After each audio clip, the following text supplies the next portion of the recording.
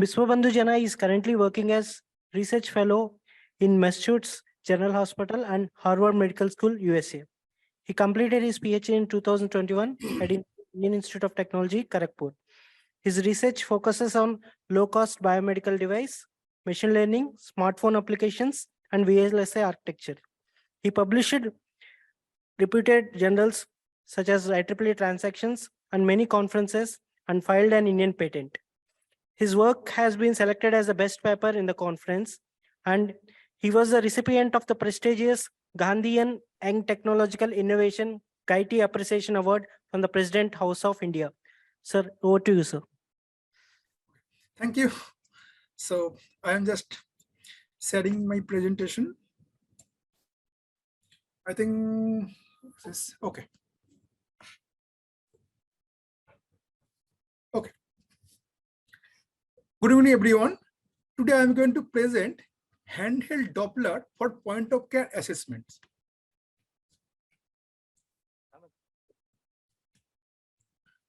Point of care is a simple medical testing that has been performed at the bedside.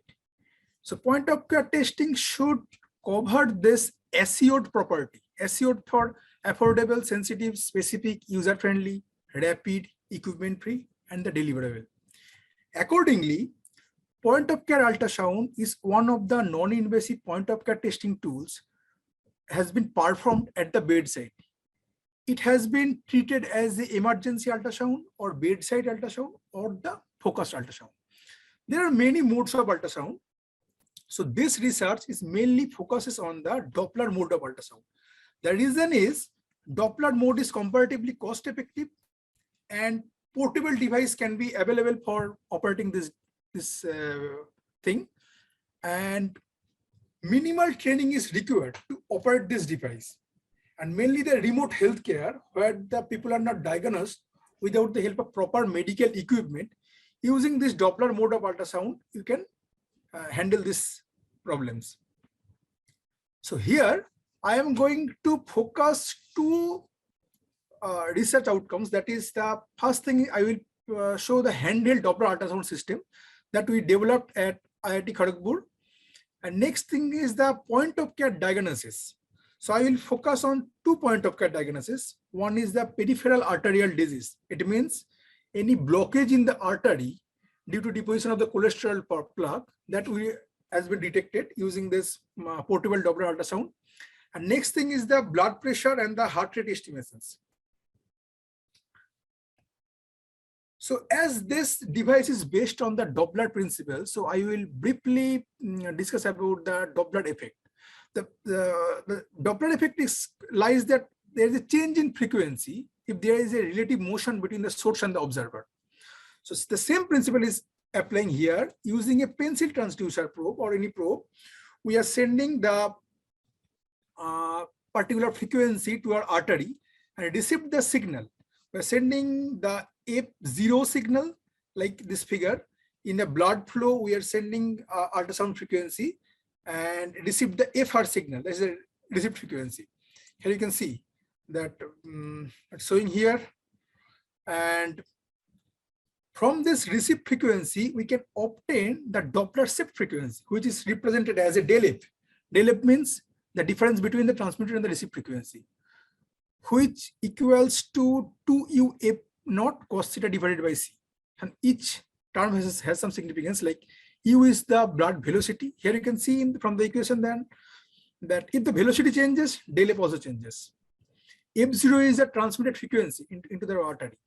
And theta is called the Doppler angle, which is very significant parameter. I will show later why this parameter is very important. And C is the fixed term, that is the speed of sound into the tissue. So when I get this information, I am not explaining how this mathematical equation has come. These are very simple mathematical equations. And if you get these equations or the del F value, if you compute the FFT, you can get the blood flow spectrogram waveform, which represent the blood velocity versus time. So the thing is like, if your velocity changes, del F also changes. So it's visible from the equation 1. And our entire research is based on the spectrogram waveform. Because the spectrogram is easily available from any kind of handheld portable Doppler ultrasound system. So as this spectrogram is easily available, so entire work, so I will show the what we have done, the point of care diagnosis. The point of care diagnosis is based on the spectral Doppler. So here is the effect of Doppler angle that I showed, that I tell you earlier, that if the angle changes, the blood velocity changes. Here you can see in this figure, when the Doppler angle is 60 degree, the peak systolic velocity, means the peak velocity, is 110. If the angle is 44, the velocity is 74. So it has been found that the velocity estimation error increases if the Doppler angle is greater than 60 degree. So it's a problem. So normally in a commercial device that is available in the healthcare unit, like GE machine, there is an option that you can automatically maintain this Doppler angle, that like 45 degree or 60 degree like this. But in a handheld Doppler, you have to maintain it manually, because you don't have any option that this Doppler angle like transducer beam and the blood flow direction, you have to maintain this angle. But in a handheld Doppler, you can't maintain this. It's a problem. So if you focus only on the blood velocity, it may not be a very good parameter for a handheld Doppler. Instead of this, we are extracting some additional parameter in addition, like resistive index, pulsatile index, peak to peak.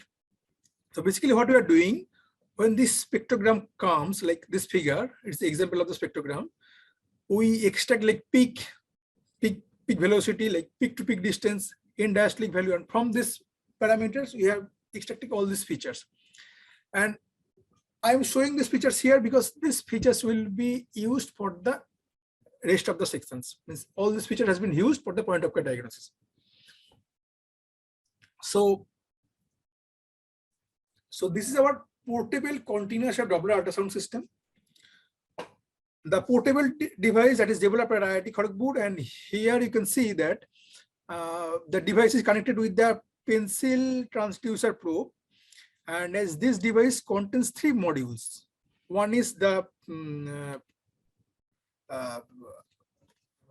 analog front end, where you are sending the particular frequency, that is like 8 megahertz frequency has been used for the peripheral arteries, or maybe for the brachial artery, maybe for the carotid artery you can use for the 5 megahertz. Means whatever your requirement for the different artery, you can use different transducer probe. So we are using for the peripheral artery, that we are using 8 megahertz pencil transducer probe. And after putting the transducer probe into the artery, we extract the Doppler signal, and from the Doppler signal we extract the Doppler shift frequency, like del F, using the demodulator and sending to the next module, that is a signal processing unit through ADC. And this module computes the FFT and shows the spectrogram in real time. Like this figure, you can see that transducer probe is connected, and this device is showing the blood flow spectrogram in real time.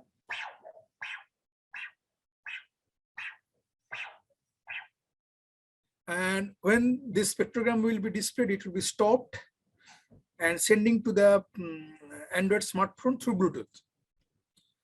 Now here is some specification of this device. It is Bluetooth connected like this, and all the processing has been done in smartphone.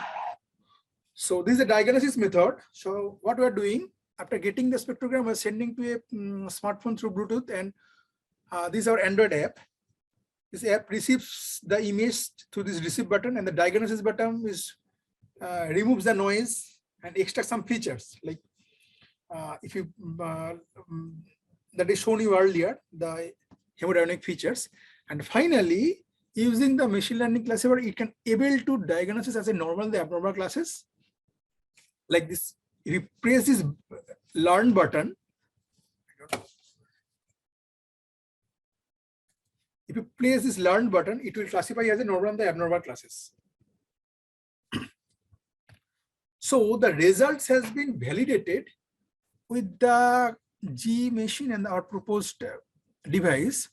Here you can see the left hand side is the G machine for the normal class. This is for the abnormal class. The abnormal subject had a stroke earlier and is in the treatment of antihypertensive medication. So here you can see for the normal person, the spectrogram is a regular peaks are available. Similarly, for our device is also providing this regular blood flow measurement. Comparatively, abnormal classes, some irregular blood flow. Here you can see some peaks are higher compared to the other one, is visible for the GE machine and also the other, also for our device. And here one parameter, that is the resistive index parameter, that I have compared with the commercial machine and the proposed method. And here you can see the values are comparable with the commercial device as well as our systems. So overall thing is that a low-cost portable system has been developed, which has been millivoltage and operator dependent, portable, useful for remote healthcare. And this has been support for the clinicians as a secondary opinion. So my next topic is the point of care assessment. So first thing that I'm going to focus on the peripheral arterial disease. So peripheral arterial disease is a blockage in the blood vessels. Here you can see in the lower limb artery, due to deposition of the cholesterol plaque, it has been blocked. And compared to the normal case, there is no blockage, blood flow is normal. So it normally happens due to deposition of the cholesterol plaque and restricts the flow of blood into the artery. And almost 200 million people are suffering in PAD worldwide. So what we are doing, this mainly focused on the lower limb artery, because the peripheral arterial disease normally happens in the blockage, normally happens in the lower limb. Maybe it can happen for the other arteries like hand or other sections, but normally it observed in the lower limb. So we have focused on the full lower limb artery. 2 is from above knee and 2 is from below knee. I will show later why we have chosen four arteries. Suppose I have blockage in the lower limb like below knee arteries, and we obtain the data from the femoral artery, from the above knee artery. If we obtain the spectrogram, the change may not be visible properly. So that's why we need to check the blood flow spectrogram waveform close to the arterial blockage. Means if the arterial blockage is lower limb, if the blockage is at this region, we should check close to this region. Otherwise, it may not be visible properly. So what we are doing from the lower limb artery, we obtain the spectrogram waveform. These are obtained data. We observe 334 arterial sections from the lower limb and do the processing. So here you can see the blood flow irregularity. So when we obtain the spectrogram, there are different types of blood flow. So I will focus mainly 3 types of blood flow. One is a monophasic blood flow. Sorry, one is a triphasic blood flow. One is a biphasic blood flow. One is a monophasic blood flow. Triphasic blood flow is considered as a normal person blood flow. Here you can see that systolic peak, end diastolic peak, and this is called the reverse diastolic flow. And here some black window, you can see that black window is visible. So this mainly three criteria represents that this is kind of normal person blood flow. In case of biphasic flow, here you can see window is not clearly visible, it's almost filled, and only 2 phase. And in case of monophasic blood flow, the window is almost filled, and there is a sharp peak is shown here. And these 2 are considered as a abnormal person blood flow. Means if there is some blockage, you can get these types of blood flow generally. So what we are doing using machine learning classifier, we are able to classify as 2 classes. One is for normal and is for abnormal classes, and one is for the above knee artery and one is for the below knee arteries. Why I have classified 2 sections? Because if I take the entire, if I take only the above knee artery, if above knee artery is not a problem, the above knee artery is fine. Maybe you have problem on the below knee arteries. So from the only above knee artery, you are not able to detect properly. So you need to check the entire sections. So above knee and the below knee artery accuracy is 84 and 87. Next thing that I am going to show here, that The parameters that we have extracted, like deceleration slope, resistive index, shape features, like variations. For the different arterial sections, you can see the variability is seen for the normal and the abnormal classes for the all this 4 parameters. Next thing, so first the person, when we have checking the person, we check that is a variability of the flow or not, any irregularities of the blood flow or not. Next thing is the stenosis zone, means is there any blockage in the artery or not. Suppose these are arterial sections. This region is suppose a blockage, very narrow region you can see here. So at this region, the velocity, this is the velocity, the blood velocity is very high because the region is very narrow. So blood flow will be very fast, very high blood velocity. So monophasic blood flow is available here. And before this stenosis, it has been considered as a, here you can see, when observing before stenosis, it has been considered as a proximal region. And after stenosis, this region, if this is stenosis, this is the after stenosis region. This is considered as a distal stenosis region. Normally, proximal region you can observe like triphasic blood flow. Means from this region blood flow, you may not be properly detected the stenosis zone. But from the distal flow, the flow will be turbulent. And after blockage, the flow will be turbulent. So there will be damp blood flow with a diastolic increased. So these things can be properly observed after the stenosis, mainly the distal region. So we need to detect the stenosis zone. So after detection, how can we detect? We just put the transducer probe into the regions into the arterial section. If there is some irregularities in the flow, then we need to detect the stenosis zone. Now, after detecting the zone, you need to check how much, what is the gradation of stenosis, how much there is a blockage in the artery. So normally it has been considered as a University of Washington criteria, 4 categories, like normal flow that I told earlier, that triphasic blood flow is visible, window is clear. Next thing is the blockage is below 20%, 1 to 19% blockage. Here you can see that window is little bit filled, but flow is almost triphasic flow. In 20 to 50%, window is a little bit filled, and here you can see the velocity is increased.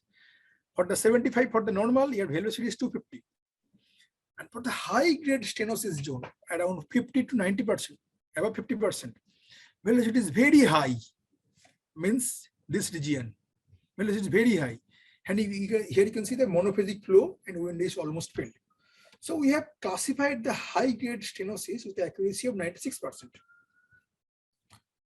So overall thing is that, suppose we are observing one subject for the peripheral arterial, any blockage or not. First, we observe the lower limb artery in the 4 arterial section. First, we observe, is there any irregularity of the flow or not? If there is some irregular flow, next we'll check for the localization of the obstruction, means where is the blockage. If the blockage is detected properly, then we'll check how much stenosis. If this is above 50%, because high grade stenosis is the problematic one, these things can be detected. And the entire things has been done based on the spectrogram waveform that I told earlier, because the spectrogram is easily available from a handheld Doppler. So if you any handheld Doppler you have, you can detect these types of things. Means in a remote healthcare, this will be really helpful. So my next topic is the blood pressure and the heart rate estimations using the portable Doppler. As you know that blood pressure is the overall health parameters, and almost 7 million death worldwide, almost 12.8% death every year. So what we are doing, we are trying to detect the blood pressure and the heart rate using this portable Doppler. What is the advantage? Advantage is a non-invasive. Normally, arterial catheterization, invasive method is considered as a gold standard, but we can't use this for the regular use. There are some other methods like oscillatory or oscillometric method, but advantage of Doppler is the non-invasive and as well as non-occlusive. Means you just put the transducer probe. You don't need any cup that will be occlude your artery, and that is very advantageous for the pediatric subjects. And another advantage is, of course, the point of care, that we have already developed the portable Doppler. Portable Doppler will determine the condition of irregularities of the blood flow or the blockage in the blood flow. Additionally, it can detect the blood pressure. So we have classified the blood pressure in the 5 categories, like low, normal, like elevated, hypertension stage 1, hypertension stage 2, and almost 85 subjects data has been collected. Next thing, we have performed one static and the dynamic experiment. What we are doing here, we first collected the blood pressure, heart rate, and as well as ultrasound data from the subjects. Next, subject performed the running exercise for 2 minutes. Again, we collect the data.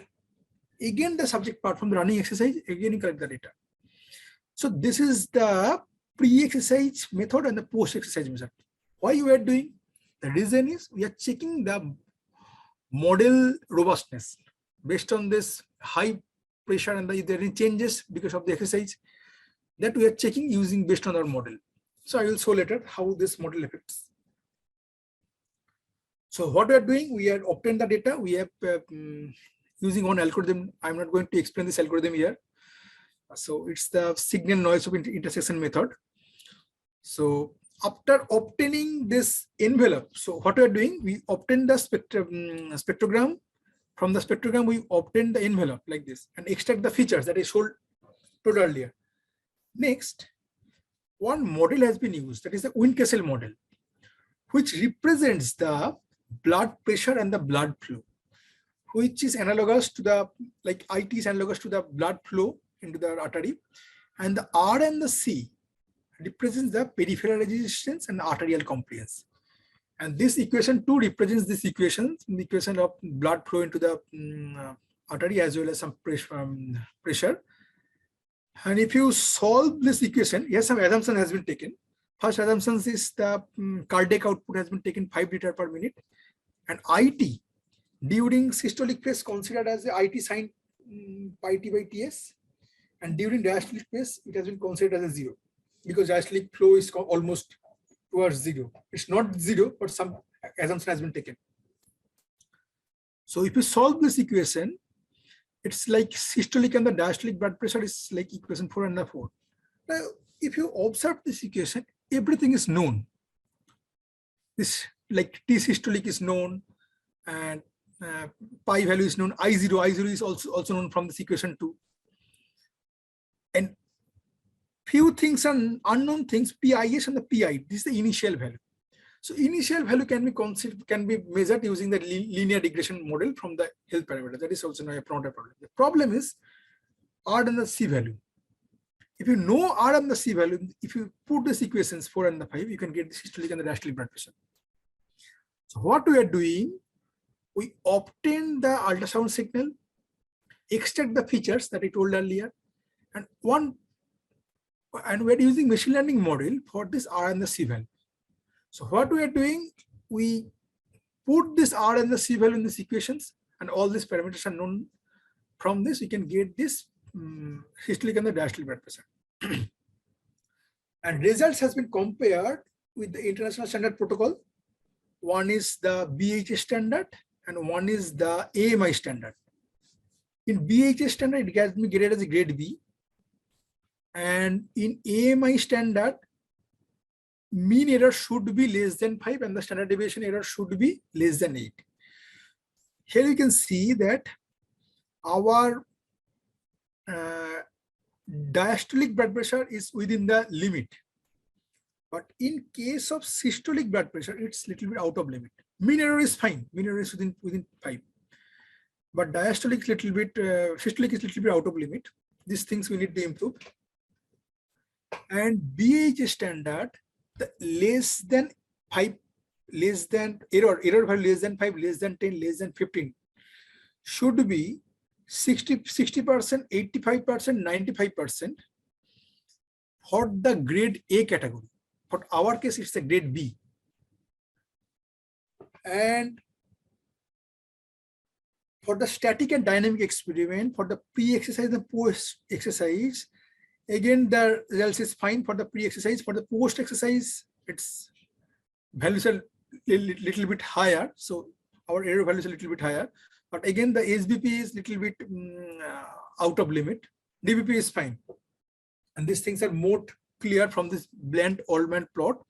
The Oldman plot, this plot represents the y-axis is the reference SBP and the estimated SBP value difference of, and the x-axis shows the mean of average of reference SBP and the estimated SBP. Now in this region here you can see the error values are a little bit higher for this region, and for the very low region a little bit higher. So we need to improve these things. But for the case of DBP, it's comparatively good. For the high value, it's comparatively higher. For the low value, it's comparatively lower. And the regression plot, the correlation values is 0.79 for the SBP and the target and the estimated, and for the DBP estimated and the targeted is 0.63. The heart rate, we are also estimated. The error values are showing here. Mean absolute error 3.21, standard deviation is 5.16. So overall thing is that a non-invasive, non-occlusive BP estimation method has been proposed, and overall result has been compared with the international standard protocols. In future, we can add cupless continuous BP monitoring. Continuous BP monitoring has some significance. We can extend this work for this. So overall thing is that we have focused on develop portable continuation Doppler system where we acquired data, pre-process, extract feature, and verified with the standard instrument. Next, we add some point of care application like arterial blockage detection using the spectrogram, and I have determined the entire things in a smartphone, and smartphone can able to diagnose as a normal and abnormal classes. So it can be treated as a secondary opinion. Next thing is I have added the blood pressure and the heart rate. So it can be additional advantage. And in future, we are planning to add the mean arterial pressure using the portable Doppler. This can be additional advantage. So in a portable Doppler, there are many point of care applications can be included. So that's all. So this is my group members that work in this, that help me. That's all. Thank you.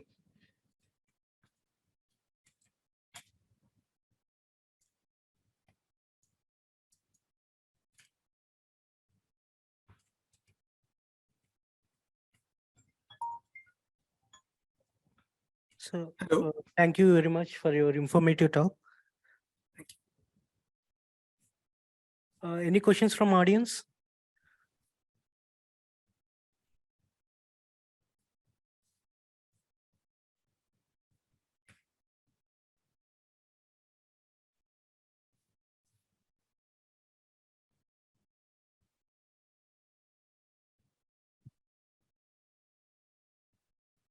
Yes, sir. We thank you for your time and effort. Hello, Dr. Vishwabandhu, you have said that non-invasive, but the thing is that really non-invasive? Of course, non-invasive. Doppler ultrasound is non-invasive method. No, what I'm saying that without blood, you are going to test. Of course, without blood, of course. So now the thing is that what are the things which is going to our body? Is there anything is going to our body? Are you going to receive something from our body? So that in that respect, whether it's a truly invasive, non-invasive or not, can you just explain? In terms of there is no signal is non-invasive, because if you are putting some signal, it means it's kind of invasive. So you can't say purely non-invasive. There is nothing instrument is like non-invasive. So ultrasound is considered as a non-invasive things. So it's of course non-invasive. Okay, thank you very much. Thank you.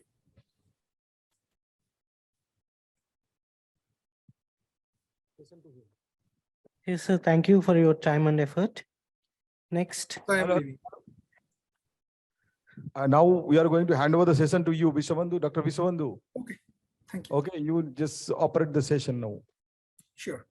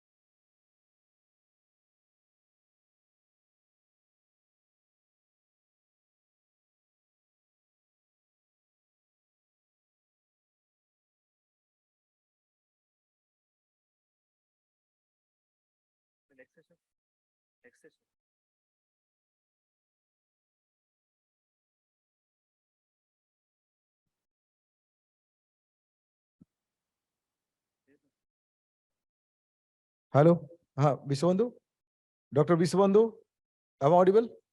Yes, you're audible. Can you sharing the session, please? Okay. So we have Dr. Bivas Manna. He's going to present his talk. So Bivas, you can start. Okay. Am I audible? Hello? Yes, Yes, you're audible. Okay, okay. So good evening, everyone. So I'm extremely happy to be the part of this conference.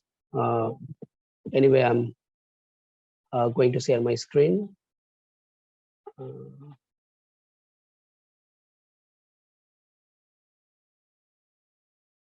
Can you see my screen? Yes, yes, Hello? it is visible. Yes, Just yes, put it- visible. Yeah, sure. Thank you. Today I will be talking about my PhD work mainly. And the title of this talk is Design of Room Temperature Resistive Formaldehyde Sensor for Indoor Air Quality Monitoring.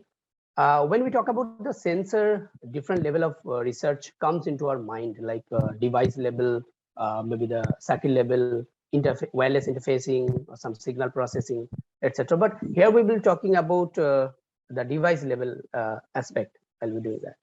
Excuse me, So, Dr. Manna, sorry. can you put your slide on presentation mode? Yeah, sure. Yeah. Okay, thank you. Okay.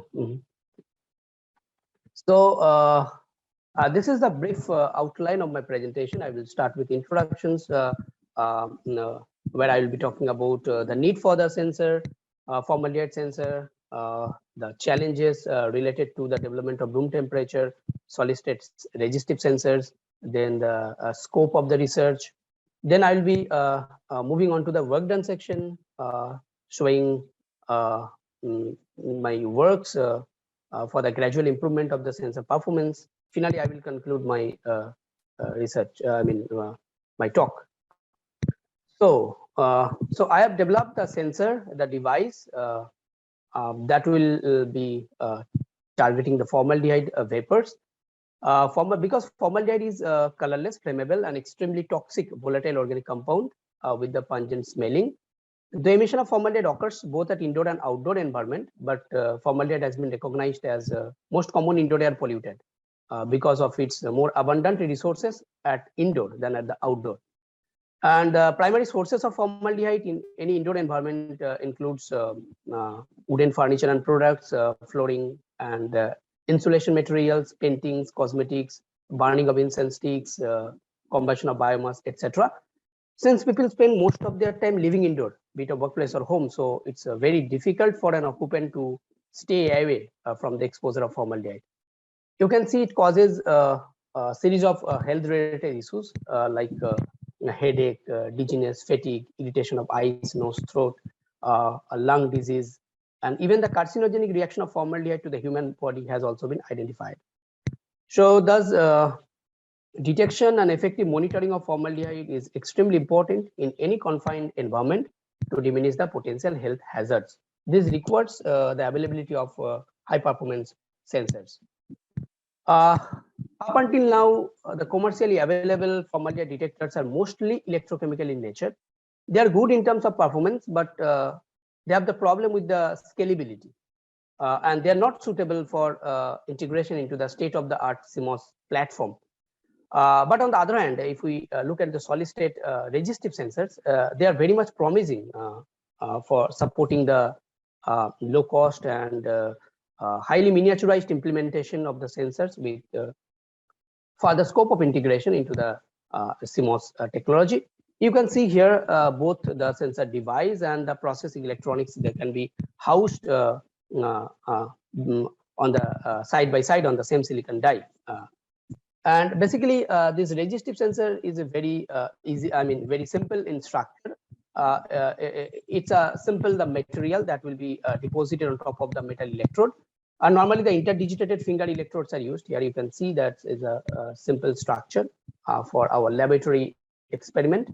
As the name suggests, this type of the sensor operates on the basis of modulations in resistivity of the entire structure or the device upon interaction with the gas molecules.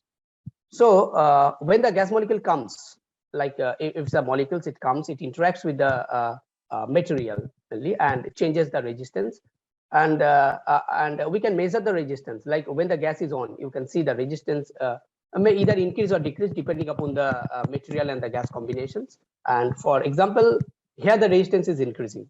So exponentially it is increasing during the gas on phase, and it is gradually reaching the saturation.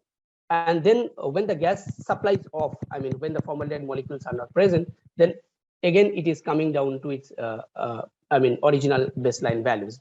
So the important parameters for the sensor device is the response magnitude, response time, recovery time. Along with that, the limit of detection, the dynamic range, stability, these are important points. But the most challenging thing is that the material, the choice of the particular material for the sensor device. Now, due to the higher sensitivity, structural stability, and age of synthesis, the varieties of semiconducting metal oxides, ranging from the thick films to the nanostructured materials, they are being studied extensively for the development of solid-state resistive sensors. But they have the problem that most of the this device requires a very high temperature, usually more than 200 degrees centigrade for their normal operations. So this creates problem because it demands the availability of an inbuilt microfabricated heater. This in turn increases the design complexity. It increases the power consumption as well as the cost of the entire device. So all these problems can be avoided if we could manage our sensor to operate entirely at the room temperature. So recently it has been found that the 2D materials, particularly the graphene, they are very much attractive because they support the room temperature. They respond to the formaldehyde molecules at the room temperature. Why? Because the graphene or the 2D materials, they have a very high surface to volume ratio. So there is actually no bulk materials or the surface atoms. So they can, changes will be the more in case of the 2D materials. And also they have the higher electrical conductance, mechanical stability is also good for this material. But if we consider the pristine graphene is good for the for some other electronic application or high frequency application might be. But when we talk about the sensor or gas sensors or something like that, you must have adequate amounts of defects on the surface of the material so that the molecules can come and can attach or can adsorb over the material surface. So more amounts of the materials adsorbed over the more amount of the gas molecules adsorbed over the material surface. So the more amount of the response is expected. So for that, we are, I have chosen the oxidized form of the graphene is called the graphene oxide. It is this is the I mean cheaper as compared to the graphene, pristine graphene, but it contains, you can see, the lot of functional groups on the surface. So this material has been chosen as a base material for the development of room temperature resistive formaldehyde sensor. The work has been conducted in both in simulations and the experimental way. Let me briefly discuss about the experimental, simulation setup. So basically, or in order to explain the sensing behavior of any sensor, we need to properly understand the atomic level interactions between the gas molecules and the sensing material. And here the interaction can be properly described only the quantum mechanical way, because it is the atomic level, the atomic level physics is involved here. So in a quantum mechanical way, in descriptions, electrons will be described as a wave, or rather we can say the clouds or orbitals, rather than the particles in the classical picture. So in the approach, we will be solving or relax the structure to the ground state to get all the quantities of interest, like the energies, electron wave functions, the electronic structure, transport properties, etc. These parameters will be assessed, will be judged to assess the performance of the sensors based on that. So, for any quantum computations, basically we solve the Schrodinger equations. But the solution of the Schrodinger equation is possible only for the few electrons, maybe 1 or 2 electrons is possible. But when you talk about the real system containing the multiple atoms, that means the hundreds or few thousands of the electrons are involved in it. So it's very difficult to solve the Schrodinger equation. So we must have to rely on the approximated Schrodinger versions. So here we applied the density functional theory based approximations to get the ground state solutions. So as I told you that this ground state energy, the electronic structure, the transport properties, etc., will be calculated to assess the sensing performance in simulation. So the two important quantities, one is called the adsorption energy. So adsorption energy is calculated like this is the ground state energy of HCHO is the formaldehyde basically. So the ground state energy when the formaldehyde is adsorbed over the graphene oxide, and it is so the adsorption energy basically is the difference between the ground state energy of the adsorbed complex and the ground state energy of the isolated systems, the isolated graphene oxide and isolated molecules. So current voltage characteristics was also extracted using the Landauer method following these equations.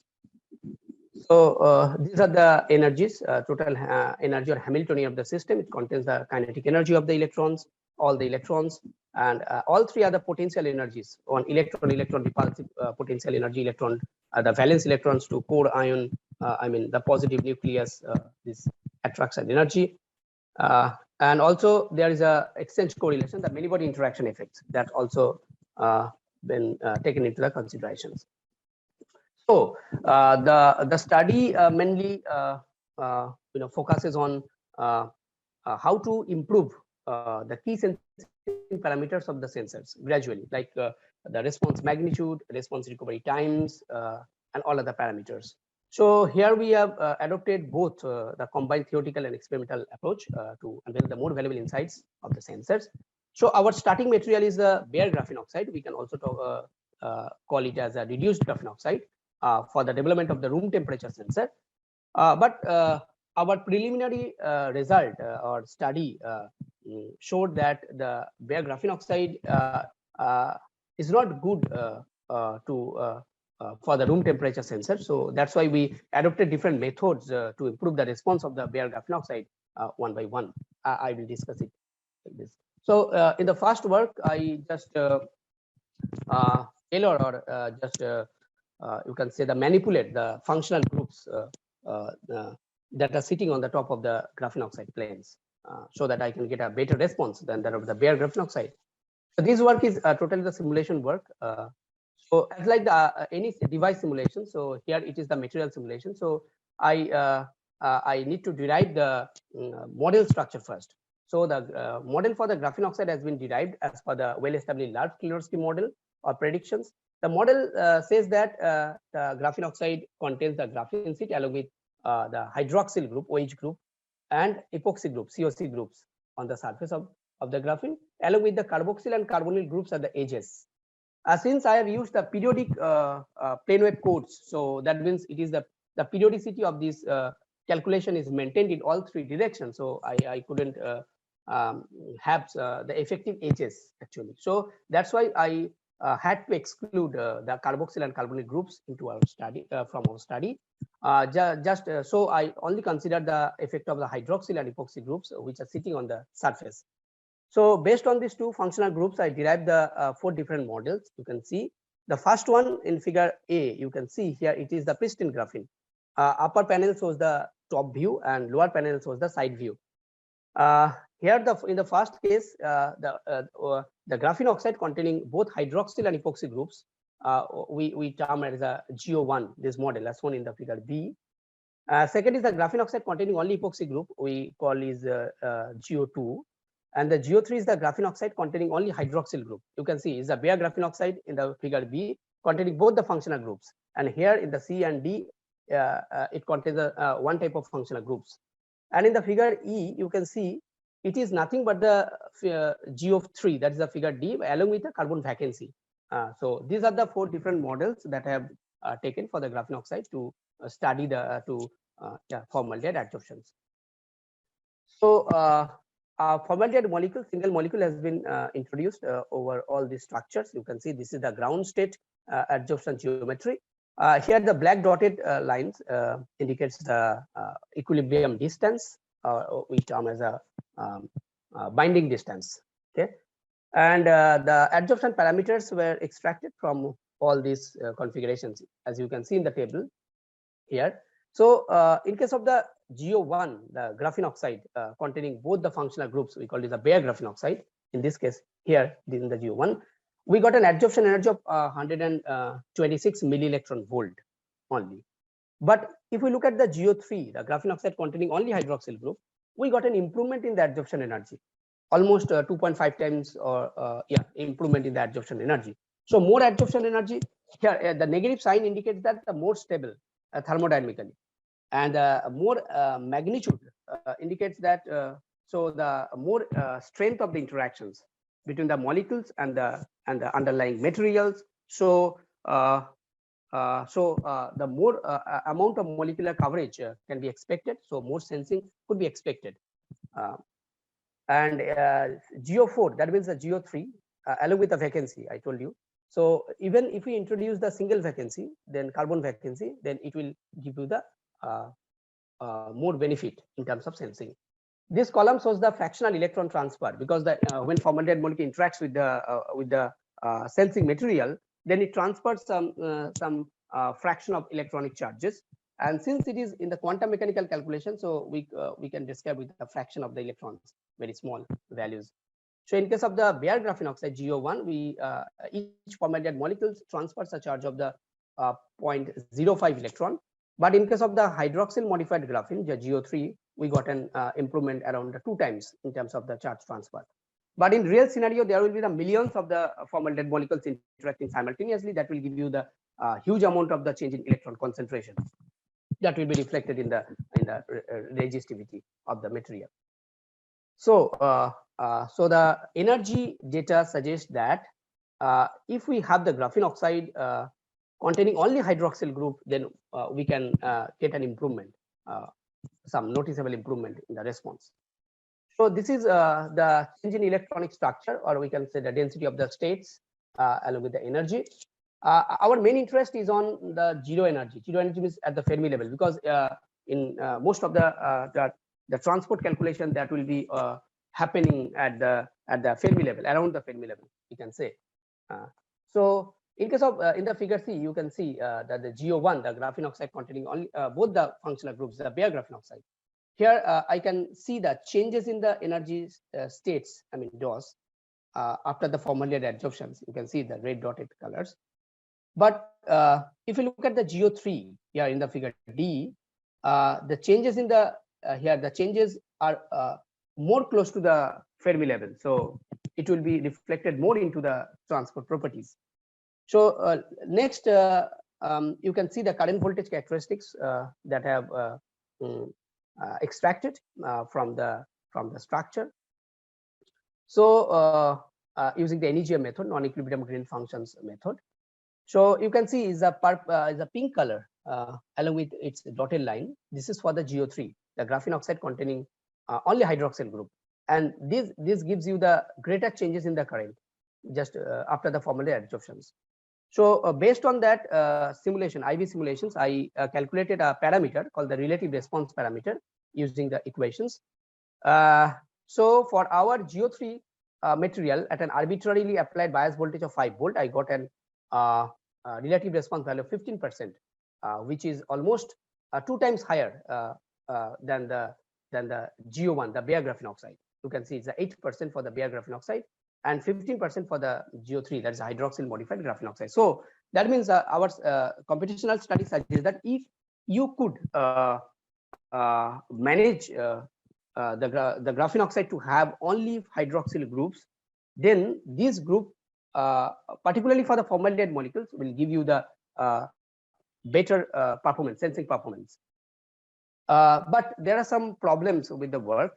First, still the response is not adequate for the practical use, because bare graphene oxide has a very small response. So 2 times improvement is not that much of good. And also we try to experimentally prepare the materials, but it is very challenging to prepare the material only containing the hydroxyl group, because its stability is a problem. It's rapidly degrading over the time.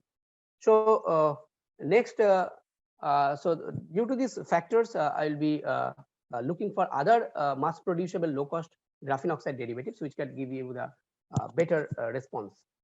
So next, I try to decorate the graphene oxide with some catalytic noble metals like the platinum, gold, and silver. This work has been conducted in both the experimental and the computational way. So just like the previous work, I tried to first derive the structure materials. So first is the bare graphene oxide material, and all are is a metal atom attached graphene oxide or decorated graphene oxide. We can see the platinum atom decorated graphene oxides, and then in the figure C you can see that's a gold atom decorated, and in the figure D is the silver atom decorated graphene oxide. So and these materials were then used for the formaldehyde adsorption. So here you can see in the top figure, this is the ground state adsorb configuration for the formaldehyde molecules over all this material structure.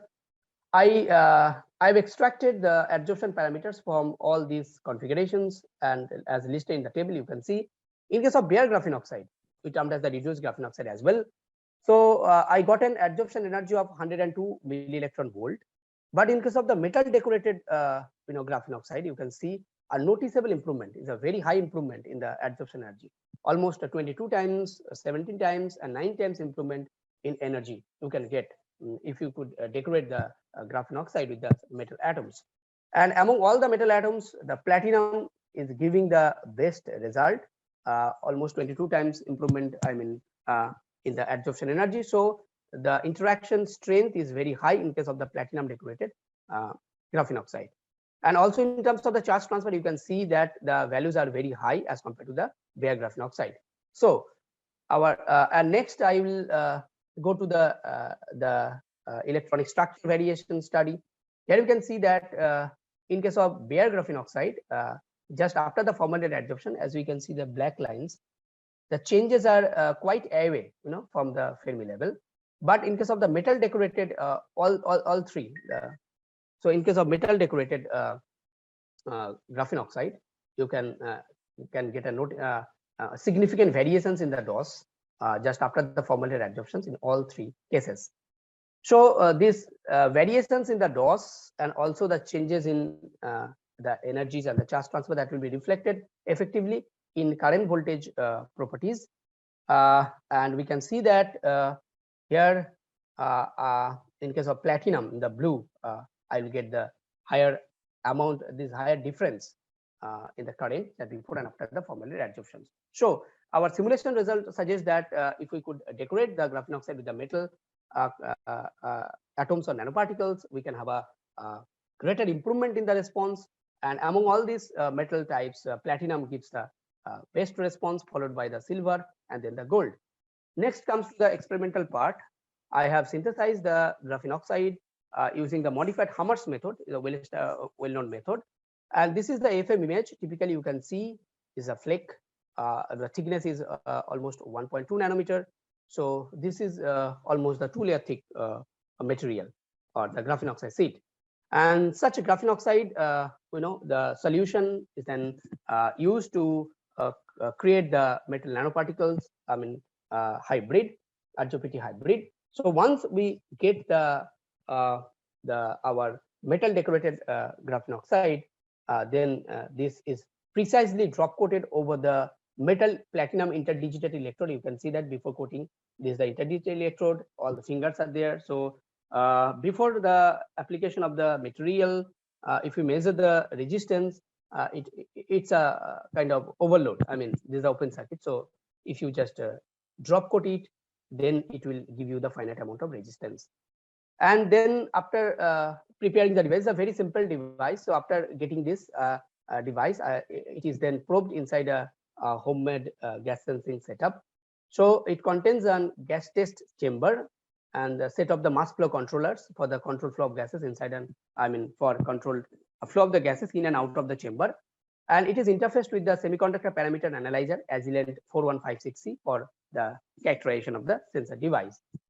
Now, this is the measurement data. You can say, see that I calculated the response based on, following these equations. Here, RG stands for the resistance after the application of the gas, and BL stands for the baseline. So resistance before the application of the gas, there's a baseline resistance. So here the experimental data suggests that the platinum decorated RGO gives the best response, followed by the gold, silver, and the bare RGO. So this experimental result is in totally in agreement with our quantum computation result. And since the RGO PT, the platinum decorated RGO, gives the best response, so I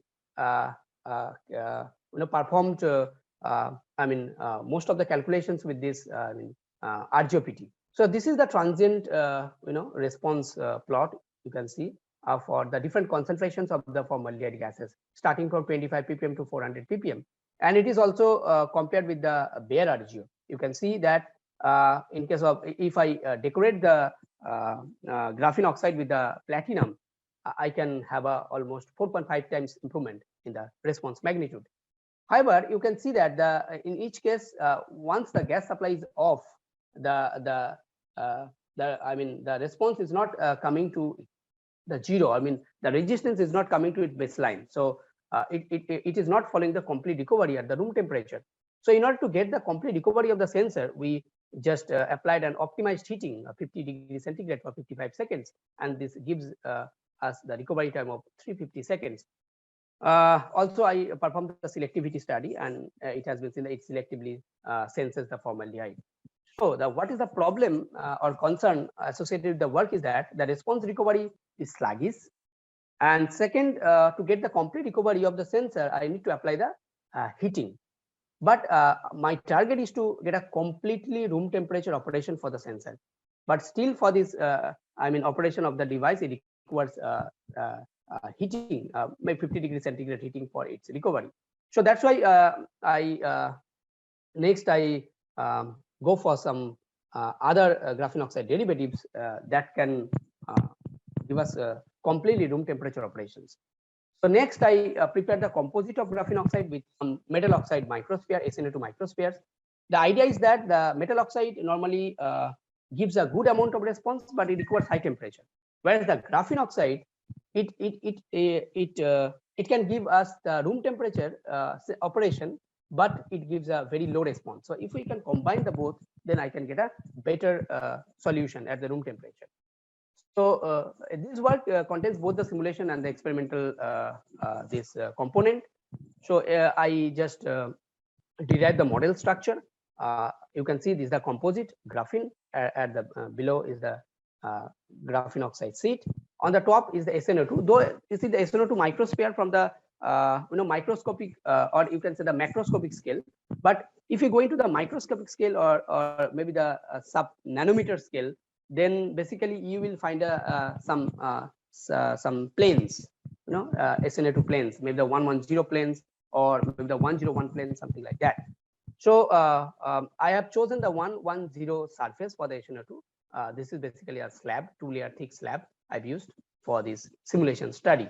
So this is the perfect SNO2 surface, but perfect surface is not possible in the practical scenario. That's why I've also taken some vacancy defected SNO2 slab as well for the study. So next I introduce the formaldehyde molecules over these materials. You can see in the figure A, this is the stoichiometric surface, SNO2 surface, perfect surface, and the most adaptable binding site is the tin. You can see the SN56, 5 coordinated tin sites, and formaldehyde is got attached at this point with a particular tilt. You can see that, and adsorption energy is around the 1 electron volt. So it is higher than the bare graphene oxide, but the lower than the platinum decorated graphene oxide, and also gives a good amount of charge transfer. And next, if the formaldehyde molecule comes into the vacancy sites of the defected tin oxide, then I've seen that the interaction is very negligible, as the data suggests here in the table.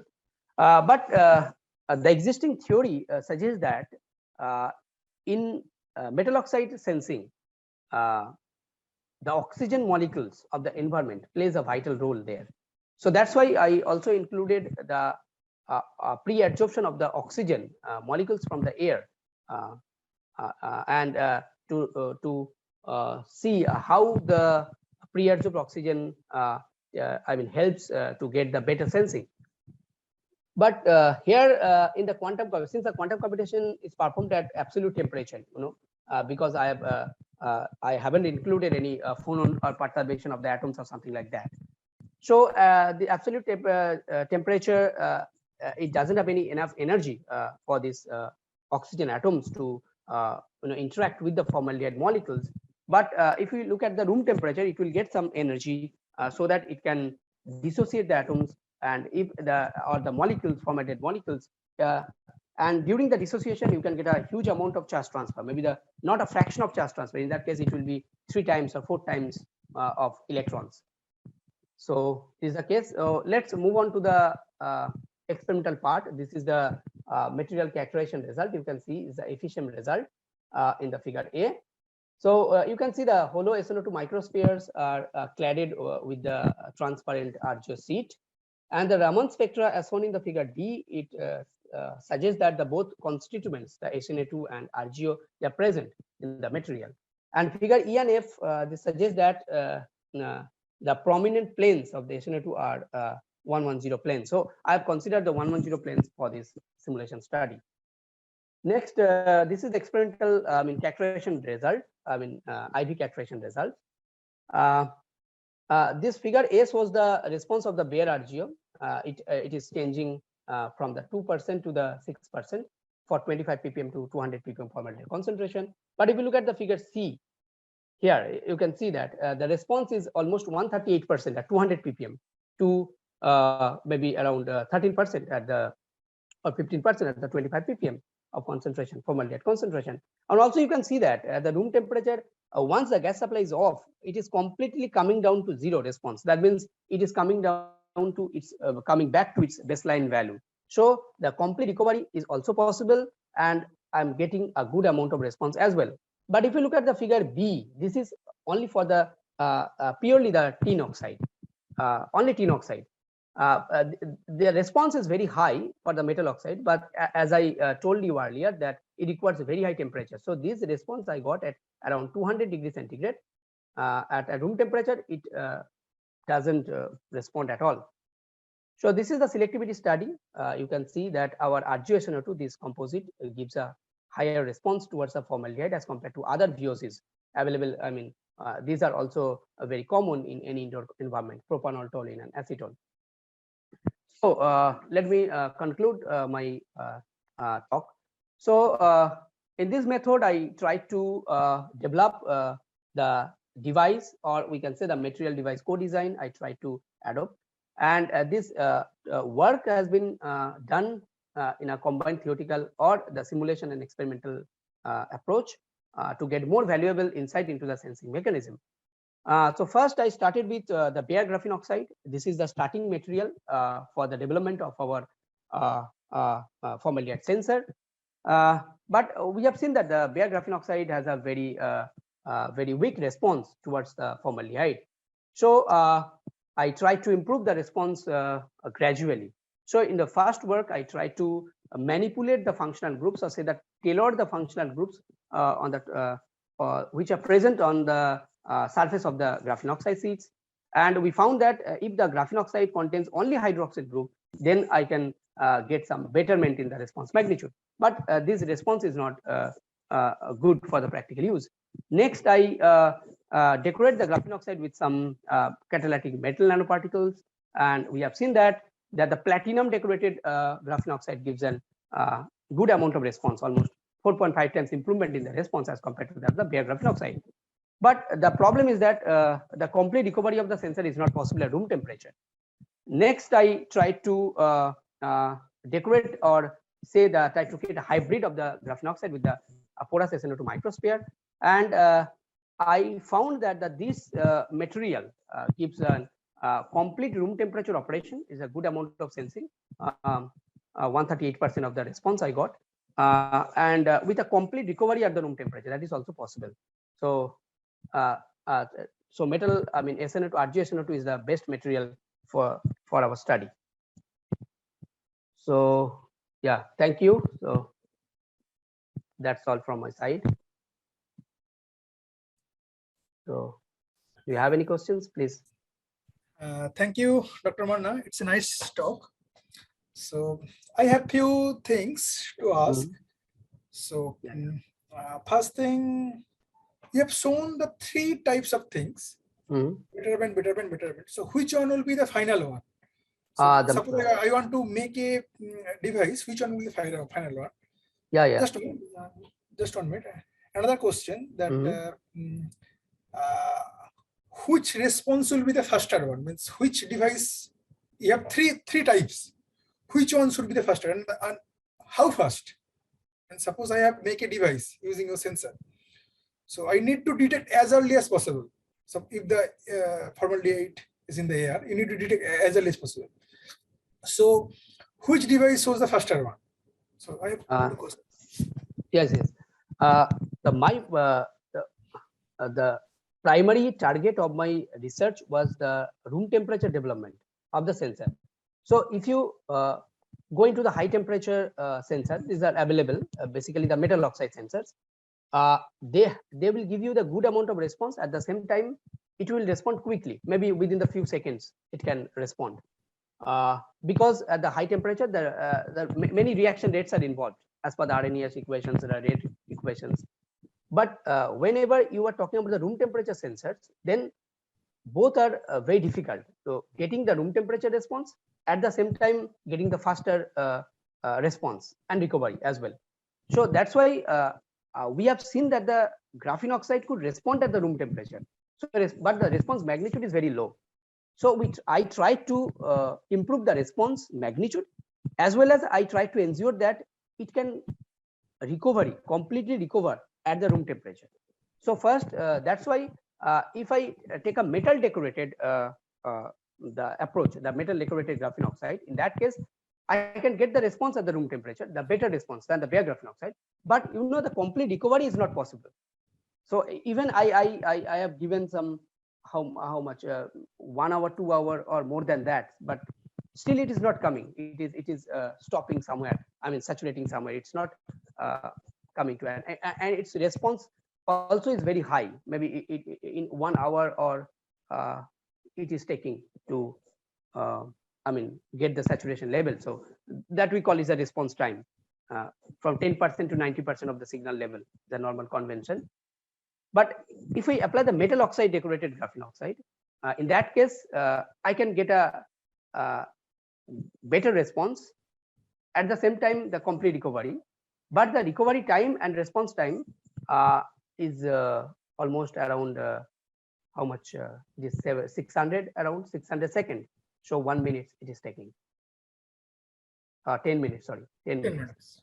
10 minutes it is taking. So the challenge is, again, I have to engineer the material so that it can give us faster, I mean, quick response as well as the recovery things. At the same time, the better magnitude of the response. Yes. And also there is a selectivity issue. Selectivity is another issue, you know, and we will try to reduce, I mean, improve the selectivity at the device level as much as possible. And you know, the selectivity can be also improved at the signal processing level using some artificial neural networks or machine learning approach, using some array of the sensors, so that the cross responsibility of the sensor that can be, you know, that can be reduced, something like that. So there are the different level of research basically to get the things done accurately. Okay, got your point. Have you any questions from the audience?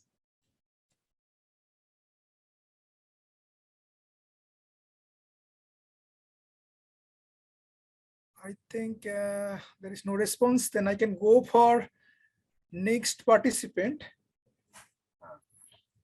I think Dr. Akanksha Pathak. Okay, then I'm leaving. Thank you.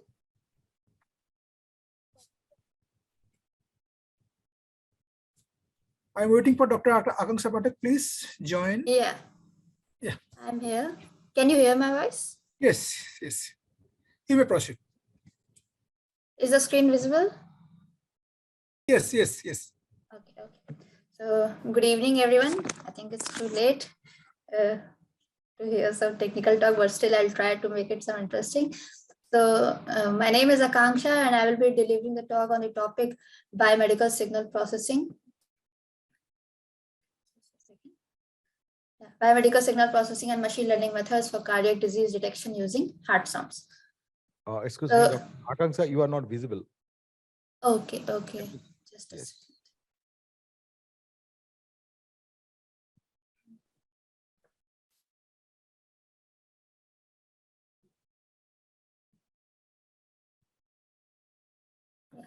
Yeah, okay. Thank you very much.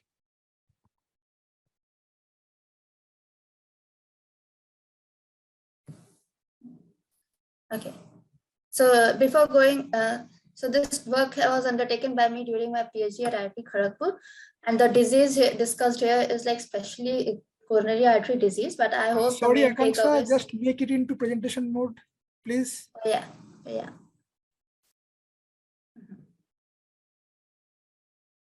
So the disease here is specifically confined to coronary artery disease, but I hope the main takeaways can be applied to normal biosignal processing. So we start with a quick introduction. So the heart sounds or phonocardiograms are basically generated due to mechanical activity of the heart. The mechanical activity basically comprises of opening and closing of 4 valves, as shown in this figure. And as well as we can also relate them with whenever a blood flow offers some obstruction in the vessels, it gets constricted and it produces some sorts of vibrations. So if the vibrations are audible, they will be termed as murmurs or noises, and else they will be termed as normal healthy heart sounds. Normal heart sound comprises of 4 main events. First is the S1, a sinusoidal wave, then comparatively silent phase systole, then another sinusoidal wave S2, and then a diastole, a longer. So this comprises of one complete heart cycle.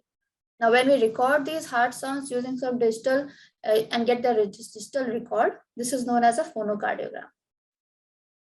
So what are the prerequisites for disease detection using normal biosignal? First is the understanding of the disease. How is the disease? What is the disease? How is it affecting that organ? And like how important is it to diagnose it? Next is the disease manifestation in the biosignal. So before proceeding with any sort of signal processing, you need to understand how is the disease affecting the biosignal or is getting inculcated in it, so that you can apply proper sort of signal processing to help the disease detection. Third is the anatomy and physiology of the main organs associated with the disease. So it is highly mandatory to understand the organ associated with the disease, as well as basic normal functioning of the organ, as well as the functioning of the organ, how it is changed during the abnormal case you are dealing with. It helps you to get some intuition to dive into your signal processing methods more deeply.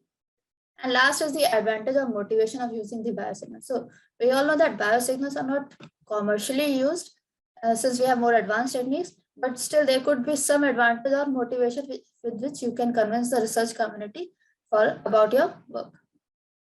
So coronary artery disease is just a disease associated with coronary arteries, which is not a single artery but a network of artery. This artery supplies blood to the oxygenated blood to the heart muscles. So the disease is fatal, but the good point is that if it is curable at the current stage, number of fatalities can be reduced. Now this artery, as I told, is not a single artery but a network of arteries. So it has left and right subdivisions, and these subdivisions vary in form of their blood flow as well as their diameters and so on.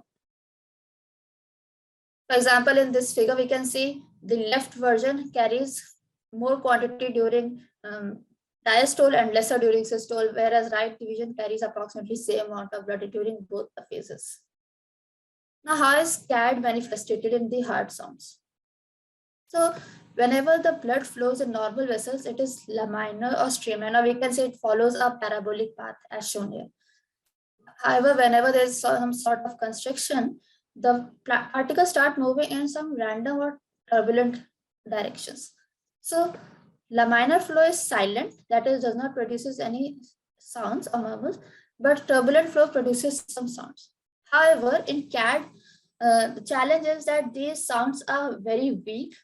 Hence, normal auscultation using the stethoscope will fail to diagnose or perceive such murmurs or sounds. So here comes the limitation of usual stethoscope-based auscultation to identify these disease. But we expect that such vibrations, which are manifested in different phases of the cardiac cycle, will help us to diagnose the CAD and normal subjects using our machine learning and signal processing based approaches. So what is the motivation? So first we have seen that all the gold standard diagnostic methods used commercially, they have a trade-off in terms of cost and risk associated with them. The better it is, the costlier it is, and also has a risk. But a desirable method for preliminary screening should be good, like it should be cost-effective, non-invasive, and some preliminary method which can at least give an intuition for further diagnosis. In this way, one can expect to screen lot number of patients who remain undiagnosed due to these cost and risk factors. So in this context, we can say heart sounds serve as good purpose. And further, we also see that proficiency of auscultation among the senior cardiologists is also very low, like around 80%. And for primary care physicians, it is about 20 to 40%. So in this context, some computer-aided diagnosis will surely serve the purpose. Now, go through the data acquisition system. So in our study, basically, we used 4 stethoscopes and recorded the heart sounds from 4 different auscultation sites as shown in this figure, C1, C2, C3, and C4. The stethoscopes were modified to some sort of transducer, that is microphone, was inserted in these stethoscopes, and they were recorded using some open source softwares, audio-based softwares, and the data was obtained in form of .wave PCM format. The sampling frequency used was 8 kilohertz, considering that the heart sounds, we were sure that we were covering more than the Nyquist rate, just to be on a safer side. and 32-bit of resolution. The data which we acquired was like of 40 normal and 40 CAD male subjects. Females were avoided to avoid any sort of bias, and the subjects in the disease state had varied range of pathology. Like there were some which have one artery stenosed, since it is a network of arteries, and some which have all the 3 arteries stenosed. Now comes the paradigm for biosignal processing. So these are like the main building blocks. The first is, if we see the main signal processing. So first it starts pre-processing, segmentation, and then feature extraction. Now, what is pre-processing? So pre-processing is the main essential part. We start with nourishing the signal and get rid of all the unwanted noises or signal components which we don't want to deal with. So it could be removal of physiological interferences.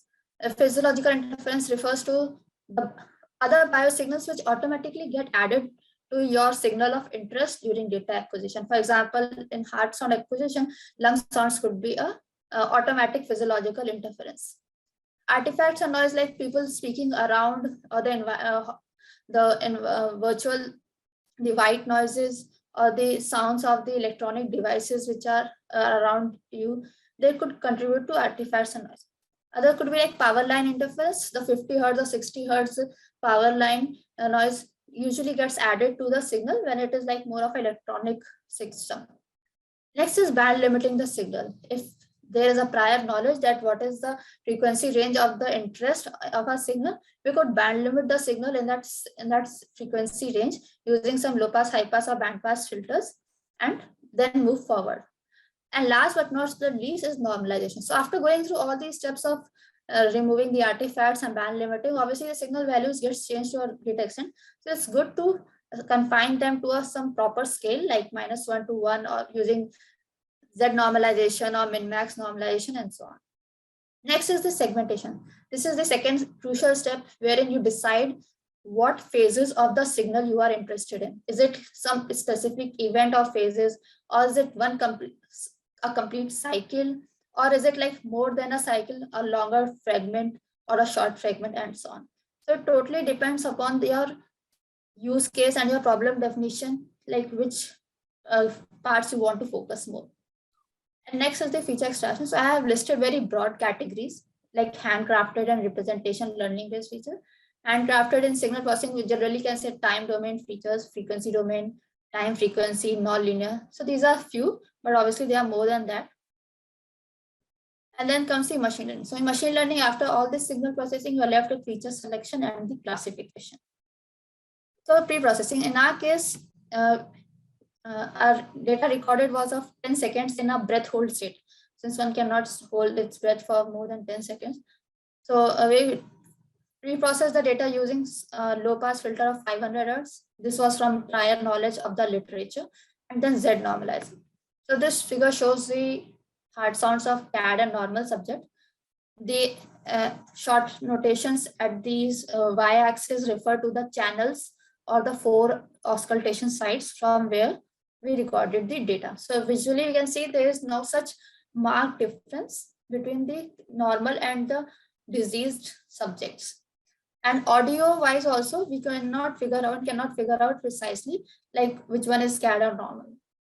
So this is like one of the major challenges associated with this disease. So now next comes the case of epoch formation. So in our literature is flooded with the information that arteries carry more distinctive signature during diastole, because majority of blood flow in these arteries occurs during diastole, that is the last phase. But I tried to explore more, like is it only the diastole or some other phases could also contribute. So I segmented the cycles into these 4 phases and computed just the slope of spectrum in 4 frequency zone for each of these phases. And this is the error bar plot, which shows statistically significant discriminative events in form of the blue markers. So we can see apart from diastole, other phases are also statistically significant differences either in intermediate frequency zones or overall 500 hertz. So I went for complete hard cycle rather than limiting myself only to diastole. Next is the segmentation. Now here comes the more crucial point, because with a limited amount of data of 80 subjects, if I confine myself only to use 10-second record as a complete record, I might left with only 80 instances, which is very short quantity for to train or validate any machine learning model.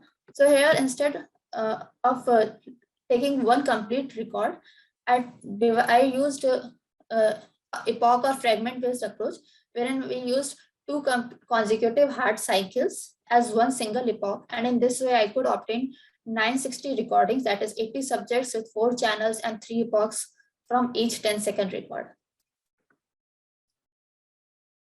Now I'll move towards the first contribution, which is the time frequency representation. So the abnormalities in a biosignal are usually accompanied in form of like transient events. Transient events are like short-lived events, and these abnormalities obviously are not very prolonged. They occur at some specific instances of the cycle. For example, different volume of blood flow will suddenly get obstructed due to stenosis, and then it might produce some vibrations. So such type of non-stationary signals or nature can be characterized better with the help of a time frequency representation. In this context, we went with using a recently proposed time frequency representation, which is known as reassignment algorithms of the continuous wavelet transform, known as synchro squeezing transform. So they are like just the post-processing performed on the continuous wavelet transform. The reason to choose them lies in this figure.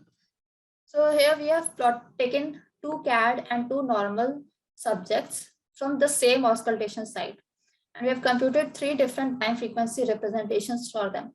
First is the short time Fourier transform, next is the continuous wavelet transform, and the synchro squeezing transform. So short time Fourier transform we start is the basic one. If you see here, the S1 and S2 sounds are identified, okay, well and good, but the time localization is not good. When we move to CWT, we see a better time frequency localization, but if we see the power in the adjacent bins is not changing with the change in phases. This is because during computation of CWT, we perform convolution using adjacent bins. So even though a certain bin does not have power, but its adjacent bins have some power, they get added and contribute to its representation. In this context, if we see SST, we see the matrix is most power, we see better transition in the phases, and the localization is good enough. So this is the advantage of using the synchro squeezing transform or the SST. Again, here we see, even though we have computed the time frequency representation of these signals, we are unable to identify which one could be CAD or which one could be normal. So another level of feature mining is necessary. Now comes the task to use which feature. So here I have thought of using entropy. So it was not like the entropy is a new feature, but it has been used in the literature, but it always failed to come up with some satisfactory responses. So I decided to move with entropy, but in a different approach, and try to explore. So the basic approach was compute the time frequency matrix of the signal and then divided it into subbands. Subbands is like, for example, I'm taking a 5 Hertz bandwidth. So I'm dividing my 0 to 500 range into 0 to 5, 5 to 10, and so on. And this sub bandwidth was also experimented, like what could be a suitable bandwidth. Next, for each band, it was divided into consecutive frames, 8 frames with 50% overlap. So I was, and then for each frame of each subband, we computed the entropy. So what I was doing is I was finally scrutinizing the information in frame wise also, as well as in time wise also, as well as in frequency wise also. So in this way, I thought we could get a better signature if there is any with respect to entropy. Now the entropy is used here for Shannon and the Renyi, which are like commonly used entropies. So this figure will show us the statistical significance of the temporal information. So for example, the upper box plot basically shows the 8 frames of the B1 band for CAD and normal. So we see frame number 1 is significantly different and frame number 1 is also different. But as a whole, the B1 band, if we compute the entropy from the entire epoch length itself, it fails to become statistically significant because such transient informations get overshadowed at such a big frame or epoch length. Hence, we see that temporal information is good to be included along with the frequency information. Now, this is a plot which shows that the entropies we took are both redundant, but they are also complementary. So they are redundant in the low frequency zones, but they are complementary in the high frequency zone. Sometimes a little bit trade-off can be used to get more complementary nature. So yeah. Next is the contribution related to representation learning. So in the previous approach, we saw that one needs some clinical knowledge in order to associate the factors, discriminative factors into a quantitative factor. For example, the entropy. In entropy, why we use the entropy? So entropy is like the level of uncertainty or randomness which is there in an event. It could be very simple, like if we take the example, BJP winning the election is a guaranteed event and there is no form of surprise or randomness in this event. So the level of entropy is like Sorry zero. for the It is, interruption. Hello. Can you please conclude the talk in 5 minutes because we are running out of time. So thanks. okay. Thank Okay. you. Okay. So this was the idea of entropy, but sometimes as a researcher, you might fail to associate the clinical knowledge with the quantitative factors. So in this way, we move forward with the representation learning. So in representation learning, we not only associate the features at class level, but also learn the features themselves. In this context, CNNs are like a very recent good deep learning architectures, but they are data driven and resource hungry. So in this context, we have another rescue approach, which is the transfer learning. So in transfer learning, basically what we do is we use some knowledge earned in a source domain, and that knowledge can be used to perform the classification in the target domain. Yeah. So now what question comes to what should we transfer and how to transfer and when to transfer. So what should be transferred is like we can transfer parameters, instances of features. So I selected to move forward with feature representation should be transferred. Now from where should I transfer them? So it was used, ImageNet database is used for transferring the feature. So basically the CNNs are trained on this data, which have learned thousands of classes, how to discriminate among them using the images. And some pre-trained network architectures are also present for them. So we use one of those architectures as a source of our source domain. So how is this thing implemented here? So this is the target, our signals and the synchro squeezing wavelet transform, which we have computed previously. And this is the source of ImageNet and trained CNN model. And then we fine tune these CNN models to get our class labels of CAD and normal.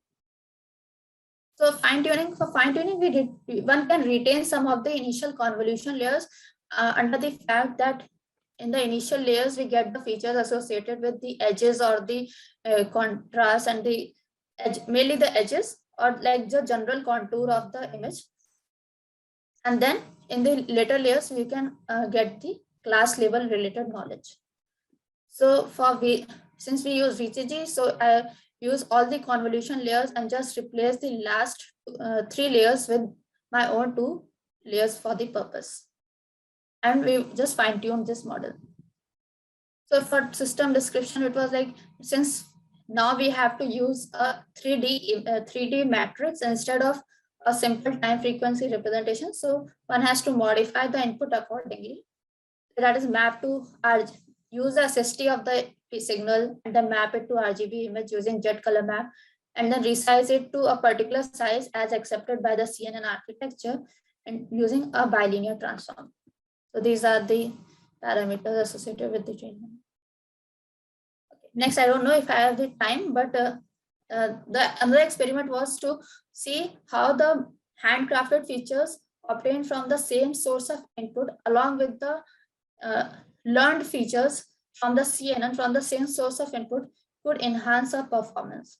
So for this purpose, since both of these features are coming from different modalities of data, so I went with multiple kernel learning approach, wherein using the concept of kernels, which are highly used in SVMs, we tried to perform the fusion of these features, that is embeddings as well as the entropies obtained from the SST, the synchro squeezing transform.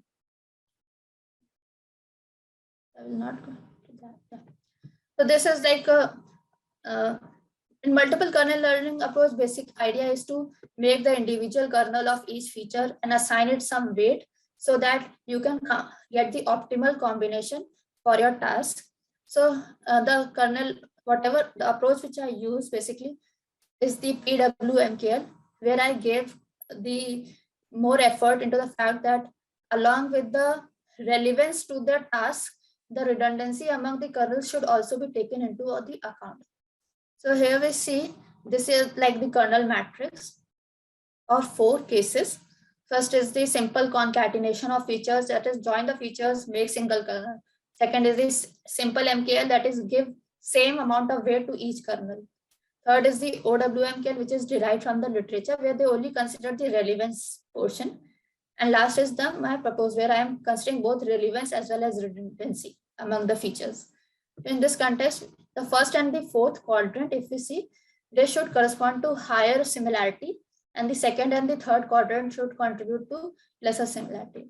So we see that as we move from concatenation to PWMKL, the similarity context increases in the first and fourth quadrant. So this is like the basic idea of multiple kernel learning, which has been used. In terms of the weight assigned, which I had discussed, that main idea is to assign optimum weights. So we see the embeddings were assigned highest weight by the multiple kernel learning approach. If we see the green bar, that is, they are more relevant for the task, but the entropy, Shannon entropy and Renyi entropy, they were assigned lesser weights. But we can also see that one entropy is assigned more weight compared to the SE. So this is because they are also accompanying the fact of redundancy among them, as I discussed before, that the entropies are both redundant as well as complementary. So this thing was taken into account using the multiple kernel learning approach as used in this study. A machine learning model, one can go with feature selection surely, but like there are multitude of feature selection method, filter based, embedded based, or a wrapper based. So I went with filter based, where before in the training model only we select the features good for the task and use them in the testing directly. So there are multitude of methods. I have used MR. And for training and testing with limited amount of data, one should usually go with 5-fold cross validation. Depending on the number you have, you can vary it from 5 to 10, obviously. And in medical data, it is necessary to confine the epochs from a subject either to testing or to training. They should not be mixed and matched. And for classifier, use SVM classifier because of the less amount of the data, and given the fact that we have the, they don't get overfit with less amount of data and higher number of features. So this is the main advantage of SVM. Further, we have the kernel approach also in this, which we can use to modify at our own end also. For performance metrics, I prefer to go with the metrics of my interest. There was sensitivity, specificity, accuracy, and kappa. So there are multitude of metrics available, but it is up to our problem definition to go with the better ones. So yeah, that sums it all. Thank you. Thank you, Dr. Pradap. It's a nice talk. I have just a quick question. Yeah. Which method you should follow? Means you have shown on deep learning, on machine learning methods. Which method should be more preferable, and which method is more balanced in terms of accuracy and the cost? Representation learning method can also be go to, because the more time or expenditure goes in training, which one will always perform at its own end, and the model finally used will be deployed for testing, which will take less time. So yeah, I think one should go with the representation learning based approach. Okay, thank you. Is there any questions from audience? No, there are no questions. Okay. Dr. Rosak, you may leave. And Okay, thank you. I am expecting Dr. Ankita Jain. Could you please connect? Dr. Ankita, could you Yeah, switch on yeah. camera, please? Sorry. Could you switch on your camera? Yes. Can I start? Sure, are sure. not- Yeah. You can start. You are not visible. Just make yourself visible and you can start. there. Is it okay now? Yes, Yes, it's okay. yes. Now it's Yeah. fine. Yeah. So hello everyone. My name is Ankita Jain. I am postdoctoral fellow from Queen's University, Kingston, Canada. The title of my today's talk is Performance Implications of Cascaded ROADMs on DP64 QAM DWDM System with Transceiver Noise.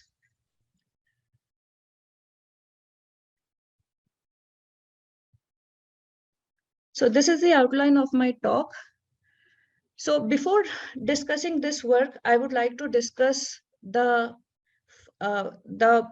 base of this work, which is the coherent optical communications and its fundamentals. Like I'll discuss global and domestic data traffic trends, what are optical networks, what is the generic optical transmission system, maybe optical receivers, transmission impairments, and we used DSP here. So in what context DSP is used, why we are using DSP, and then I'll switch to my work.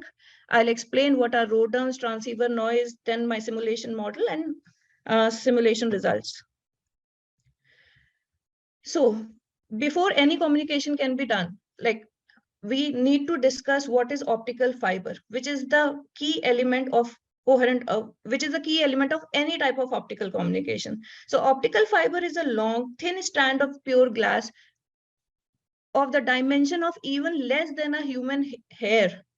So it has an inner core with high refractive index and outer cladding with low refractive index. This difference of refractive indices helps the guided transmission of light with the principle of total internal reflection along the fiber. The major advantage of optical fiber is that it has lower losses, and ideally it can support infinite bandwidth. So optical transport networks have the potential to support terabits of per second capacities over thousands of kilometers. Recently, some experiments and some trials were done to prove this point. So Nokia Bell Labs, it conducted a submarine field trial over 5,523 kilometers over the submarine cable connecting New York and Ireland, and demonstrated the transmission of 32 terabits per second. Then in 2020, a group of students from UCL, London, they demonstrated, though over a very small distance of 40 kilometers, but they demonstrated a capacity of 178 terabits per second. To realize what this number looks like, then we can say that with these speeds, we can download the entire Netflix library in less than 1 second. So now talking about the global and domestic data traffic trends. This is the graph of data usage with the incoming years given by the Ericsson Mobility Report. So by 2024, data consumption is expected to reach to 200 exabytes per month for mobile and fixed data services. Even if we talk about our country, in India, mobile data traffic is projected to rise at 16% cumulative annual growth rate with 50 GB per month data per user equipment. So now we have already started talking about 5G and beyond networks, but 5G is not possible without optical networks. Optical networks behave as the backbone of 5G networks. 5G networks require ultra reliable and low latency communications, for which optical fibers is a must. If we see the current scenario here, so the communication is still carried by copper and coax cables. That fiber has not reached the last mile. To realize 5G, we need deep fiber. That is, fiber should connect even our homes and to longer distances. So now what is an optical network? Optical network can be characterized into 4 types, depending upon the distance traveled. So these are access or passive optical networks, metro networks, regional long haul. Passive optical networks are the networks which connect our homes, enterprise, base stations to the cities. They are within less than 50 kilometers. Metro optical networks run through cities and connect around 300 kilometers of distance. Regional optical networks extend for higher than 300 kilometers, but like they connect different cities.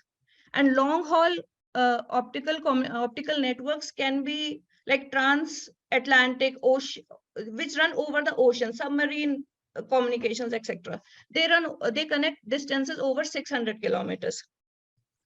So seeing the current optical networks trends, that where we are working currently. So for passive optical networks, the world is already seeing 50 Gbps of passive optical networks. So these speeds are reliable, are realized in today's date. Talking about our country, in India, Airtel recently demonstrated field trials in Gurgaon, Haryana to obtain peak transmission rates of 3 Gbps. Plus, National Optical Fiber Network Project has been initialized by the government to connect 250,000 gram panchayats in India. It uses currently GPON technology. So we are currently lying here on this graph. Talking about other networks, metro, regional, and long haul. So IEEE recently ratified its standard up to 400 Gbps systems, and research is already on the way towards 800 Gbps of systems. So the work that I will present today in this presentation is based on 400 Gbps data rates. Now, what is an optical transmission system? So this is a scheme for a generic optical communication system. We have electrical input, that is the symbols or the information that we want to convey to the destination. It modulates an optical carrier, most probably mainly laser. It is sent over the communication channel, that is, it traverses some hundreds of or thousands of kilometers, received at the optical receiver or its destination, and then converted to electrical output. Then the information is processed. So the optical carrier on which this information is modulated has this kind of expression. So in this expression, we can see that there are 3 dimensions: amplitude, polarization, and phase. So all these 3 dimensions of the optical carrier can be used to modulate the data. So if we plot the data over like imaginary over the imaginary and real axis, that is the constellation plane, then we can realize this. If we are modulating the amplitude, then we can do it like using on-off keying. The data is either off or on. So we are modulating the amplitude here. If we are using the phase for the modulation, then we can get constellations like this. So here amplitude is constant, but phase of the data is changing. Sorry, phase of the optical carrier is changing. Similarly, like light, the fundamental mode of light has 2 orthogonal polarizations. So on each of the orthogonal polarization, we can modulate the light. So this will increase the spectral efficiency. So earlier we were sending like 2 bits per symbol. Now we can double the bits. So we can send 4 bits per symbol. And we can utilize all the 3 dimensions simultaneously as well. So like this is the constellation for dual polarization 16 QAM, where information is modulated on the polarization as well as like phase, amplitude. So all the dimensions are used. So like throughout this PPT, we will just keep track of these constellations. The constellations ideally at the receiver, they should look similar to what was sent on the transmitter side. So now talking about optical receivers. So optical receivers convert the optical information that we are getting into electrical information. So we can do it using two ways, direct detection and coherent detection. In direct detection, the signal falls directly over the photodiode. But the major disadvantage of this scheme is that due to the square law response of the photodiode, we can detect only the intensity or the amplitude. The phase information would be completely lost in this. So to overcome this issue, we can use coherent detection. In this scheme, we at the receiver, we mix our received signal with a local oscillator signal. We feed it to 2x4 90-degree hybrid, which essentially consists of some couplers. It has expression similar to this. Then we feed it to that balance detection, where it consists of two photodiodes with a subtractor. Ultimately, if we see the expressions for the received electrical output, then we can see here that amplitude, phase, as well as polarization, all the information is stored. So the major advantage of using coherent detection is that the full information, amplitude, phase, polarization of the optical field can be retrieved. It supports high spectral efficiency. And further, because we have all the information with us, it allows compensation of transmission impairments when coupled with DSP. So this we will discuss in our upcoming slides. Now, seeing these expressions, we saw amplitude, phase, and like it can be done for both the polarizations. Now we are seeing two extra terms, delta omega and theta t. So what are these? These are basically carrier impairments, frequency offset and phase noise. Frequency offset occurs due to the frequency mismatch between the source and local oscillator lasers. It leads to phase offset delta omega t, which increases linearly with time. So if we see the impact of frequency offset on the constellation diagram, then it would look something like this. So this is our ideal constellation.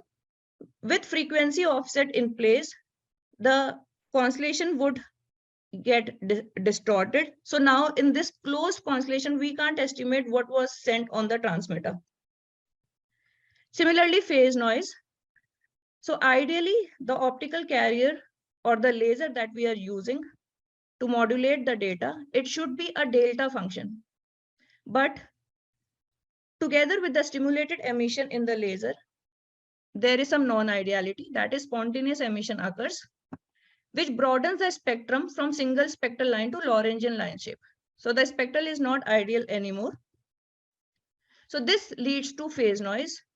In simulations, phase noise can be modeled as Wiener process with the distribution of phase difference as Gaussian. The variance of this phase difference is directly proportional to line width of the laser. So now if we see the effect of phase noise on the constellation diagram, then it looks something like this. So it increases the density of points here, which increases further with laser line width. So as large the line width is, the constellation would tend to close similarly to frequency offset. So now talking about optical fiber transmission impairments, there are some other transmission impairments that happen when we are transmitting the signal over the fiber channel. So when it is transmitted over the fiber, it undergoes a power loss. The reasons of power loss may be material absorption, that is, there is some impurity present in the fiber. So for silica fibers, minimum attenuation occurs at 1515 nanometers of wavelength. This window is currently being used for the long haul communications. And this fiber has been standardized as ITUT G652 fiber, which is also commonly known as standard single mode fiber. So to overcome this power loss, we place an optical amplifier in the link, mainly EDFA, that is erbium doped fiber amplifier. Sorry. When we are using EDFA, similar to the action of laser, it also gives rise to some spontaneous emission of photons, which gets amplified together with the signal when the optical amplifier reaches high gain. So this leads to amplified spontaneous emission noise, which grows linearly with the number of amplifiers used. So if we were to see the effect on constellation, then it would look something like this. So the points of constellations gets denser and denser.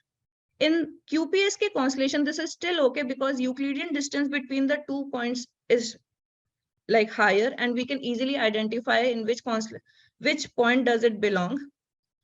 But in higher order modulation formats like 16 QAM or 64 QAM, ASE noise poses a serious issue because the points get mixed with each other. So now in optical fiber, refractive index varies with respect to two quantities, frequency as well as intensity. This variation of refractive index also gives rise to some transmission impairments, mainly linear and nonlinear. So nonlinear in our work, we do not consider nonlinear impairments, so I'll not be discussing those here for now. Linear impairments can be chromatic dispersion and polarization mode dispersion. So let's see what are these. So chromatic dispersion, as we discussed that laser is not an ideal monochromatic source. So each information carrying pulse would contain a number of spectral components. Due to variation in frequency, because the refractive index varies with frequency, so the speed of all these spectral components would vary. As a result, the pulse would broaden at the output. So some components would travel slow, some would travel with higher speed. So it would lead to broadening of the pulse. So if we were to see, like if we transmit 100 Gbps QPSK signal at 1550 nanometers of pulse width, say 20 picosecond, then it would broaden almost by 6.8 picosecond per kilometers. So if we are sending it over like 1000 kilometers, then this broadening would be too much. Similarly, we have polarization mode dispersion. So as I already discussed, that fundamental mode of light supports two orthogonal polarization modes. Due to variation in material and shape of the core, the refractive index of both the phased by both the modes vary. This results in both the modes traveling with different speeds. As a result, similar to chromatic dispersion at the output, the pulse would broaden. So now, when all these impairments are in place, that is the signal, when the signal undergoes all these impairments in the communication channel, our constellation at the output of coherent detection would look something like this. So now it can't be estimated that what we sent at the transmitter. So to retrieve the constellation which was sent at the transmitter, to retrieve the information, we use DSP, that is digital signal processing. Now, why we use DSP? The first and foremost reason for using DSP is that in coherent detection, we have used LO laser at the output. Now, it is not easy to perfectly log the two lasers in frequency and phase for data rates such as 100 Gbps. It can be done using phase log loop. Digital phase log loop can be possible, but for the baud rates of greater than 10 gigabaud, at which mainly the optical systems work, it will require high processing power. So these issues are resolved with DSP. Further, DSP, the advantage of DSP is that it has lower cost, at least in comparison to if we use optical components to retrieve our signal, or optical devices to retrieve our signal. Further, recent developments in high-speed analog to digital converters and application-specific integrated circuits have enabled the use of real-time DSP algorithms to demodulate the signal of like 100 Gbps, 400 Gbps coherent optical signals. So further, digital signal processing has a chain of algorithms. So we compensate each and every impairment that our signal underwent with a different algorithm. So we have like resampling, an algorithm for chromatic dispersion compensation, adaptive equalization for to remove the intermixing of polarized signals, two polarizations, and to mitigate polarization mode dispersion.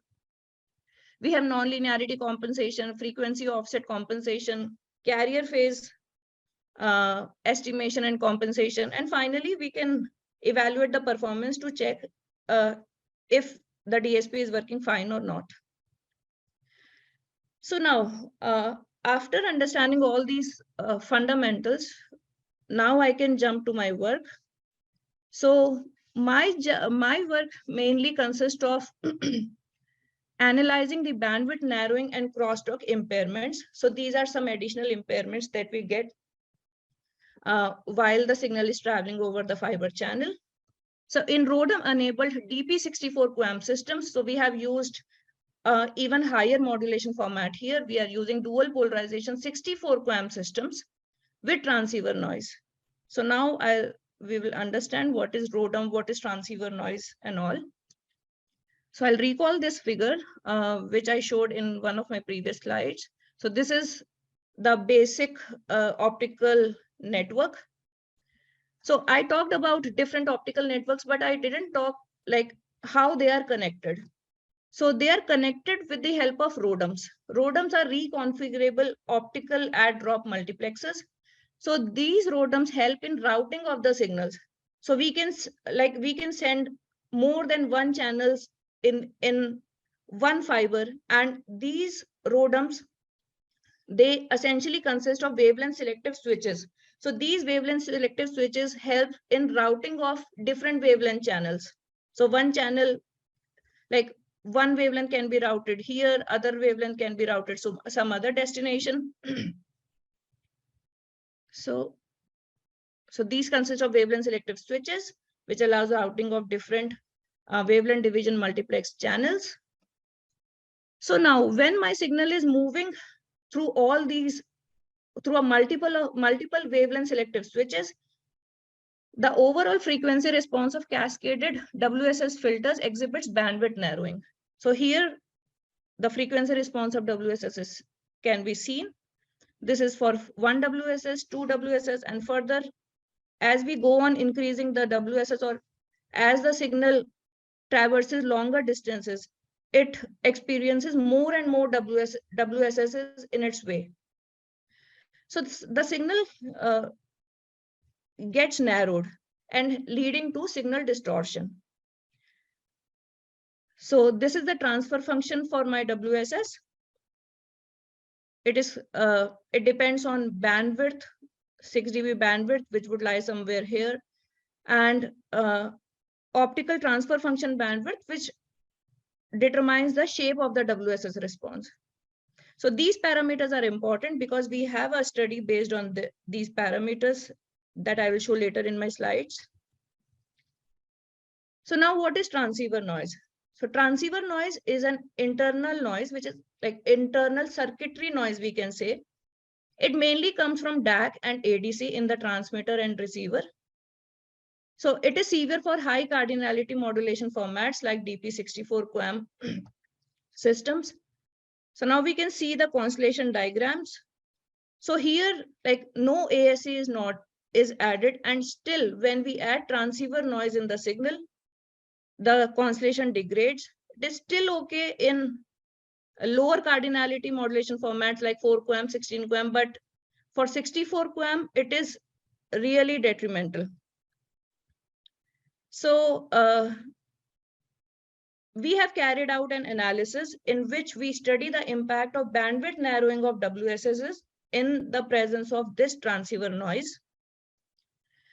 And we have used a special type of DSP, that is data aided DSP, to recover the signal from these impairments. The DSP techniques that are already in place or already state-of-art DSP techniques, these become suboptimal when transceiver noise is in the picture. So we will discuss all this in the upcoming slides. So this is my system model for 32 gigabaud DP64 QAM system. So the bit rate here is around 400 Gbps. So this is my transmitter. Signal is sent over the communication channel consisting of standard single mode fibers, EDFAs, then WSSs. This is the receiver. We have added transceiver noise at both transmitter and receiver. Transceiver noise is modeled as AWGN. And further, we have done processing using DSP. So for data-aided DSP that we are using here, we have used a spatial transmitted data frame.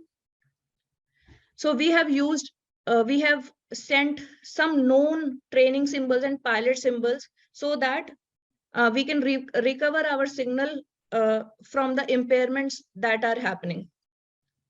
So this is training sequences inserted in the data sequence that we are sending. And these are 256 symbol training sequences. And plus we have put some pilot symbols in between, like every 50 information symbols. So these training symbols consist of spatial sequences called Kazakh sequences. These have good autocorrelation properties.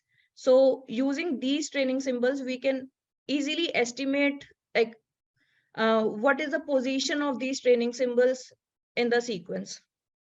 So like this would be more clear from the next slides. Sorry, I forgot to mention this. Yeah, this is our offline DSP chain. So after CD compensation, we have used spatial algorithms like frame synchronization we have done. Then we have coarse FO estimation. We are using training-based adaptive equalizer here. And then we are using pilot-aided carrier phase estimation, followed by performance measurement. So this is our frame synchronization algorithm. So as I have already said that we are using spatial Kazakh sequences, which have good autocorrelation properties. So we calculate 11 symbol delayed autocorrelations here, estimate the positions of training sequences. Once the training sequence position we have known in the received sequences, we use those training sequences to estimate the coefficients of least mean square algorithm. And once we have attained the optimized coefficients, we equalize our received X and Y polarization signals. For pilot-aided carrier phase estimation, we have used state-of-the-art Kalman filtering. This is used over the QPSK pilot symbols that we inserted every 50 information symbols. So like this would be more clear if we see the constellation diagrams. So we are comparing here with the state-of-the-art DSP. So this is with blind DSP when no transceiver noise is present. So we can clearly see that a clearer constellation can be obtained with data-aided DSP. Further, when transceiver noise is present, like blind DSPs, this just can't be used because nothing can be estimated from this constellation. For DA-DSP, it is still okay. Like we can estimate where our information symbols are lying. So even if we check the performance parameter, like I have calculated the performance with respect in terms of GMI, that is generalized mutual information. So this is like achievable information rate. So this also increases for DA-DSP rather than blind DSP. So we can achieve higher achievable information rate with this DSP. So for further results, like I would like to recall the system model. So we have considered 3 cases: when there is no WSS in place, when there are 2 WSSs in the transmission link, and when we are increasing the level of filtering. That is, we use 4 WSSs. So first, we present our results in terms of effective SNR and GMI. Effective SNR is calculated from the received constellation diagram.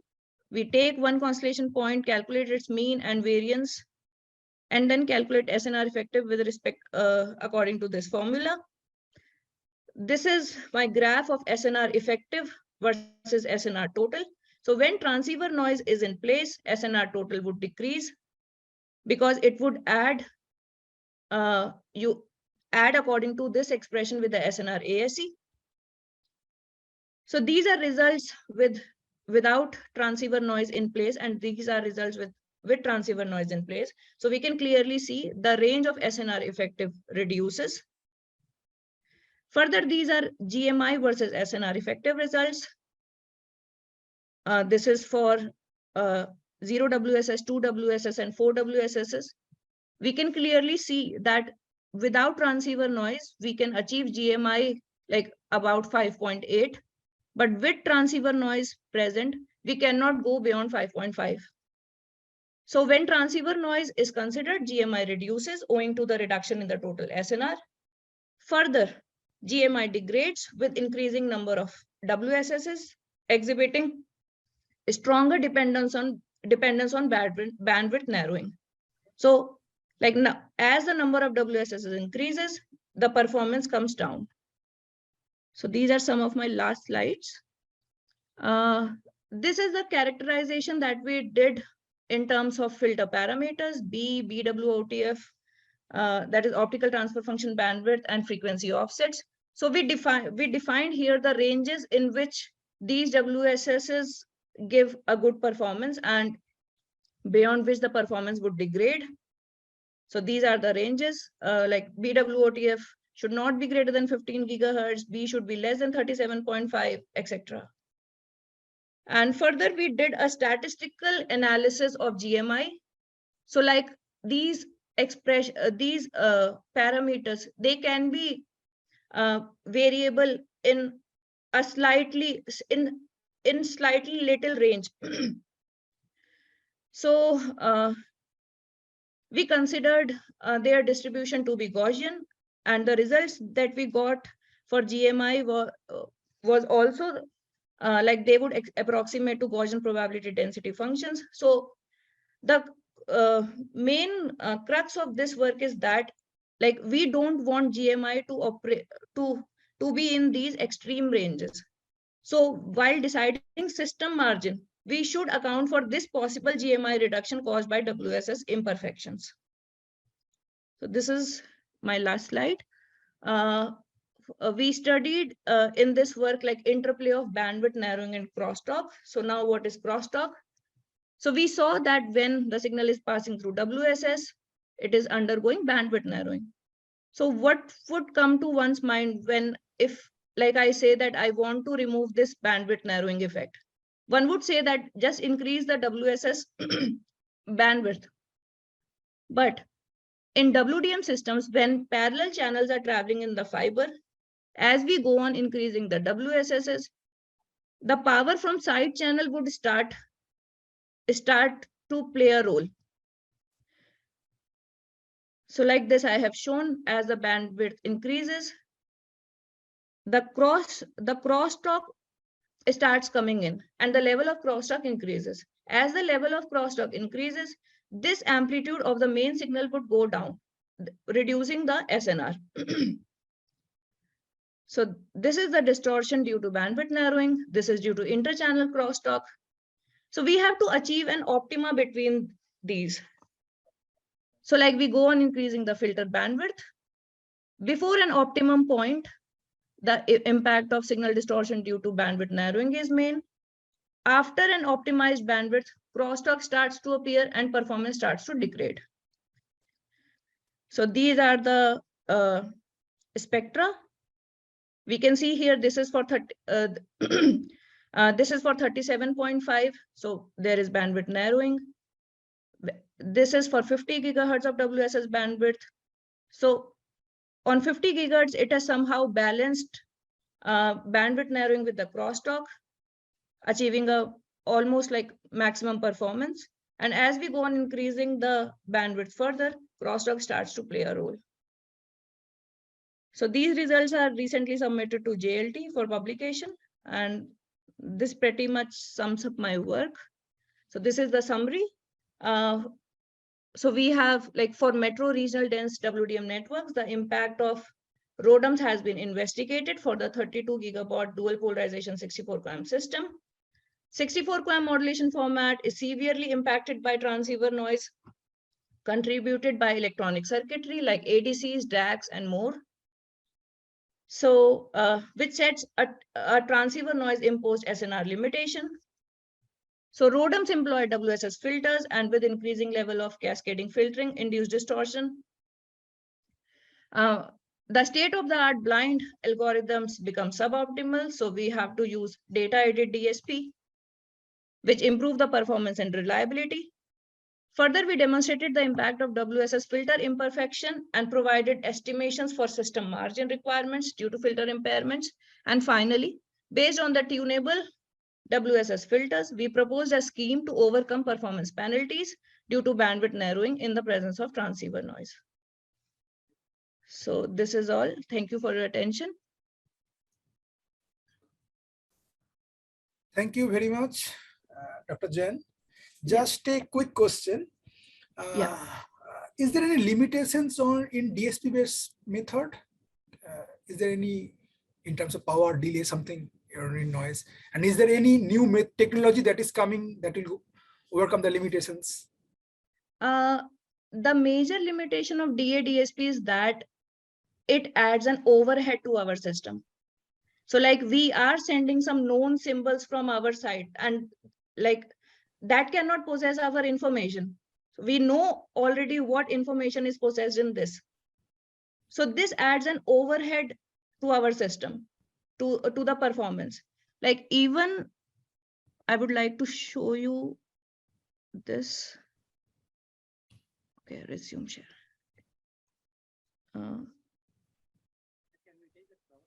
Yeah, if we see these graphs that I showed, so these GMI curves, like ideally they should reach almost 6 bits per symbol, because my DP64 QAM modulation formats had 6 bits per symbol information. So ideally the GMI should also reach 6, but due to a capacity loss, due to this overhead addition, so there is a reduction of 0.167 bits per 2D symbol. So the maximum attainable GMI reduces. So this is the major advantage of DA-DSP. But like it still gives performance improvement over blind. So with blind we can't achieve even this much. Okay, got it. Thank you. Is there any questions from audience?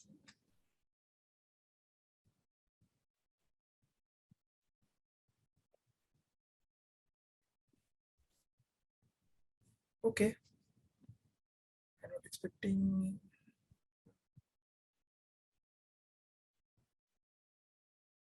Okay. Thank you. Thank you. Dr. Ankita Jain, thank you. Yeah. Thank you. Thank you, Dr. Ankita Jain. Thank you, Dr. Bishabandhu Jana. A big clap for them. Thank you very much for being a part of your conference team. Thank you. I'm here to present my work on the skin cancer lesion classification by using MLP under the guidance of Dr. S.K. Bashira. Under the guidance of Dr. S.K. Bashira. Next.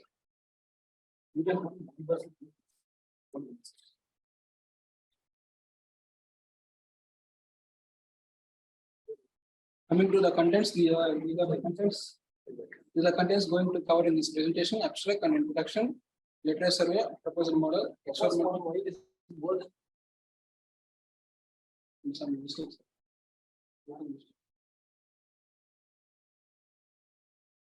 Experiment and result and discussion and conclusion and the differences. Coming to the abstract,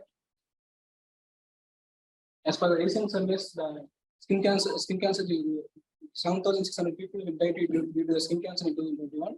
in those skin cancers, melanoma is one of the worst forms of the skin cancer. Mostly due to the exposing of skin to the ultraviolet rays. By early diagnosing this cancer, we can give the better treatments. In this work, we are going to classify 9 types of skin cancers. To implement this work, we are taking the data set from the international ASIC data set from the Kaggle. This data set contains 2,357 images, which is split into training and testing modules. Initially, the raw images are filtered and enhanced and redundant information like hair is removed. Then after removing the hair, the features are extracted, such as GLCM and color features. The extracted features are given to the multi-layer perceptron to classify. Coming to the introduction, melanoma is a very dangerous skin cancer which can be misdiagnosed as one cancer. By misdiagnosing this cancer, it can be developed from the mole. By effective diagnosing of this cancer can give effective treatment. To diagnose the melanoma, the dermoscopic images are used. In this proposed approach, ISIC datasets from the Kaggle having 9 types of skin cancer types, which is contained 2,357 images of different skin cancer types. These are cystic keratosis, basal cell carcinoma, dermatofibroma, melanoma, nevus, pigmented gaining keratosis, seborrheic keratosis, squamous cell carcinoma, and vascular lesion. From taken data set, we can observe the images are containing different colors and texture sizes. They are having some artifacts, unwanted artifacts. They need to enhance these images. In this work, initial images are filtered and enhanced, and then hair is unwanted information like hair is removed using hair removing algorithm. After removing hair, features are extracted by using GLCM, and the color features are extracted. The extracted color features are given to the multi-layer perceptron for the classification of disease.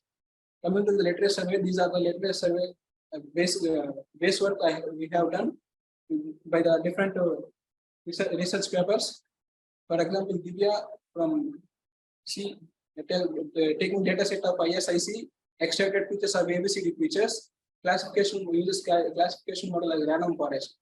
And then S. Krishna and AS Ramya Ajay uses dataset PH2 and same features are extracted ABCD features using the classification model J48 decision tree, random forest, and the sequential minimal optimization logic registration.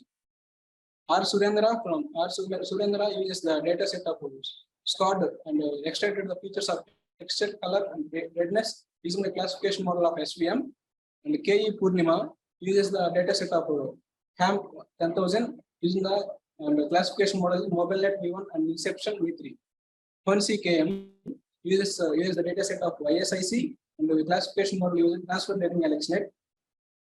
YGO using the dataset of ISIC, the classification model multi-CNN. MREA using the dataset of HAM 10,000 using the classification model transfer learning AlexNet. LSI FW using the two types of datasets, PH2 and ISIC 2018. He extracted the features of local binary pattern and the GSM methods. The classification model is AMN. Coming to the proposal model, this is a block diagram for my proposal model. This block diagram contains 2 phases. In phase 1, we are going to work on the trained dataset, and in second phase, we are going to work on the testing dataset. In this work, multi-layer perceptron is used as classifier. Next slide. Coming to the database, in this paper, in this work, the database is collected from the ISIC dataset, which contains 9 types of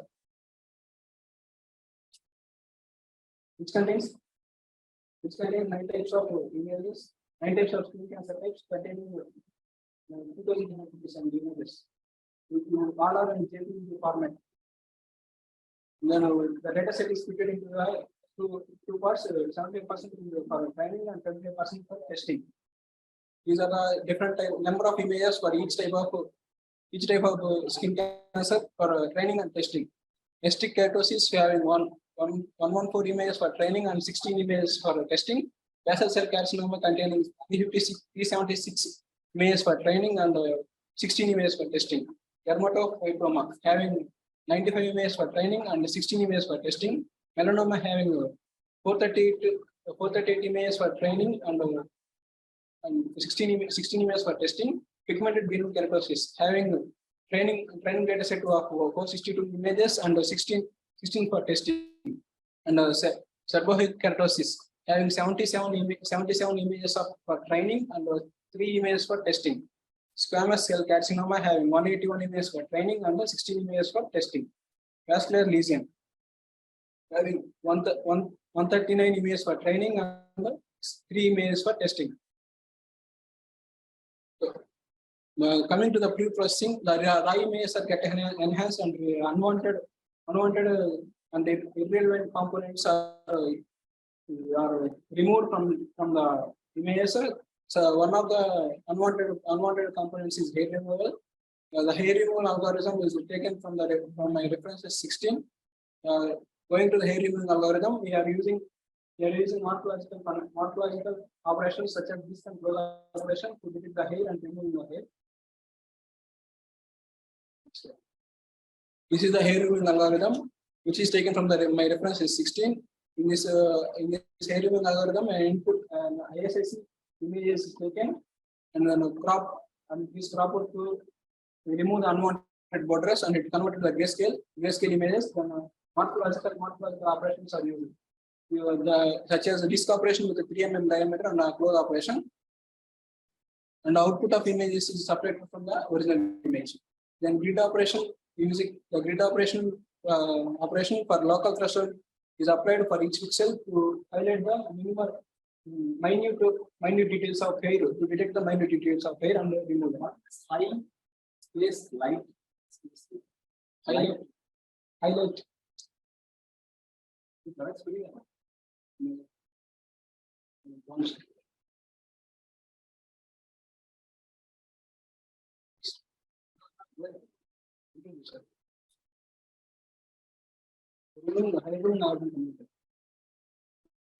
After we are extracting features. The second order statistical parameters are extracted from the gray level co-occurrence matrix such as contrast and correlation, homogeneity and energy as features. Similarly, color features are extracted from each process. What is the purpose of interactive? It's interactive system. See them. From ECM features, we have extracted contrast, correlation, energy, and homogeneity as features. From color features, we have RGB, red, green, blue. For each color, we have extracted five parameters such as mean, variance,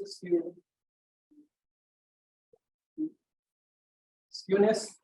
So if you have a doubt, see and turning back to source purpose of computer stage. Next slide. From the color features, we have 3 colors mainly, red, green, and blue. From each color, we have extracted five features such as mean, variance, standard deviation, skewness, and keratosis. By adding GLCM features and by extracting GLCM and color feature, we have extracted 19 features in classification. Coming to the classifier, in our model, the multi-layer perceptron is the classifier. The multi-layer perceptron is a prominent, most prominent ANN, where one layer is connected to the all nodes of the another layer. The first layer is known as input layer, and the last layer is known as output layer. Between layers are between input and output layers are called as hidden layers. In our proposed model, we have used 8 layers. Linear wise trainable parameters are shown in the table. First, we have extracted 19 features. In first layer, we have 19 epochs, and then after second layer and seventh layer, we have 200 epochs, and the third layer and sixth layer, we have 500 epochs, and fourth layer and fifth layer, we have 1000 epochs, and sixth layer, we have 2000 epochs. By total parameters are This experiment. In this experiment, we have used ISIC carbon dataset, which is having 2027 images of nine different skin cancers, and we have used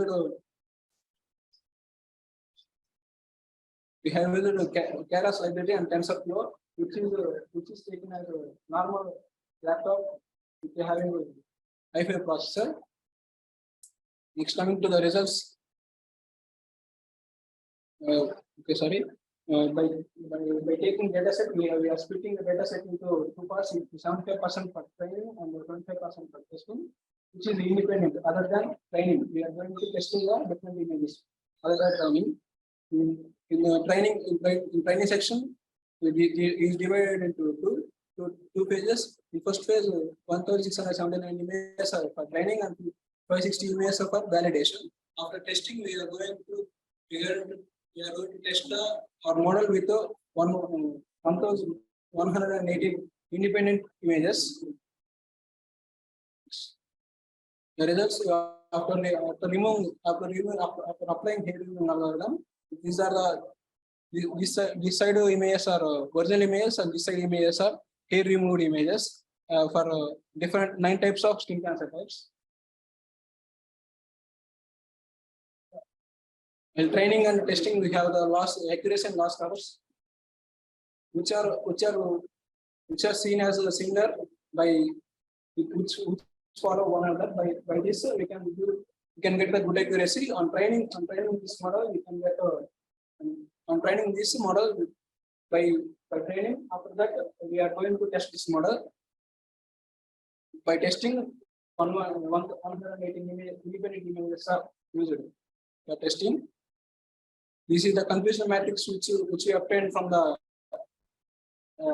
classifier. By this confusion matrix, we are going to extract the parameters such as sensitivity, precision, and F1 score. These are the results for each type of skin cancer: precision, recall, or sensitivity, and F1 score. So, but by the average accuracy is 0.76, so that means 76%. To overcome the biasing in our model, we are using tenfold cross validation, which is the data set is split into nine chunks, and one for testing, one set is testing, and we repeat in this with 10 times. We take accuracy of 76%.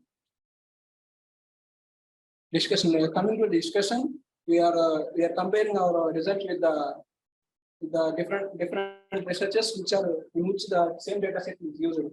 Coming to the Hornsey KM, we also use the same data set with the 7 classes and use a deep learning model, transfer learning LX. We take it as 98.7%.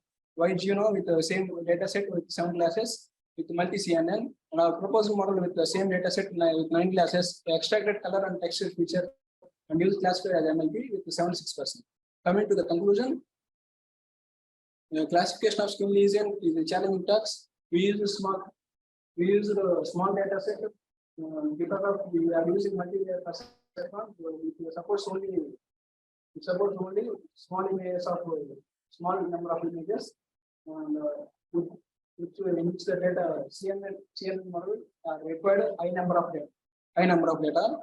We get the accuracy of 76%. The model is tested and trained with purely independent images. Coming to the references, these are the references I have taken.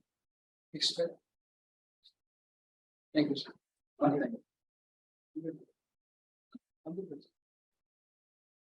That's a slide for them. One slide, one slide. Why that previous slide?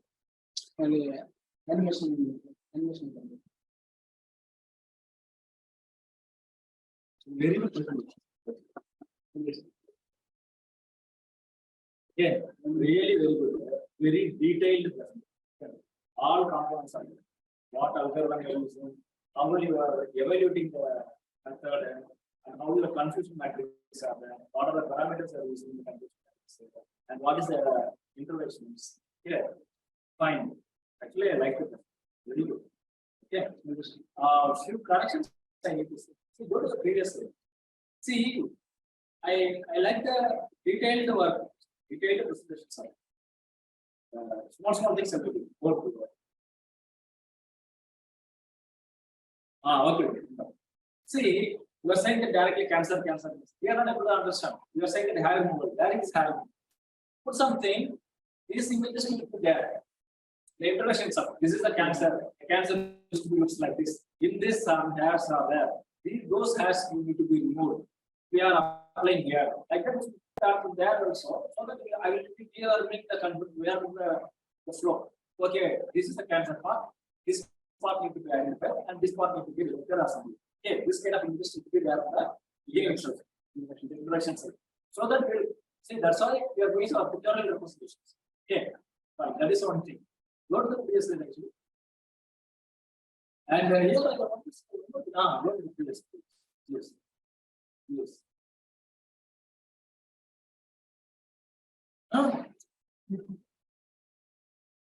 Future extractions. See here, you are saying something.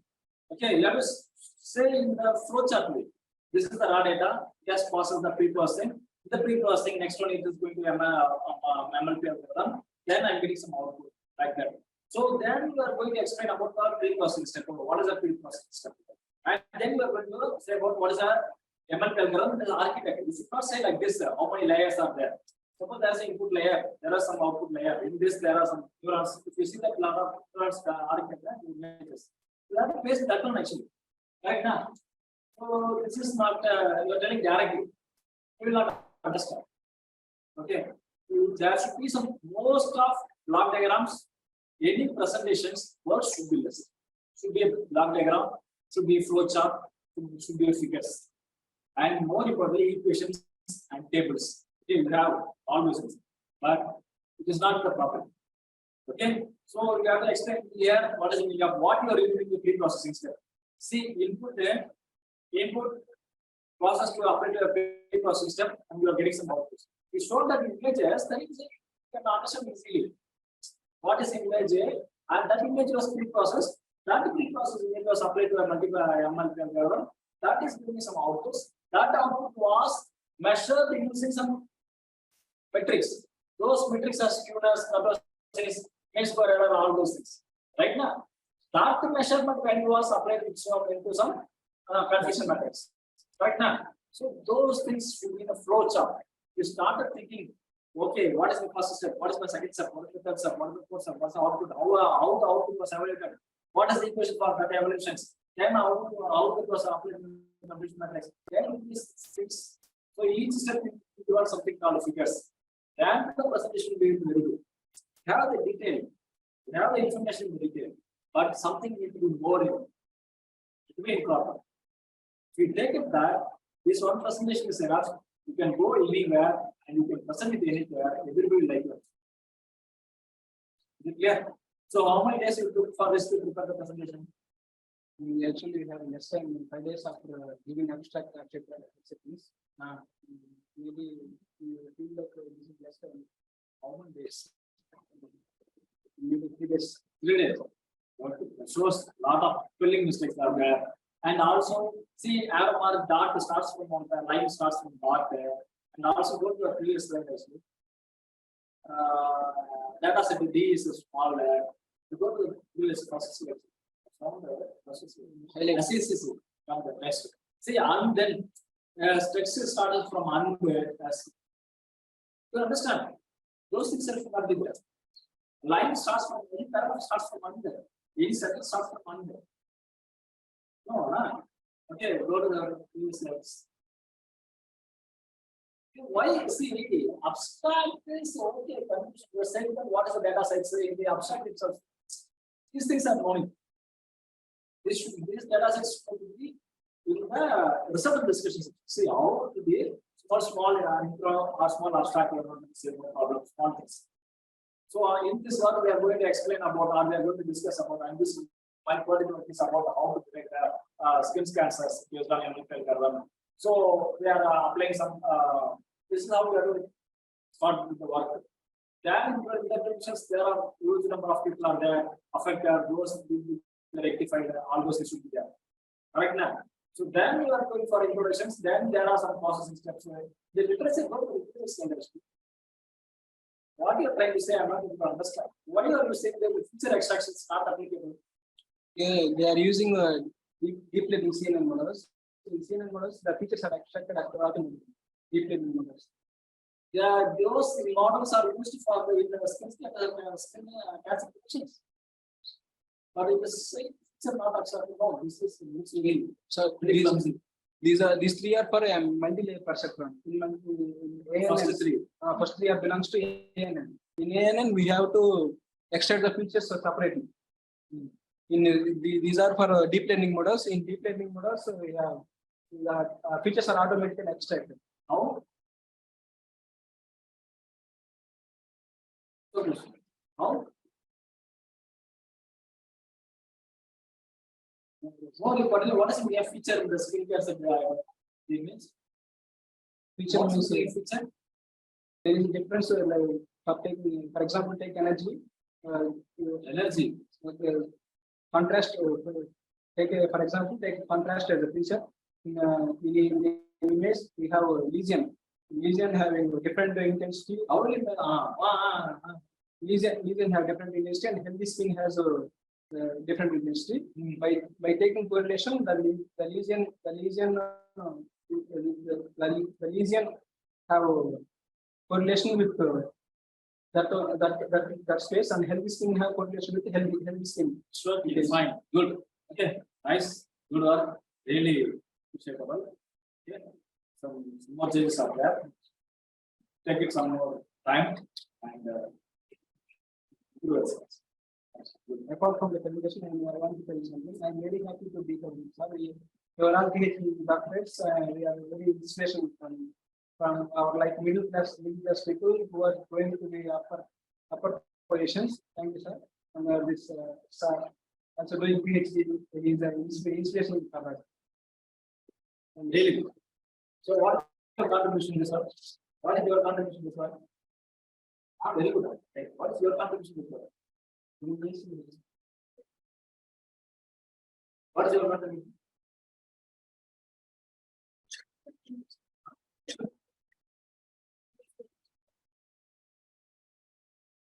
Okay. I will take that as next presentation, then I will come to you. Okay. Thank you so much.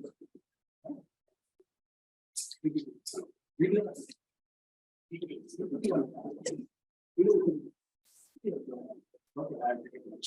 First, ask the substitutes. Substitute are you over there? Yes, sir. Yeah. Am I audible, sir? Have you ever seen the presentation? I will solve it. Yes, yes, sir. Yes, sir.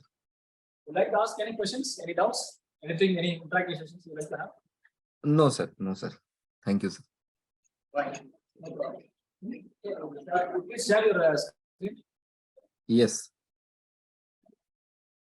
Is it visible now, sir? No.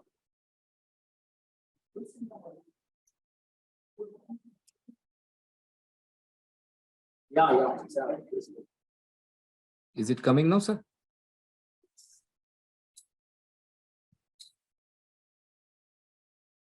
Hello, sir. Yeah. Wait a minute. Okay, okay.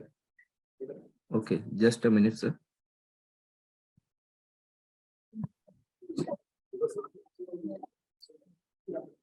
For that, your phone needs Make it full screen actually. Yeah, sir. It is getting a bit slow. Just a minute, sir. Yeah. So,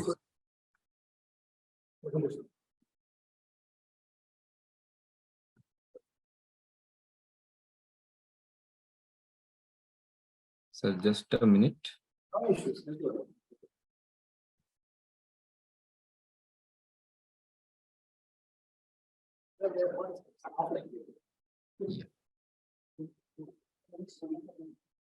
Now is it visible, sir? Yes. Okay. So can I start now, sir? Actually, can you make it full screen? Presentation mode. There is a in the right side bottom. There will be something called some glass. Okay. So that is my video actually. So now. Now it is okay, sir. Just a minute.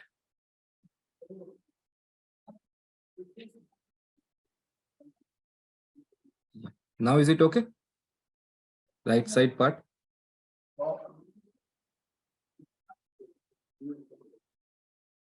Can you go to view and presentation? Yes. Yes. Is it moving? The slides are moving now, sir? No. Got start actually. Yes, sir.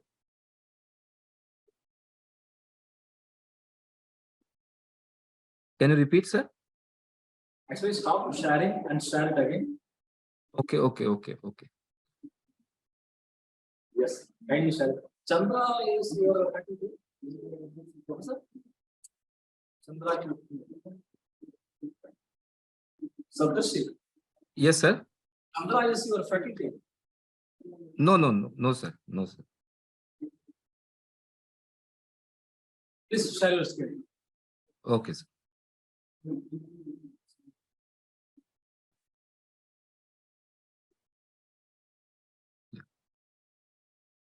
Is it visible now, sir? Wait a minute. It's taking some time. Yes, visible. Yes, please go ahead. Okay. Thank you. Good afternoon, everyone. Myself, Saptarshi Raichaudhuri. I am the PhD research scholar in NIT Jamshedpur CSE department under the supervision of Dr. Binod Kumar Singh. So today I am going to present the paper on the research topic, that is the security alert-based architecture to defend against false authentication in multi-biometric enabled e-healthcare systems. So just a minute, sir. Having some problem. Yeah. So these are the contents of my presentation, and the first is the abstract, then introduction, then literature review objectives, then literature review outcome, then problem statement, then proposed methodology, experimental results, conclusion and future scope, and reference. So the e-healthcare systems has gained its acceptance during mostly the COVID-19 era in the countries like the developing countries like India, where previously the acceptance of e-healthcare was not that much in higher level. Now the e-healthcare involves with large amount of data, as many of the patients are being connected with the e-healthcare systems. So many more multimedia data are generating at the e-healthcare records. Now, last set of, yes, sir. Yeah, actually, your PPT is not visible to us, and okay. Internet problem. Just a minute, sir. Just a minute. I'm recording. I like to know, Chandra Kirti may know what you please. Hi, sir. I've actually enrolled for an oral presentation in the conference as well. I don't know why my name is not included in the schedule, but I just clicked on the link so that I can know what is happening, or if I'm there, if our title is included. Okay. You like to attend the presentation? No problem. Can you repeat? I did not hear that. You are always welcome. No issues. You can see the presentation. Okay. Thank you. And may I know, do you know about you? You are a research scholar or a faculty? I am a second year MTech student. Second year MTech. Yeah. In SRM or outside? Outside. Yes, Saptarshi, please share us. Yes, yes, sir. Just a minute. It is having a bit issue, I guess, in Zoom. So, can I rejoin in Zoom? Yeah. Otherwise, if you can share the PPT also, we will also move to the next slides, change the slides for comfortable. Okay. Okay. Sir, I'm just rejoining in seconds in Zoom. I guess there is some issue in Zoom. Okay. Yes. So to continue with my slides, the medical data, the fourth point, that is the medical data are dedicated, as you all know, they are very much confidential and it needs to be secured. Now, in recent years, the researchers has done some many more research works on biometric-based authentication protocols, which are user-specific, and they have been popular among the ensuring the security of electronic health records in e-healthcare systems. Now, when we are talking about the biometric-based authentication, there can be two types of biometric-based authentication. One is the uni-authentication-based system or unimodal systems, and there comes the multi-biometric authentication systems, where the uni-biometric systems suffer with some limitations, like the false acceptance. So the false acceptance prospect of the uni-biometric systems or unimodal systems can be overcome through the multi-biometric authentication systems, where the multiple biometric modalities are being used in sequential manner to authenticate a particular user. So that's why it has gained popularity among securing the edge level authentication for the e-healthcare systems. So biometric authentication schemes also suffers by some of the attacks, and the popular among them is the presentation attack, where the user's identity is impersonated by any other particular attacker to get access into a particular biometric authenticated system. Whether the system can be unimodal system or multimodal system, the presentation attack possibility is there. So this work is confined on the multi-biometric attack prediction systems and alert generation systems. Now, this is one example of e-healthcare system where in the edge level, the health record acquisition system is there, and the e-healthcare portals for the patients or any other insiders who can access the data from on demand. So as we can see, the records are being generated from the health record acquisition system, and the EHRs, that means the electronic health records, are going through the fog layers, and it is being stored in the healthcare cloud for on-demand uses. So when the demand is being raised from any other particular portal, that may be by some insider users like doctors, like nurses, or any healthcare users, or by the user, that means the patients. So whenever the demand is there, the healthcare cloud data can be accessed by some secured portal. Now, these particular accessing the data or data acquisition system, all are being done in the edge layer, where the authentication is required, and nowadays biometric has been used as the authentication mode for this particular thing. So these are the types of e-healthcare records. The e-healthcare records can be can be generated from the hospital systems, can be generated from the pathology labs, can be generated from the radiology labs, the pharmacy, the wearable devices, which has been popular in recent times, and the health insurance also. So, and the particular files can be a multimedia file, that may be image, that may be text, that may be audio, video, and graphics. So in combination, there are the multimedia files. Now, before going into the literature review, we have fixed our objectives of the literature review. The first objective was to examine the impact of the presentation attack in biometric authentication system. And the next one, to examine how the medical data are exposed to the presentation attack in healthcare systems. And the third one is that to examine the attack prediction schemes for multi-biometric authentication systems. So we have not mentioned each and every papers over here, but we have mentioned the literature review outcomes.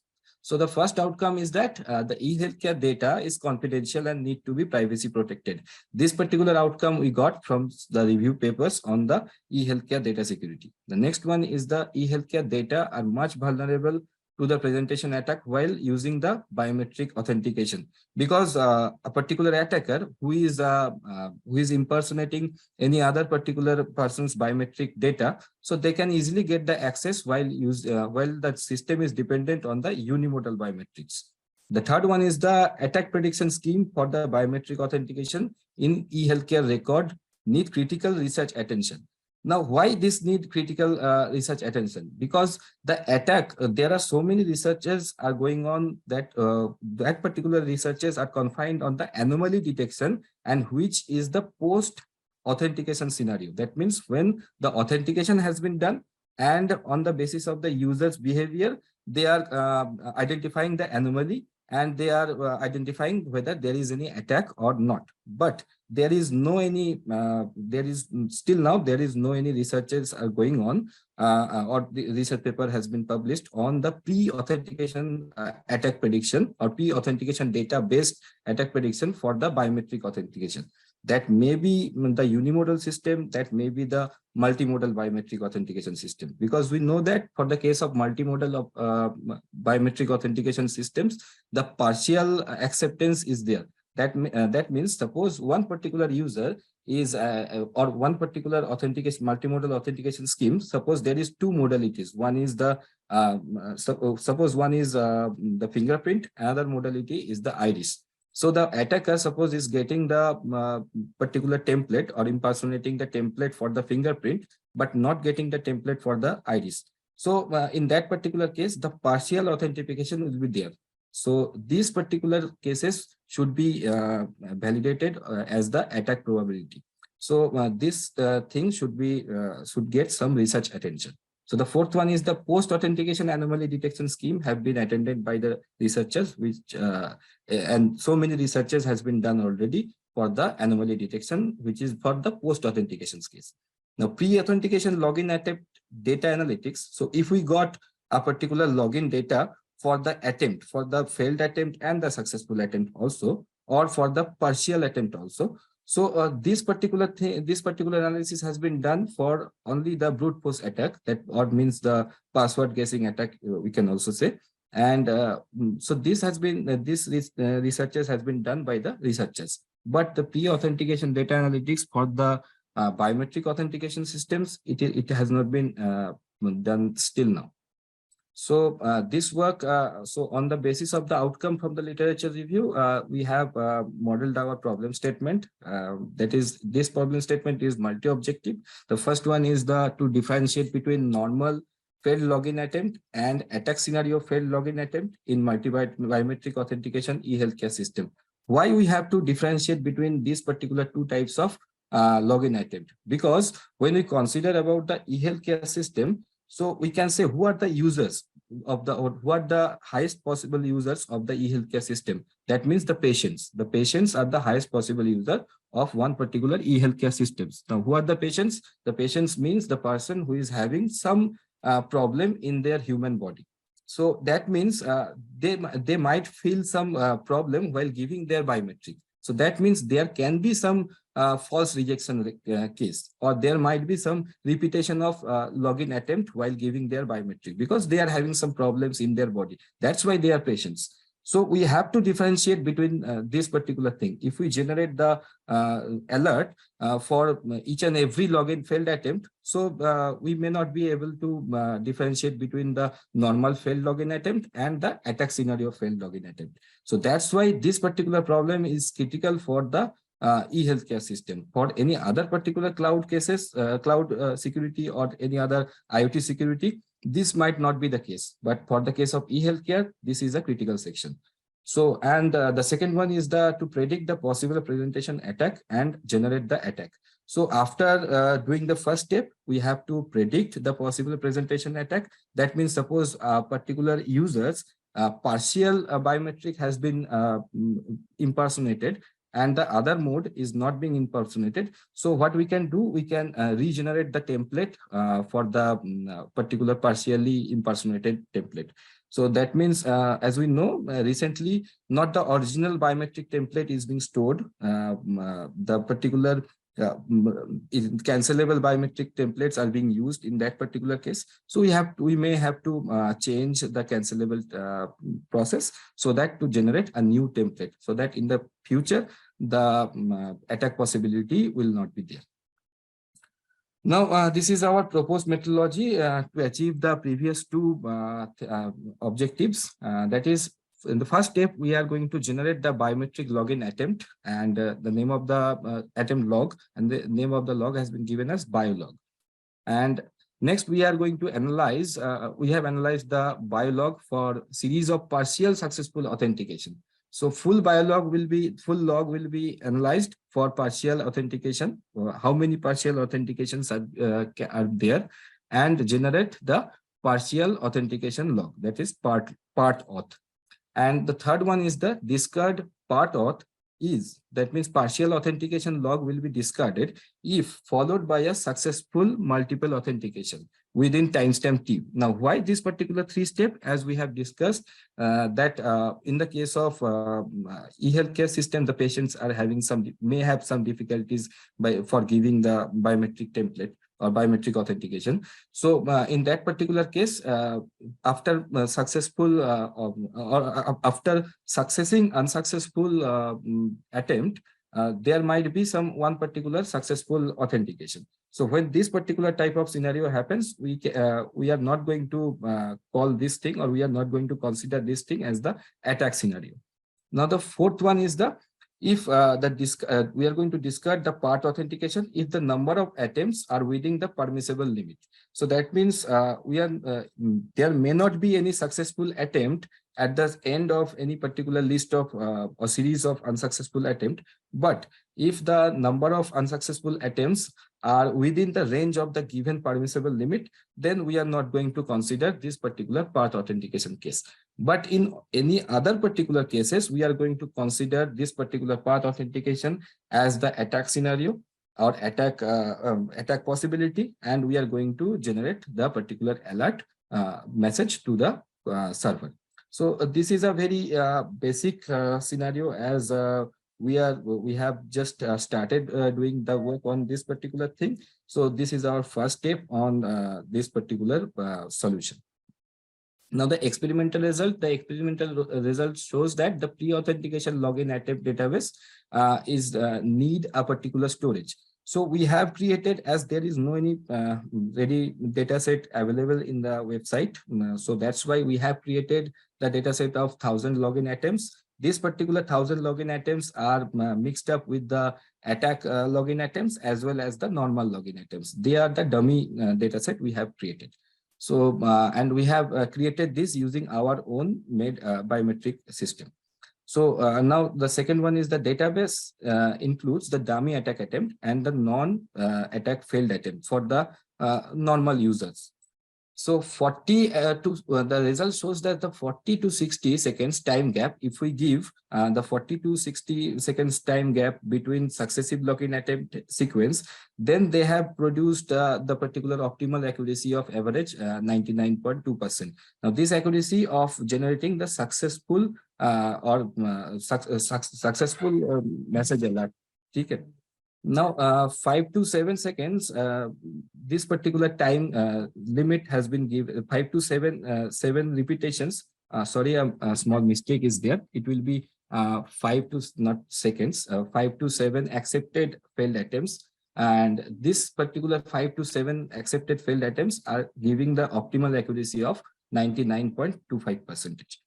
So these are the graphs of time gap versus accuracy graph, where we can see the first one, when the time gap is between the 40 to 60 range, we are getting the optimal accuracy, and before that and after that we are not getting the intended accuracy value.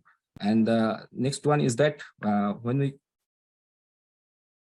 we consider the accepted failed attempt numbers, so when the accepted failed attempt numbers lies between the 5 to 7, so it is giving us the optimal accuracy value. For any other particular cases, the accuracy values are not that high. So conclusions, and the result resolute the achievement of two objectives, and it accurately identifies the attack scenario to generate alert. Now, for the case of future work, what we can do, we can increase the number of properties and number of features in the case of creation of that particular failed login log, and we can implement the machine learning algorithms for attack predictions, and it will give a particular, it can give a particular good result. Now, while maintaining the logs, or while generating the logs, if we use the blockchain, so it can be immutable. It will be the immutable one. So for any other cases, it can be mutable. So that's why using the blockchain, it will give the beneficial. But we have not used that because there is a perspective of high cost involved while implementing the blockchain in e-healthcare. So to maintain the system less costly, we have not implemented the blockchain. Otherwise, audit trail can be there. Now, these are some of the references. And so any questions, anyone, sir?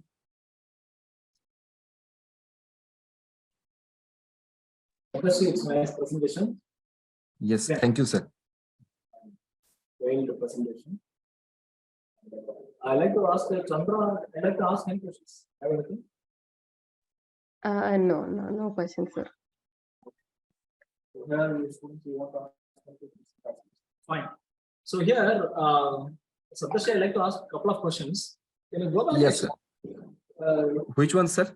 Yes. Okay. There is something called 92% pointer, 92 points. Okay, so this one, sir. Now, 5 seconds attempts, failed attempts are number produce the optimal accuracy of 99.25. It's almost 100. Yes, sir. So you are saying that your model is very good that much, or what's up? Yes, sir. As sir, actually, our model is bound to produce a good result because we have not taken that much feature, because as there is no any previous data set available on this, and as I have told that this particular thing, I guess this is the first research, no research work published. So that's why we have not taken much properties over there. So we have only considered the sequence of failed attempts, and if there is any successful attempts after a specific number of sequence of failed attempts, so it will not be considered to generate the alert. So this particular failure will only be done when there is one particular series of failed attempts, and the user is not going to ask for the password reset or the biometric reset, and in this particular case only the system will generate a false alert. So that's why there is only one probability is there for generating the false alert, and that's why it is giving us the high accuracy, sir. Okay, fine. So good. Thank you so much for your presentations. Okay. And, thank you, sir. For presenting an quick conference. Okay. Thanks. Okay. Thank you. Thank you. Would like to ask something? Yes. No, sir. No, sir. I don't want. Fine. Thank you. Thanks. Thank you. Chandra, I will end the session. Okay? Sure. Sir, can I leave now? Yeah, you can leave. I like to know, Chandra, where you are doing PMTech actually? I'm studying in Yale University right now. So can I know if is there a schedule being followed, or is this the same schedule you're following as I was sent in the mail? No. Actually, for this session, this is the schedule. Okay. Actually, for this is 3 days conference. There are multiple schedules are there, multiple events are there. For this session, this is the login details. Okay. For details, you can contact the conference team. They may help you. Okay, sure. I'll do that. Thank you. So in this session, we have 4 talks. First talk will be provided by highly sensitive from Department of Electrical and Electronics Engineering. The title of the topic is highly sensitive access plasma based refractive index sensor in the optical communication band using zinc sulfide UGP layers. Second talk will be given by R.L. Kokane from Department of Physics, KMC College, Kopani, Mumbai. Title of the topic is Sealer synthesis molarity dependent disperse oxide electrodes for supercapacitive measurement. Third talk will be design lead free flexible hybrid nanogenerator. It will be given by Ms. K. Nagameshwari from Department of Physics, KMC College, Mumbai. And fourth talk will be given by design simulation of pentacell organic thin-film transistor process, high area mobility by Ms. L. Prasanthi from Department of Electronics and Communication Engineering, SRM University, AP. So I request all the author to give a talk of 12 minutes, a presentation of 12 minutes, and question answer session for next 3 minutes. Okay, so I request now Ms. S. Patria to present her talk. Yes. Hello, myself, Sindhura from BITS Pilani as an undergrad student. Today, I'm going to present on the topic highly sensitive surface plasmon-based refractive index sensors in the optical communication band using ZNS PVP layers. Content of my talk is going to be introduction, then I'll briefly explain the motivation behind this work, the proposed plasmonic sensor configuration, and how did we engineer each and every layer of the proposed device, and then the performance comparison with the proposed reported works, and eventually I'll conclude my talk. So what is precisely surface plasmon resonance? So if we see in literature configuration called as Kreshman configuration, where we use a glass prism coated with a thick metal layer, which can be gold, silver, or aluminum. In this particular work, we are using aluminum to make the sensor cost effective. And after this, there is analyte. So under TIR scheme, where the incident angle is greater than the critical angle, a TM polarized light in TIR, what we are expecting, everything should get reflected back, right? But under this evanescent field, we will get coupled at a particular phase matching condition to the electron at the metal dielectric interface. And then they will start to oscillate. The oscillation of these electrons when photons transfer their energy to the electrons, that is called a surface plasmon. And the condition when the photons transfer their energy to electrons is called a phase matching condition. When the wave vector of the incident light passing through the prism at a particular angle is equal to the wave vector of the surface plasmon wave. So to understand this in more detail, we can take help of a dispersion diagram. On y-axis, we have frequency omega. On x-axis, we have k, that is radian per meter. Under phase matching condition, what we have is the black solid line, which is v, is equal to omega by beta. And in the free space, v is the velocity of a light. So it is a constant line omega by beta or frequency versus k. But if the same light will pass through the prism, slope will decrease. And as a result, we'll get this blue solid line. The red curve is basically the left-hand side of this matching condition, which is a parabolic equation. The wave vector of the surface plasmon wave, which is represented by KSP. We can see that there is no interaction between the black and red lines. This concludes that I can't execute the surface plasmon where the light is just coming from the air. But when the light is passed through the glass prism, I am getting the interaction point and I'm able to achieve the phase matching condition. That means the surface plasmons can only be executed when I can increase the wave vector of the incident light by passing through the prism. Otherwise, I can't execute the surface plasmon. So that was a brief idea of what is surface plasmon and what is Kreshman configuration, because we are using the same configuration in our work. So now moving to motivation behind the work. In the aluminum-based plasmonic device, we are using two materials, which are ZNS and PVP. So the first question arises, why aluminum? It has become a popular alternative as compared to gold and silver because of its low cost. It can cover wide spectra starting from ultraviolet to infrared, and it offers a narrow line width. We know the line width of any spectra, as much narrow it is going to offer me higher resolution for my sensor. These are the advantages why we went for aluminum. Now, second question, why optical communication band? Why wavelength 1550 nanometer? Why near infrared sensing? Because if we are doing for biosensing or bioimaging, the NIR region provides non-destructive analysis and in vivo imaging of the biosample without doing any photo damage to my biosample. Then coming on to why ZNS PVP. There are so many 2D nanomaterials like graphene, MOS2. Then why are we going for ZNS and PVP?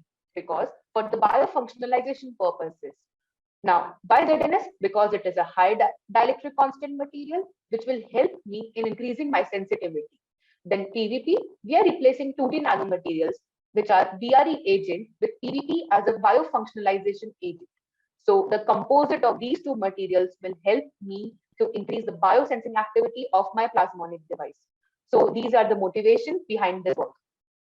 So this is the proposed configuration. a glass prism, aluminium, metal layer, zinc sulfide, PVP, and the analyte. So here we are studying the modified aluminium base Kreshnan configuration to study the effect of each and every layer ZNS PVP on my proposed device's sensitivity in FOM. So now moving on to how we optimized or engineered each and every layer. For that, we used transfer matrix method. So I'm just giving a gist of the transfer matrix method here. So it can be used for multi-layered homogeneous layers, and we know that in our device, we have 3 to 4 multi-layers like aluminium, ZNS, PVP, and we use the n-layer matrix method where n is the number of layers. In this case, we have n is equal to 3 layers. So for n-layer matrix method, each layer is considered in the z direction. This is the incident wave and this is the reflected wave for the first layer, and this is the nth layer.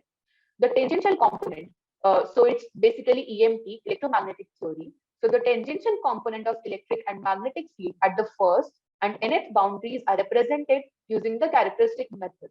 That's why it is called the matrix method. Finally, for each of the whole combined structure, the reflection and transmission coefficient for TM polarized light was calculated using the characteristic matrix method. Now, the question arises, why TM polarized? Because TM polarized light only can execute the surface plasmon, not T, because TM only fulfills the phase matching condition at the interface. So I'm just depicting how we are playing around with the parameters. So this is the methodology, how we optimized each and every parameter. First, in our tool, we specify the range of angle, like from which angle to which angle we want to run our simulation, specify the dielectric constant, the refractive index, thickness of each layer, which we are proposing in our design. Then we will optimize each and every parameter using the transfer matrix method, where the decisive parameters like sensitivity, figure of merit, and reflectivity minima are observed. I will explain when I will show the corresponding slide for figure of merit. And eventually we examine the output in terms of deflection depths. So starting with conventional class metal and analyte, there is no ZNS or PVP here. To optimize the thicknesses of metal, that is aluminium layer, we tried the TM from 10 nanometer to 40 nanometer. We are seeing the reflectivity minima is minimum for 30 nanometer. So why I am looking for reflectivity minima? Because minimum the reflectivity, more and more light gets coupled to surface plasmon. The other parameters I am interested in is narrow line width to provide resolution. So narrow line width means FWHM, sensitivity, and R minima. So you can see out of all the 4 thicknesses, 30 nanometer is giving me the optimized result. Having less R minima, that means more SP excitations. FWHM is obtained as 0.323 and FOM as 374. Figure of merit is defined as sensitivity by line width. So more the figure of merit, better is my sense. So from this particular slide, I found aluminium thickness to be 30 nanometer.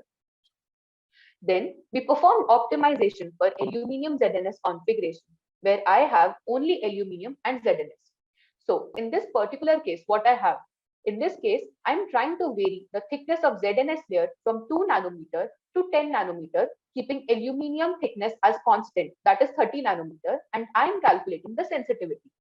What we found is that the increase in sensitivity led to increase in line width also, which I don't want.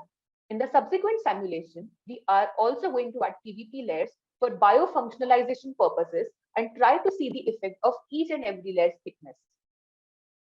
So we kept ZNS PVP both as 4 nanometer, 5 nanometer, 6 nanometer, 7, 8, 9 nanometer, and so on. We then tried calculating FOM and sensitivity for each of them, as you can see here. Now, for obtaining the optimized thickness of ZNS PVP, we came up with this trade-off, and we found that 5 nanometer ZNS and 5 nanometer PVP is going to give me the optimized value of sensitivity and FOM. That is 121 nanometer per RIU and 374.6 RIU inverse. Then we compared our work with the previously reported work, that is the recent works from 2020 and 2021. They are using MXene and different 2D nanomaterials, but we are using ZNS and PVP. We can see that they are getting either decent sensitivity, but a 2-digit FOM, or a decent FOM, but a 2-digit sensitivity. Through our work, we are able to get a decent sensitivity as well as decent F1. With this, I would like to conclude. We analyzed and engineered numerically cost-effective aluminum-based plasmonic devices in NIR region. Then we utilized high dielectric constant material ZNS along with polymer material PVP for enhancing the biosensing activity. Demonstration of a plasmonic device that can offer high sensitivity and F1 at the same time. Thank you so much. Any questions are most welcome. Thank you. Is there any question from the audience? Any question? Okay. So I have few questions for you. So you have why CaF2 calcium fluoride glass is used? In your slides, find that the prism glasses, whatever you use, it is written CaF2, right? Calcium fluoride. So why calcium fluoride is used? Yes, sir.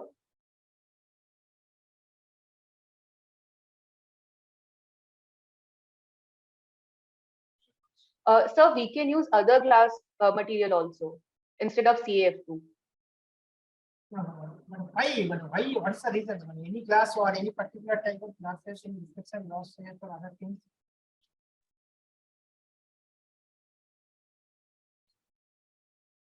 Okay, so one more things. A few more questions. There you have used for biosensing applications, right? It is used for biosensing applications. Hello. Yes. So did any biosensing? Is it simulated one or fabricated one? It is the simulated one. Okay. When you're using aluminum, top of this aluminum, you are covering with PVC for this, but aluminum will be oxidized, right? So is there any oxidations will affect? Oxidations of aluminum will affect the sensing result? Not much. Actually, we tried simulating it. Then the thickness of aluminium was 27 nanometer and the oxide thickness became 3 nanometer, but we didn't get much changed results. So we can use aluminium also, even if it is getting oxidized. What is this difference between your work and this metal insulator metal type of work? Because some people also use this metal insulator metal, right, for sensing application. Yes, they can further increase the F1.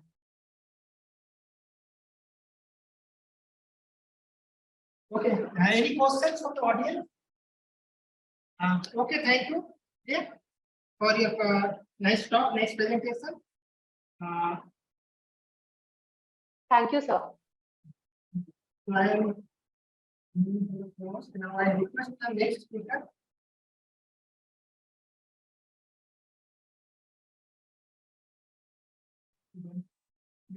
So, next speaker is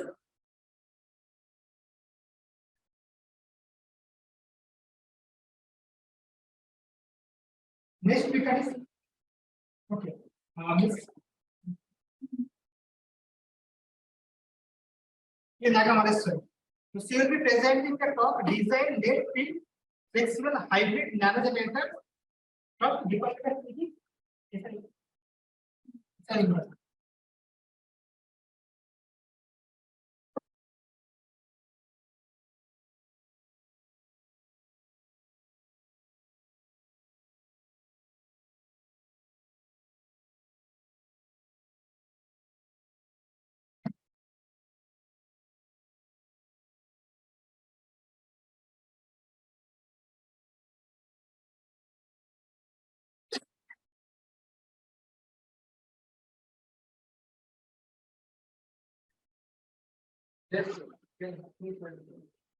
I'm sorry, sir.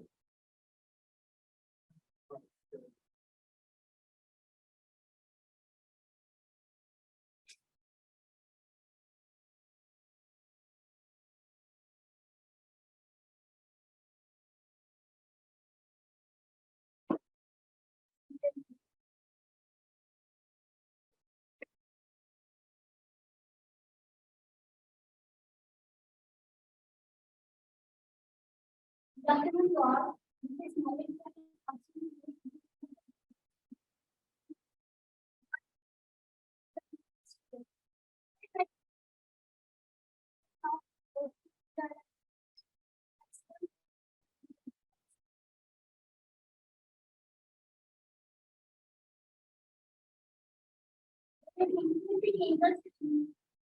eco-friendly technologies due to the implementing the technologies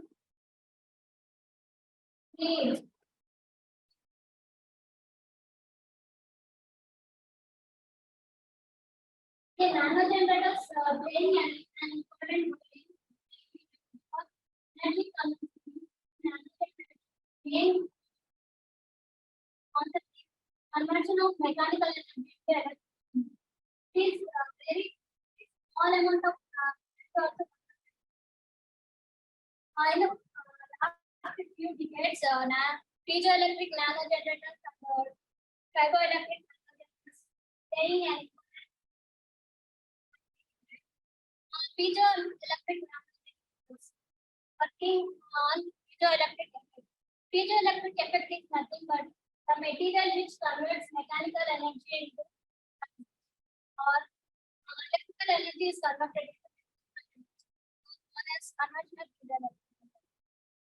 Another one is triboelectric nanogenerators. It is working on triboelectric effect. Triboelectric effect is nothing but contact between two different materials. When the two materials contact and they are separated, the charge will be here wonderful hybrid strategies happen when piezoelectric and triboelectric both combined will get one hybrid nanogenerator. That hybrid nanogenerators works at two principles. One is piezoelectric effect, another one is triboelectric effect. When piezoelectric polarized charge in triboelectric we get charge from separation of two different materials. We are getting very high output voltages and output current also. Researchers have been trying to find different types of hybrid. They are fairly successful. Those are some different challenges. Here, this is some of the results. They are getting high voltage. Our aim is to get more than 100 volts and 200 nanovolts, amperes current. Here we propose three different strategies to make one flexible hybrid generator. First one is piezoelectric nano composite unit. Here we are taking a piezoelectric monotropic phase boundary of piezoelectric material will combine with polymer, for example, PVMS polymer. Will using some strategies like solidification, drying. After that, we'll get one monotropic composition. Then our next is triboelectric nanogenerator. This is a schematic of a triboelectric device. Here we are taking two ITO pads and one PVMS polymer. Then combining this, we'll get one triboelectric nanogenerator. By using three different electrode nodes, they are designing on different devices. After that, we are expecting these three strategies to get high voltage. So, this is my previous work. We took one ternary phase, well-known ternary phase diagram between bismuth iron oxide, barium titanate, and potassium bismuth titanate. In solid solution of bismuth, in solid solution of this barium titanate and this will give tetragonal polar phase, and this bismuth iron oxide will give rhombohedral cycle. Our aim is to get morphotropic phase bond in nanocomposite.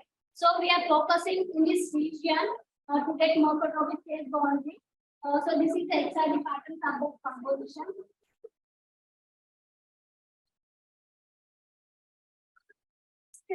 We are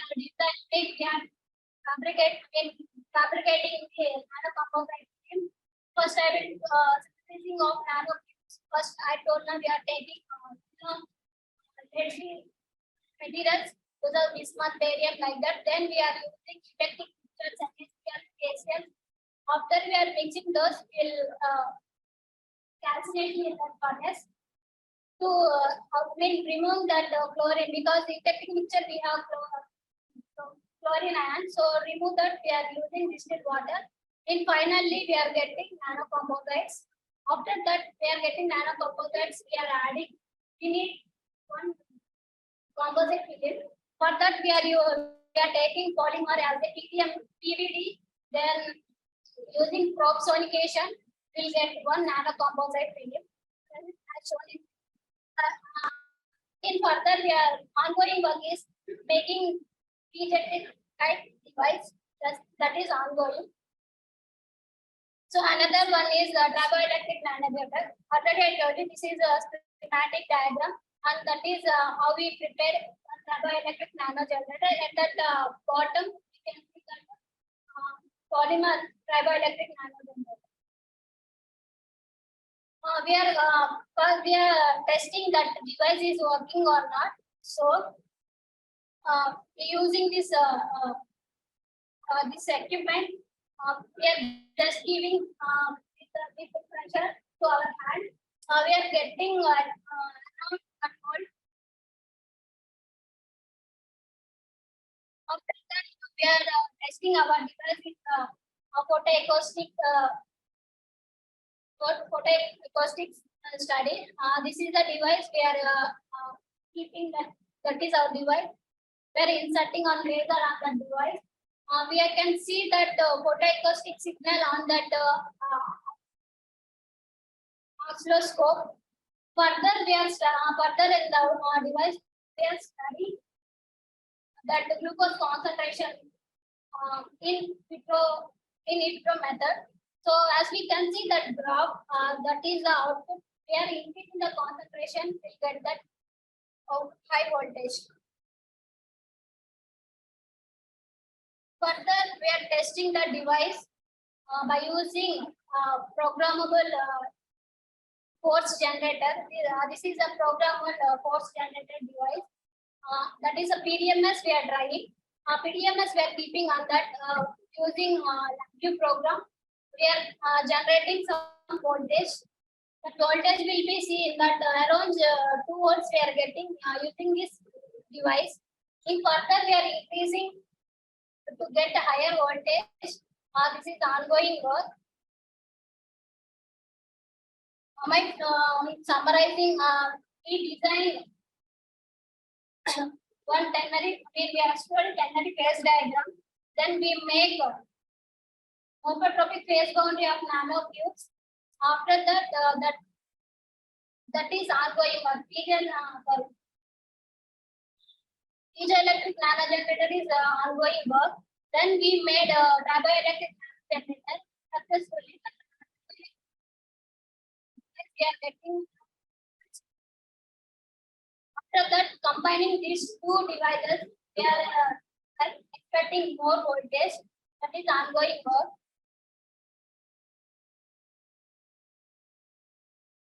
These are the publications and patents we have. And last, I would like to thank SRM University and for support and encouragement. I would like to thank DST for funding for doing all this work.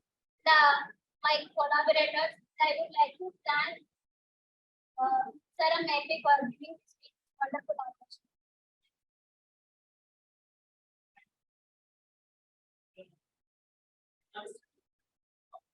Anyone have any questions? Anyone have any questions?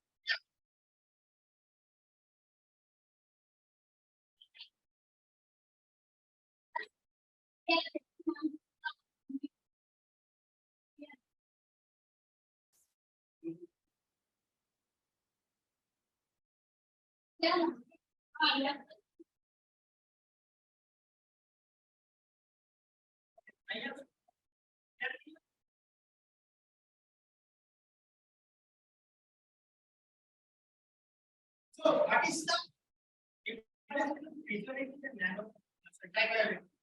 Piezoelectric is most in piezoelectric we have permanent dipoles, means we are giving mechanical energy.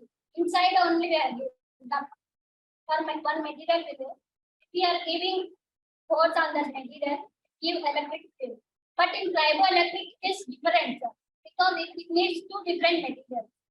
When two materials will contact, then only the charges will be separate, then only the electric field will be generated. But in piezoelectric is different, because it is one material only. When we are giving electric means force or any mechanical energy on that material gives electric field. It's inside that dipoles and arcs are arranged in that only. But in tribo it is different. We need two different materials.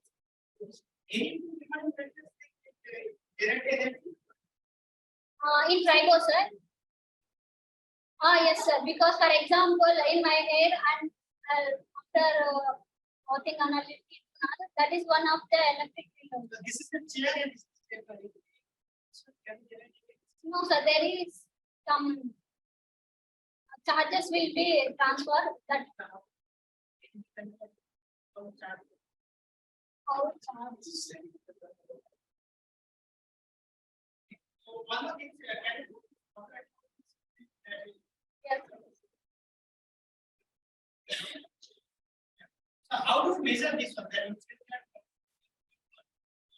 How to measure it? In laboratory, we are taking glucose, sir.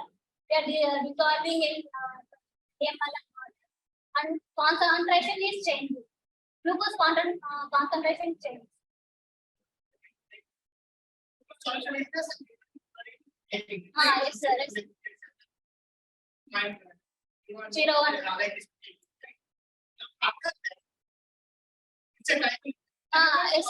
It's a triboelectric generator. Yes. Here we can see this is a triboelectric generator. Here we are dropping one of sugar solution. Then we are inserting the laser on that. After that, this is amplifying signal. This amplifies that generated energy into here we can see that output voltage. It is related to the droplets of your solution from the glass substrate and then after light, then we can get also. Yes, sir. So what is the role play of this algorithm? Actually, it's a generator. Just we are trying it. We are trying. That is not implemented. Right? Silver. Yeah.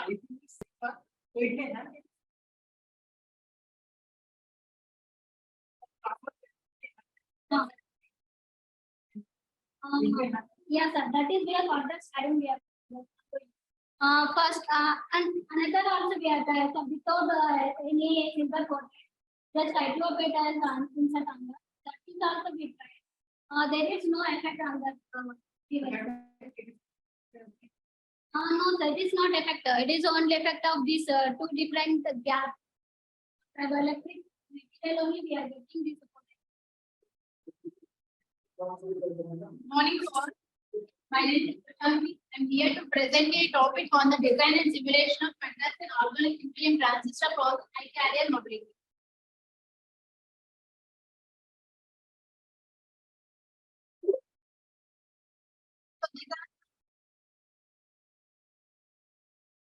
I will discuss this topic with you. That is giving attention element in the expectation of the flexible electron. We can perform a comparative analysis for the bottom gate of contact organic transistor to explore the performance parameters such as mobility, ion-off ratio, threshold, and the threshold voltage. It has been found that by varying the threshold dimension, there is a graph affecting the parameters. We use the design and simulated the OTF by using silver code. So introduction. So for an organic transistor, organic semiconductor is a backbone structure. So organic semiconductor is usually a small molecule or small molecule or the conjugated polymer. Basically, it can be fabricated at the low temperatures and can be and is also able to produce mass products. That is by importing technique, because organic semiconductor has a feature the soluble nature in solvents. The another advantage of OTFT is it can be fabricated on a flexible and stretchable substrate with paper and plastic here. So this is the structure of an organic thin film transistor. So basically it is an layers device consisting of an organic semiconductor and the dielectric layer. So again, the 3 electrodes, gate and the source and the drain terminal. Basically, it can be worked as a MOSFET. It is a 3-terminal device and is also a voltage controlled current device. But the difference is that it has. But the difference is that due to it is the main difference is the process of the charge transport technique. So here in organic semiconductor, the charge transport is different from the semiconductor material due to the strong Coulombic attraction force between the hole and electron. At the same time, there is a weak thermal generation technique. So it can be fabricated at a low temperature technique. So the main regions of operations are the linear region. When in first condition, whenever the VGS is equal to 0 and at the same time VDS is 0, the device is in the off condition. Whenever applying the VGS is greater than threshold voltage, then it is there is an indication that the formation of the channel, charge carrier formation, conductivity channel between the source and the drain region.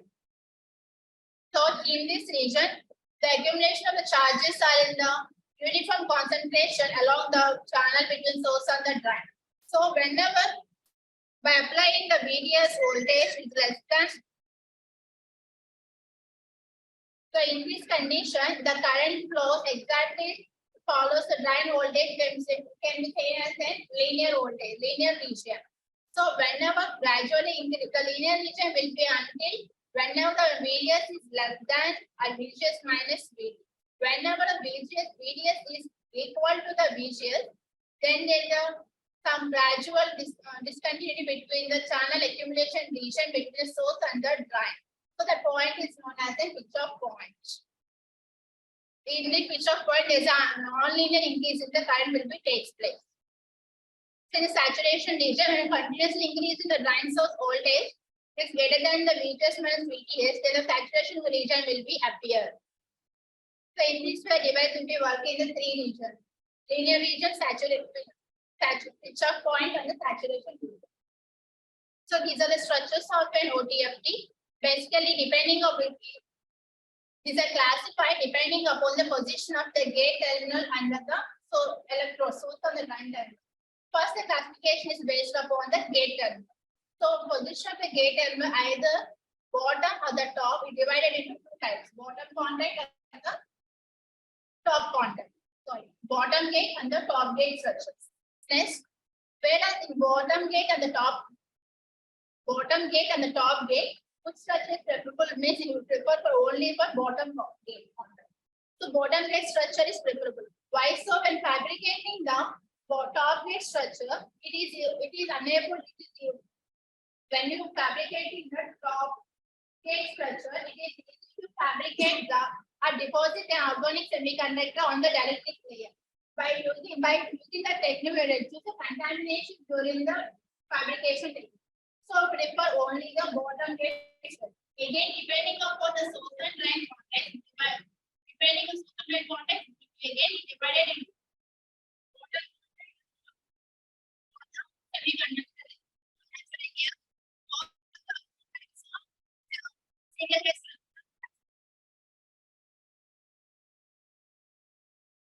These are the characteristics. There are several characteristics to determine the applicability of the OTF. Among these parameters I'm considering these parameters. So what is the first one is the mobility. The mobility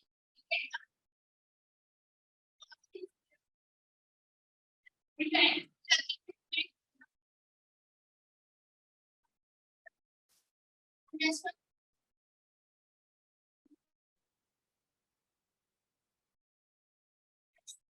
Really,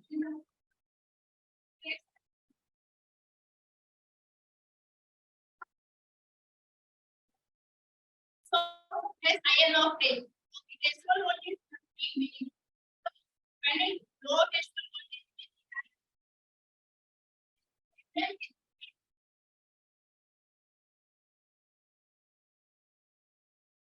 iron of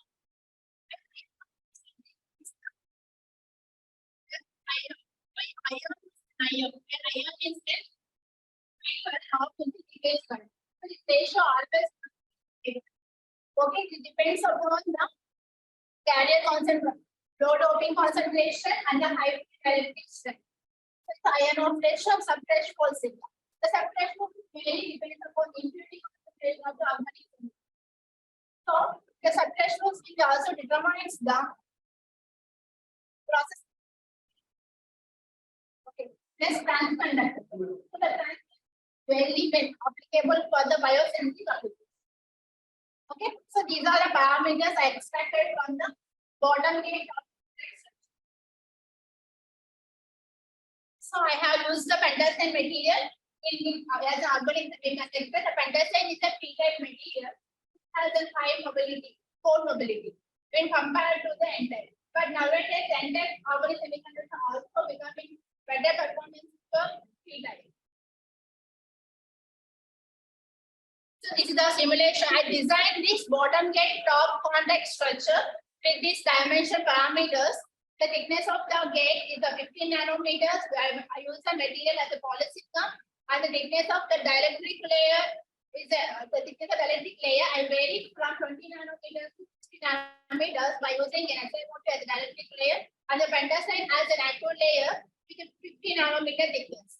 And the gold has a source of the 9 contacts with a 50 nanometer length, and the channel length I can vary the channel length with the source on the drawing from 5 nanometers to 50 nanometers, 5 micrometers to 15 micrometers.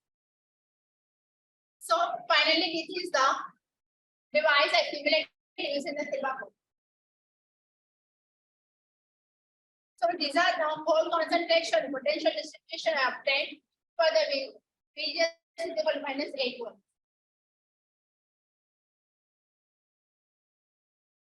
So these are the transfer characteristics and output characteristics. In transfer characteristics, I vary the VDS voltages for -2 and -4 volts.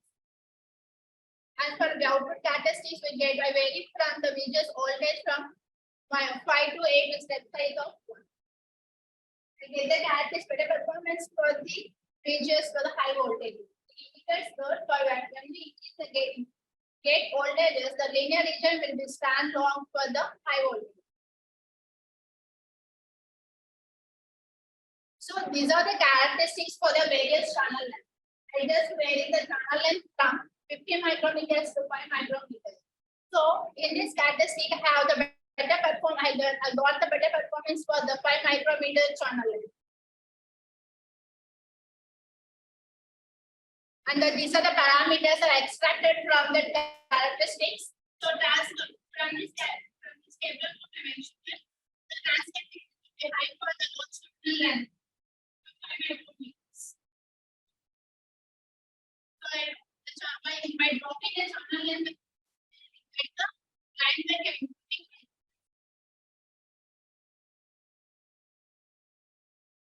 and the effect of dielectric thickness variation on the FT. This is another parameter. I change the dielectric thickness ranging from 20 nanometers to 60 nanometers.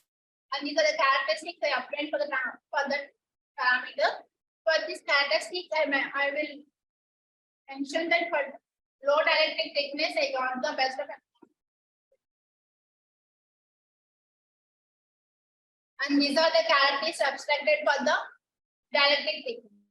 For lower dielectric thickness, I got the transistor condense as 1.996 and Ionoff ratio is 1.3 per 10 power of 12 and threshold level is 1.5 volts. The conclusion, I will conclude that there is an inverse relationship between the channel length and the drawing current.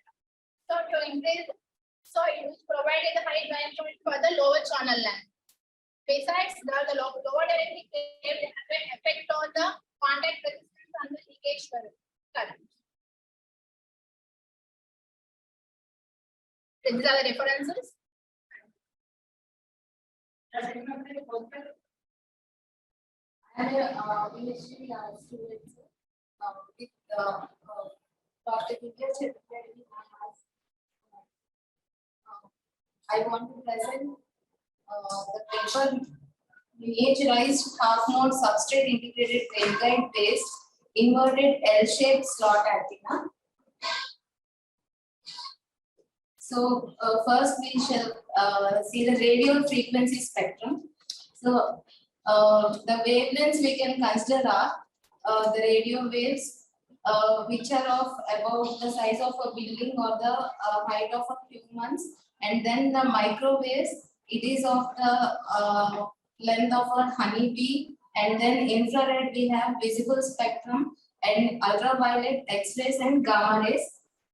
So as wavelength and frequency are inversely proportional to one another, so as the wavelength decreases, the frequency will be increased. So our paper we have designed to resonate at microwave frequencies at nearly 5 gigahertz, 2 to 5 gigahertz. So generally for transmitting a signal, the transmission of electromagnetic wave, we have different transmission lines. So the first one are the coaxial cables. They are the conventional transmission lines and waveguides. Then we have the planar transmission lines and waveguides. When compared to planar transmission lines and waveguides, coaxial cables are very good for long distance communication. But whereas the planar integrated circuits are good for compact size development of antennas. But the drawbacks of these technologies are when we consider a 3D rectangular waveguide, some advantages it is having. It is having lower losses and performance is very high. But the disadvantage is it cannot integrate with the planar circuits and is of bulky size. So the next technology has been developed. So that is planar guiding structures. Microstrip antennas can be designed by using planar guiding structures. So it is having some advantages like it is lightweight and low profile and easy to integrate with the planar circuits, and fabrication is also easy. But it is also having some disadvantages, like it is having high surface current excitation and losses are also high. So the next developed technology is the substrate integrated waveguide technology. So it is having the advantages of lower losses, high performance, lightweight, compact size and low profile, and it can easily integrate with a planar circuit. So we can also include the substrate integrated waveguide on a system on substrate along with other components. So in detail, if we consider the substrate integrated waveguides, it is a novel transmission line. All the properties of rectangular waveguide will be obtained in the substrate integrated waveguide. So here substrate is top and ground cladding are taken in the metals, and the substrate material with the dielectric is being considered, and at the edges vias are taken. These vias are used to short the top to ground planes, so they act like magnetic walls. So some equations are there. So here B is the diameter of the via and S is the spacing between the two vias. So the relation should be the diameter to the spacing of the vias should be greater than or equal to 0.5. So based on this condition, we have to take the vias on all the sides. So to obtain the resonating frequency, suppose Fc is given by 1/2 root mu epsilon root over m by a whole square plus n by b whole square plus p by h whole square, where m is the the mn and p are the values. M is the we consider along the width, and n is considered along the length, and p is considered along the height of the substrate. So by using this formula, we can find the cutoff frequency. So next we have to choose the diameter and the spacing. Here we have taken the variable as b. So the relation should be, the spacing should be less than or equal to 2 times b, or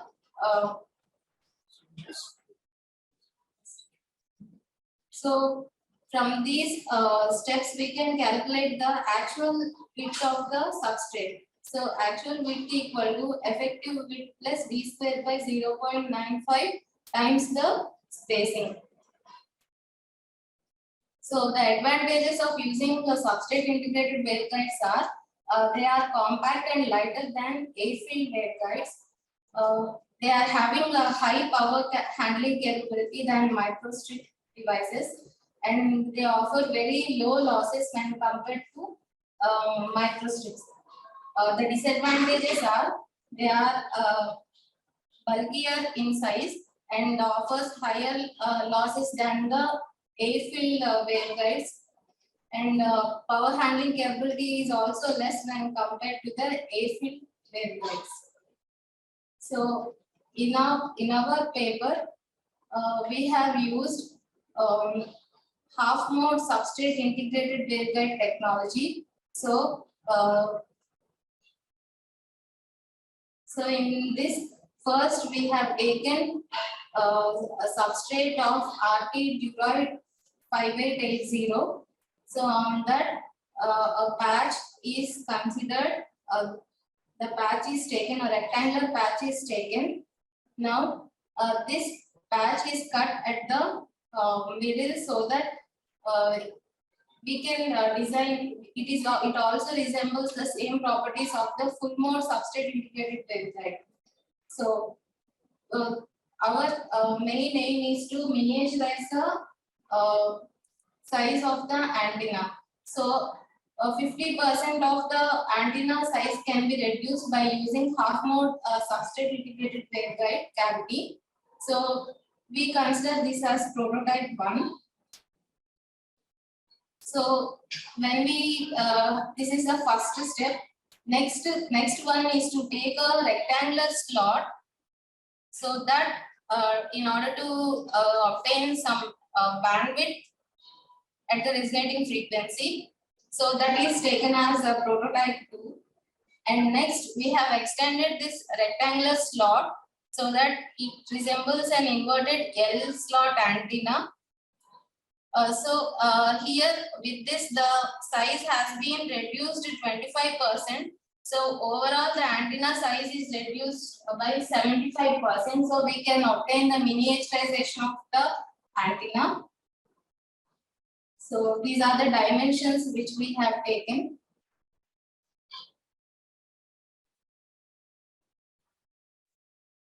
So when we have simulated the S parameters, it is simulated reflection coefficient versus frequency.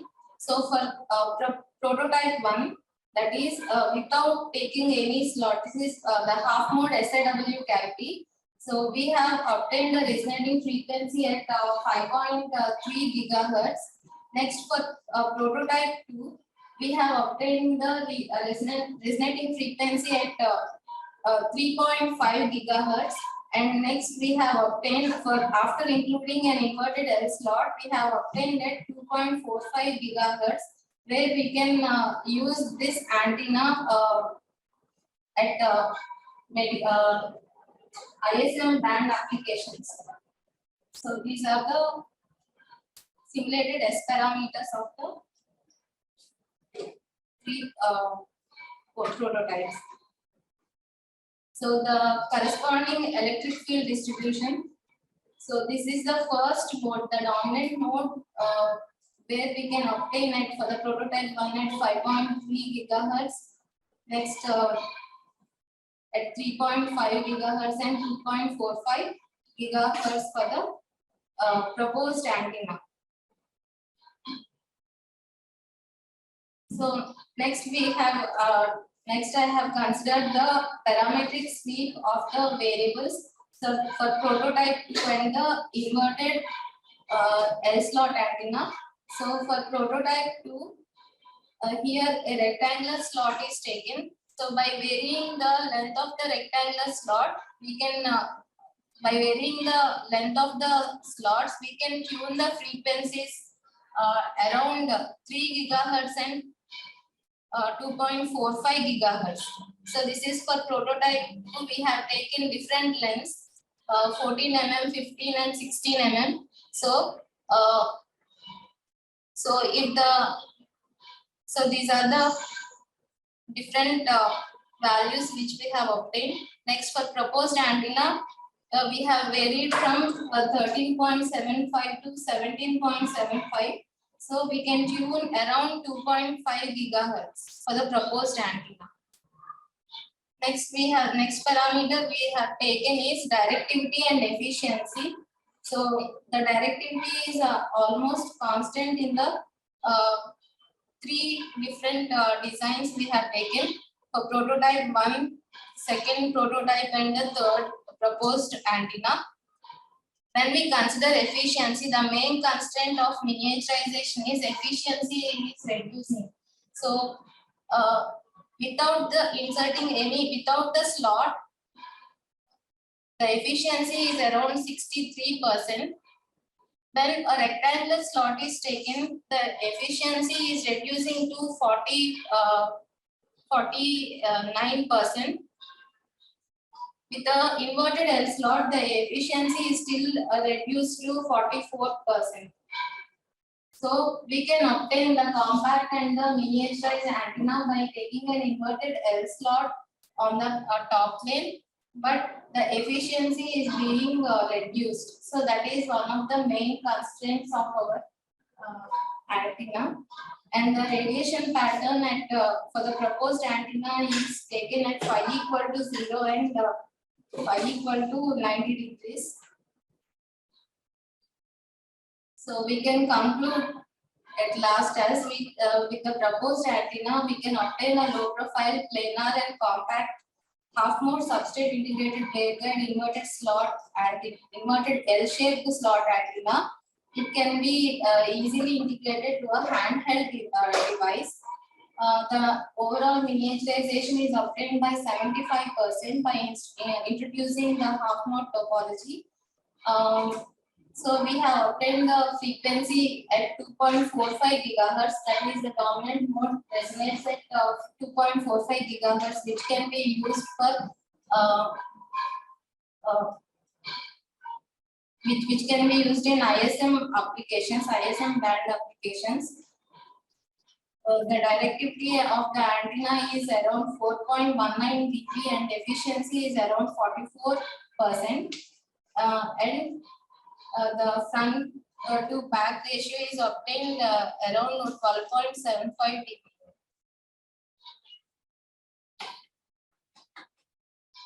These are the references.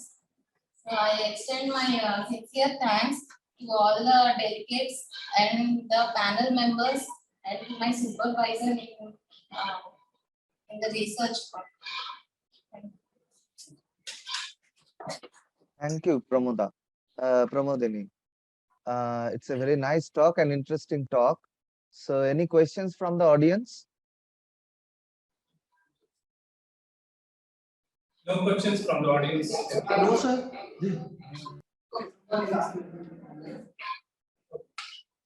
Yes. Any question? So if not, I have one question. Pramodini? Yes, sir. Yeah. So can you please elaborate what you are trying to say with this half mode substrate? Why you are saying it is a half mode substrate? Actually, if we consider a full mode, substrate integrated waveguide, it is taking the dimensions of the antenna will be high. So we have an idea of making it of the dimensions to 50%, sir. So if we take a magnetic wall exactly to the center of the top plane, it is exhibiting the same properties of full mode SIW as Okay, so it is not reducing the efficiency because of that. it is not reducing any efficiency. Okay. Okay, and have you done the fabrication of that? No, sir. Simulations. So it is only CST simulation, right? If I CST or HFSS? CST. Okay, okay, okay. Thank you, Pramodini. You get one question from audience also. Yeah. So one question is like show that the directivity for your proposed prototype is not just steady one like the previous two prototypes. So can you comment if you are saying that you are going to tune it? So what effect on the directivity score will be there? Yeah. The directivity is not constant as you Yes, sir. Nearer values here also. While tuning without directivity is also but constant throughout. No, constant in prototype and prototype also. Yes, sir. Not constant in the Yes, sir. Some change. Okay. Anyone else? No, thanks. Okay, so I'd like to thank Bevla Pramodini for her talk. So our next talk is on novel design and development of dielectric resonator antenna for device-to-device communication in 5G applications. Yes, sir. So I'd like to request Raghavendra. Are you present there? The Yes, first sir. author is Raghavendra. Okay. So Raghavendra, you can introduce yourself and you can start your talk. Yes, sir. Sir, my name is Ravi Shankar. Present, I am pursuing my 3x4 BTech in VSW Engineering College. Okay. Sir, I am audible. Yes, yes, you are audible. Sir, today my topic is novel designing and development of dielectric resonating antenna from device-to-device communication in 5G applications. The abstract of our project is it is used to suggest an electrical dielectric resonating antenna with the higher order mode. The antenna is fed by a microstrip line with a system made up of driving element to the parasitic element of a capacitor's loading allow the frequency around 14.57 GHz frequency. As the result, that streaming angles around the -45 to 45 degrees results in the higher order gain and widest bandwidth. The higher frequency structure simulator software is used in this simulation by the Rogers 5850 substance with Erlon AR 1000 dielectric materials. With a permeability of 100. The suggested antenna may be made up of in 15th. These are the various shapes of D array and the single element rectangular shape of D array. In this D array, we are using the microstrip line and ground panel and the substrate and the D array. Coming to the application, this project is used in the satellite applications, 5G application, and device-to-device communication and IoT applications from the widest band. From coming to the designing, we used the frequency of 14.57 gigahertz frequency and the dielectric material with the permeability of 10 and the Erlon and the DRA and Rogers RT with the 5880 with the thickness of 0.8 and the length and breadth and ground sheet is 30, 20 and the height is 0.8 mm. This is the rectangle structure of rectangle of DRA. This is our various switching configuration structure such that the ability streaming the capability around the -45 to 45 degrees. This is the gain plot and the radiation pattern, the 3D view of radiation pattern. This is the gain plot. This is the gain plot for the Erlon. This is the radiation pattern in the structure of DRA, proposed DRA.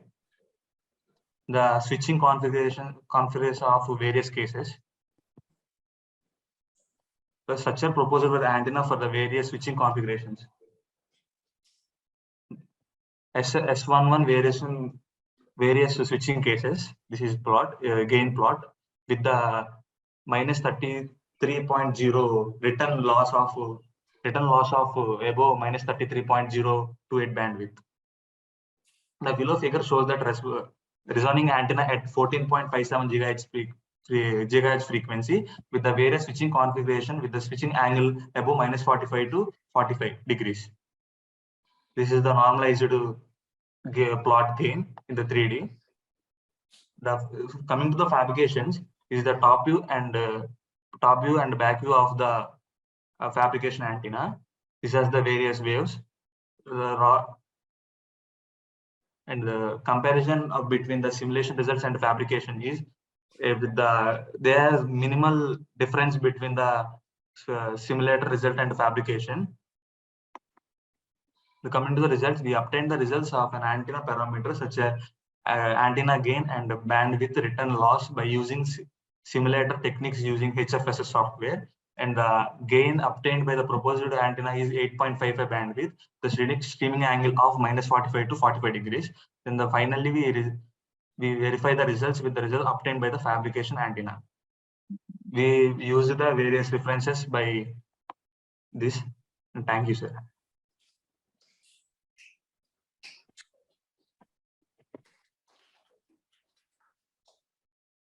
Sir? Yeah, just a second. Thank you, sir. Yeah, thank you for Raghavendra. Am I audible? Yes, sir, I'm audible. Yeah. So thank you for your talk. It's a very nice talk. Any questions from the audience? No questions from the audience.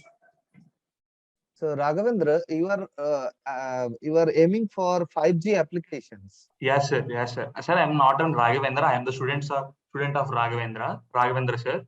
Okay. Presently, I'm in the presentation in our college. Okay. So your name is Chandrasekhar. Ravi Shankar, sir. My name is Ravi Shankar. Ravi Shankar. Okay. Yes, sir. Okay. Ravi Shankar, you are aiming for 5G application. Yeah, sir. So can you please point out that what are the hazard that may introduce in future to the human body for these 5G applications? Not only for the human, maybe some animals or plants. What may be the effect in future it will come due to this 5G? The major concern is the health issues for the radiation pattern and for the animals and there are different networks like Jio and Airtel. They are mostly using the 5G applications. So what kind of effect we can see in future? Means, have you done any study on that? Sir? Have you done any study on that? What kind of effect it can happen due to these 5G applications?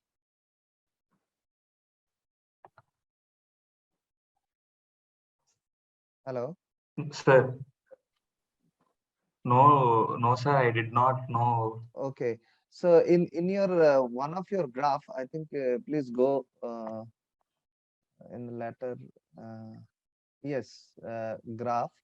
Yes. It was saying y1. Can you please tell what is y1 in the y-axis? Y1, sir? Yeah, in the y-axis, x-axis, y-axis. Yes, sir. Y1 it is written. So is it a reflection loss or S11 parameter? What is this? Is this Y11? Return loss, sir. Return loss above minus 33.08 bandwidth, sir. So so what from where you have taken the bandwidth? Are you considering minus 10 dB or 20 dB, 15 dB? From where you are taking the bandwidth? Minus 10, sir. Minus 10. Okay. So you are aiming for a single band. Why not for a double band here for this kind of 5G application? Because I've seen many people they are considering double band or triple band antenna. Single band antenna, sir. Yeah. Why means only single band you are aiming for, or maybe in future you can also try for double and triple? Yes, sir. I definitely try in future. I definitely try with two. Okay. So here you are saying about the switching of something, right? Switching of Yes, sir. antenna. I'm telling about switching, sir. So can you please a little bit elaborate because I didn't get the point. Where in what parameter you are switching here? The resounding antenna at 14.575 gigahertz frequency with the various switching configuration of a sharing above minus 45 to 45 degrees, sir. So what actually you are switching here? You are switching Radiation frequency? pattern, sir. Okay, Radiation pattern. Okay. Okay. And this switching is happening due to what condition? Sir. This switching is happening due to what reason? For the beam pattern, sir. You are doing something, some modulation you are giving or something you are doing. That's why the switching is happening. Your desired switching. Are you getting my point? Yes, sir. Yes, sir.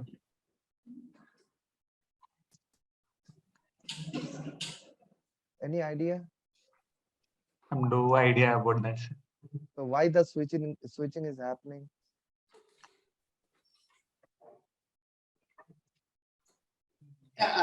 One question from my side.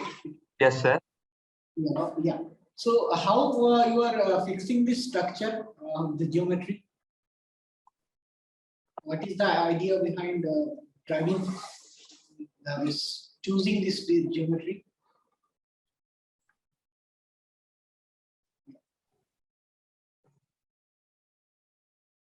What is the merit that you have chosen this geometry?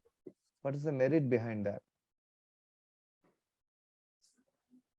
By the various references, we took this. It's a trial and error. Sir? You're saying trial and error? Yes, sir. I think you may follow some research paper, right? Yes, sir. Yes, some sir. literature review. Yes, From sir. there, you get some idea that you may have this kind of antenna, right? Yes, sir. Yes, sir.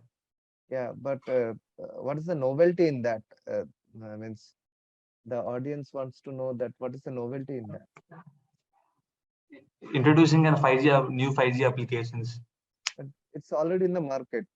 Your antenna, how this is better than the available things in the market?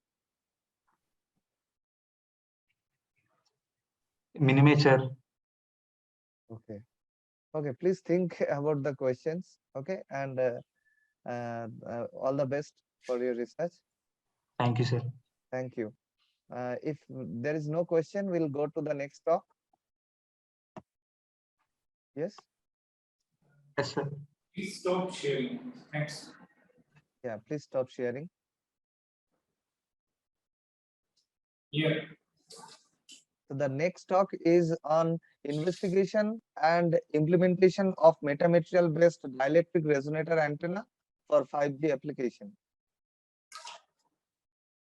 So the talk will be given by Geeta Manohar, I feel. Yes, he was online. So who will be, please introduce yourself and please start your talk. Okay, good morning, sir. My name is, am I audible, sir? Yes, you're audible. Excuse me, sir. Am I audible? Yes, you are audible. Yes. Okay, sir. 1 minute, sir.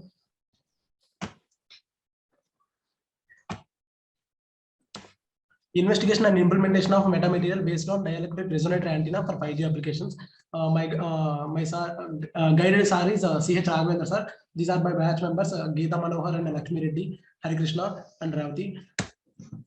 These are the contents. Please tell your name at first. Yes, sir. My name is Narayan from Hari Krishna. Narayan. Sir, Geeta Manohar is my batch leader, so I am joining with this link, sir. Okay, so your name is Hari Krishna, sir. Hari Krishna. Okay. Yes, sir. Okay. Yes, sir. Yeah. Okay, please start.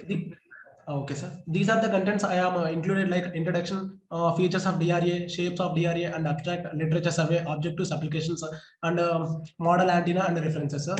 Okay. First of all, coming to the introduction, dielectric resonator antenna is a radio antenna mostly used at microwave frequencies and higher, consists of a block of ceramic material of various shapes.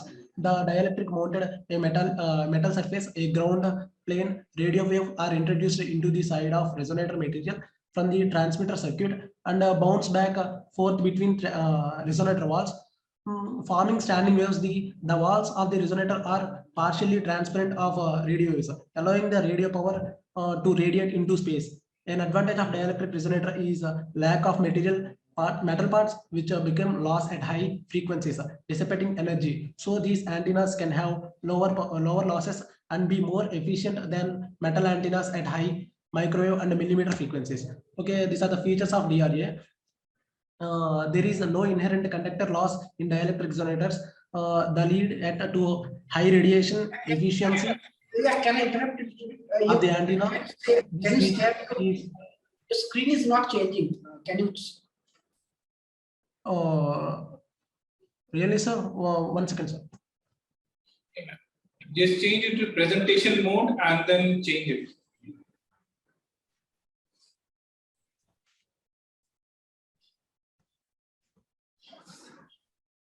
Yeah, now it changed. Okay, sir. Okay, sir. 1 second, sir.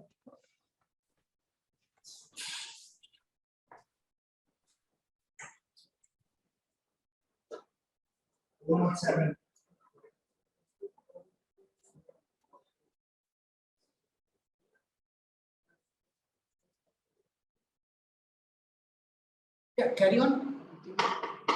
It's not visible. 1 minute, sir. The screen is not working properly.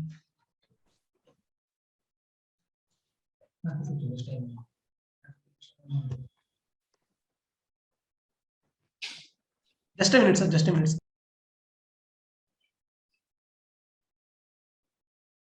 Hello. Hello. Yes. Yeah. There's some issue from the presenter side. Okay. So Hari Krishna. Yeah, I think you can share and share again.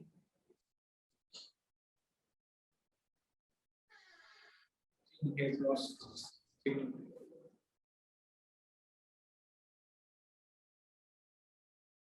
Yeah, it's visible. Can you start?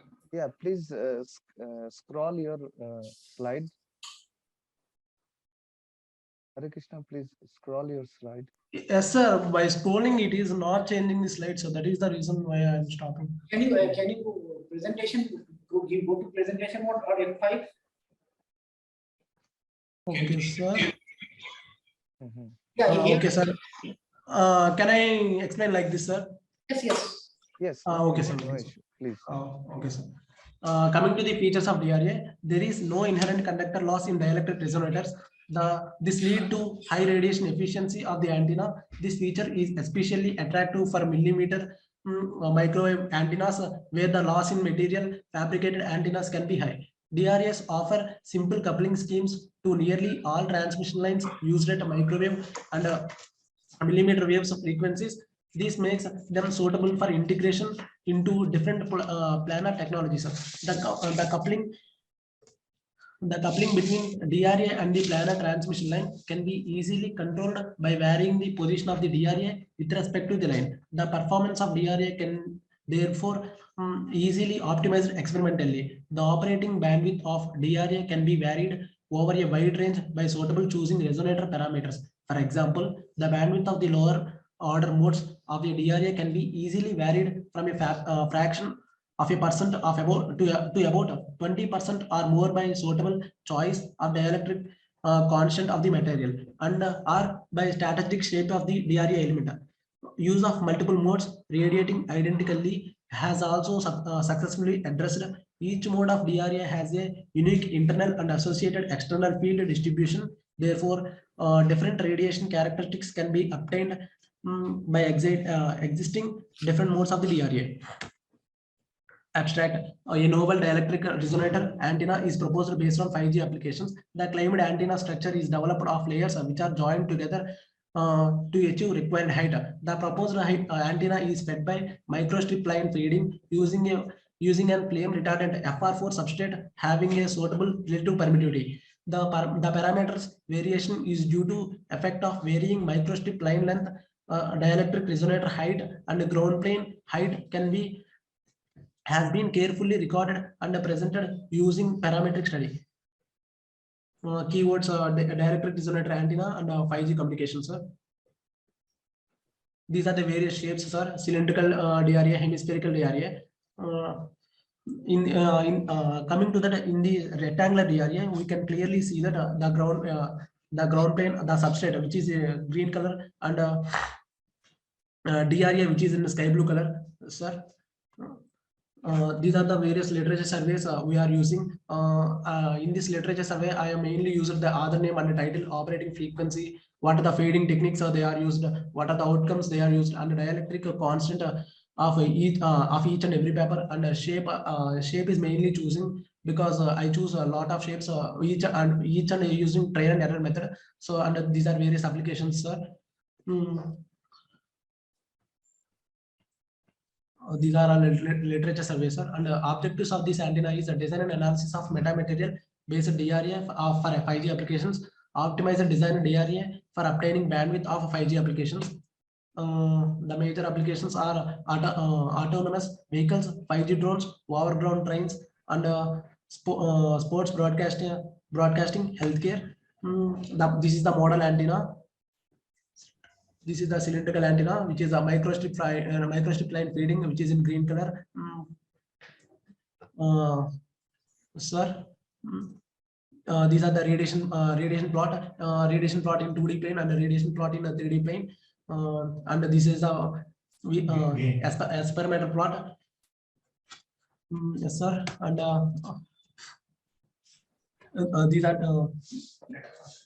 This is the return loss which is undertaken about minus 10 dB, and the operating frequency is nearly about 3.75 to 4 gigahertz, and these are the references I included, sir. Thank you, sir.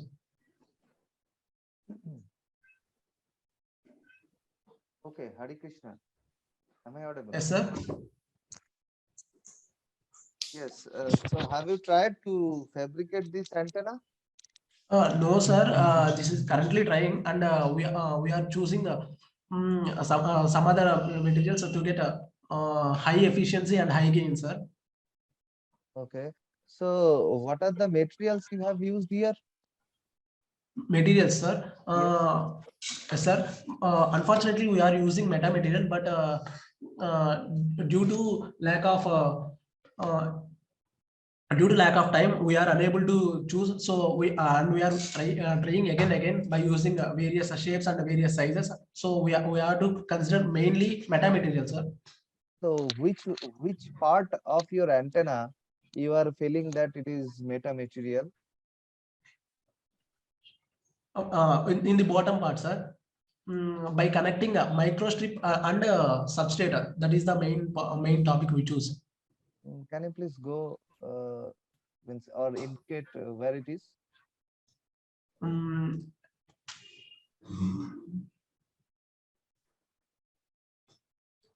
how the property of the metamaterial here is enriched your results, that we are trying to understand. Yes, sir. Metamaterial having a lot of opportunities. Yeah, no. Have you tried with a simple antenna of the same size, same dimension, without using the metamaterial, and by using the metamaterial, how it improves your result? Yes, sir. Yes, sir. Yes, sir. I understand. We do this experiment in HFSSR, and we are doing metamaterial also, but based on various dimensions, it gives various results, sir. So we are choosing.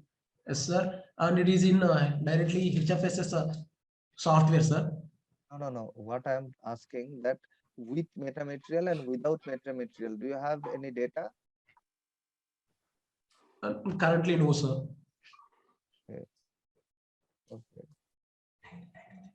Okay. Any questions from the audience? Yes. So one question from my side. So yes, sir. Yes. Am I audible? Yes, sir. Yes, sir.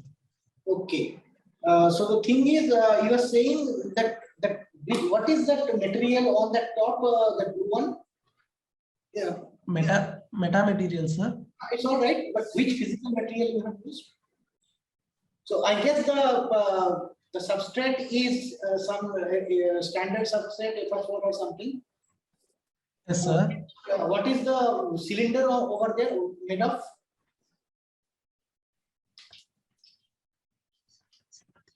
Yes. Yeah. So what is this cylinder made of? Rogers.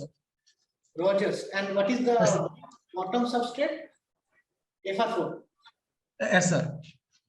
Okay. What are the difference of dielectric constants? Yes, sir. By using Rogers, it is. No. What are the dielectric constants of Rogers and FR4? Dielectric constant of Rogers. Yes, sir. 1 minute, sir.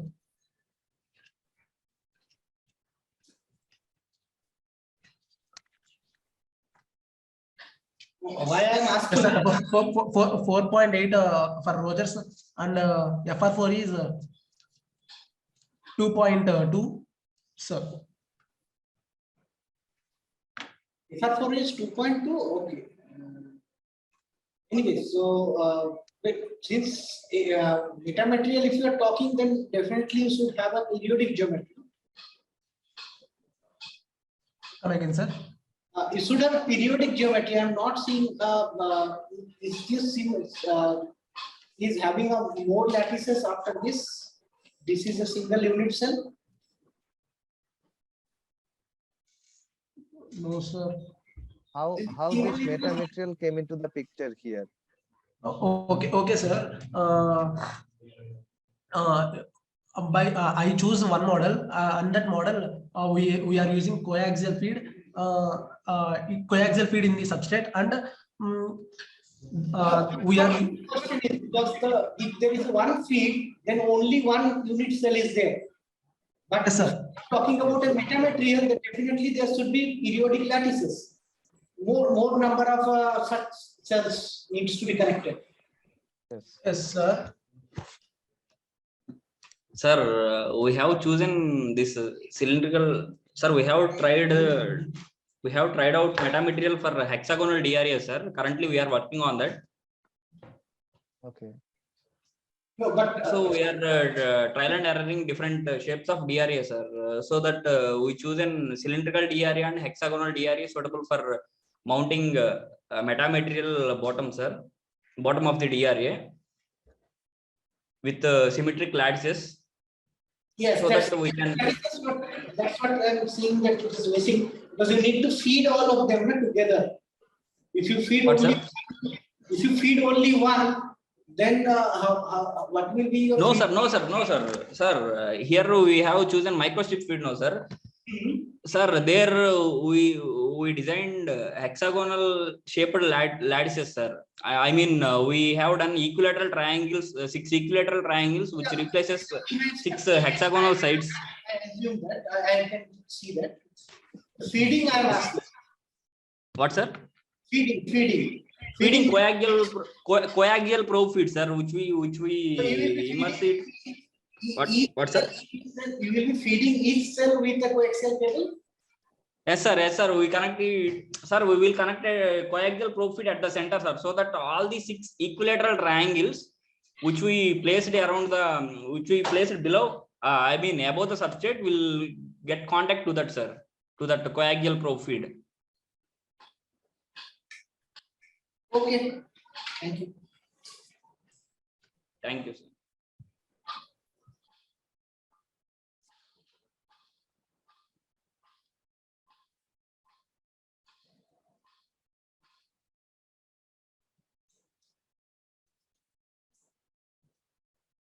Yes, Hello. thank you. Hello. Yes. Thank you. So shall we move to the last talk of this session? Yes. So the next talk is on designing and comparative analysis of aluminum BiFeO3 based plasmonic sensor in the optical communication band. And I feel the talk will be given by S. Mehta.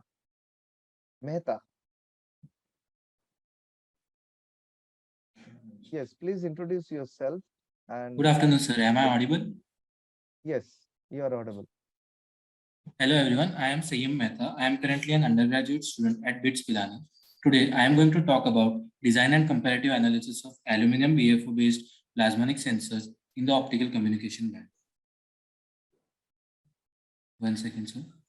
Is my slide changing? No.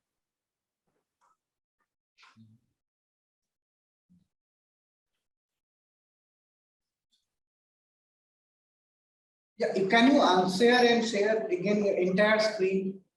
Yeah, please. Yeah, now it is changing. Yes.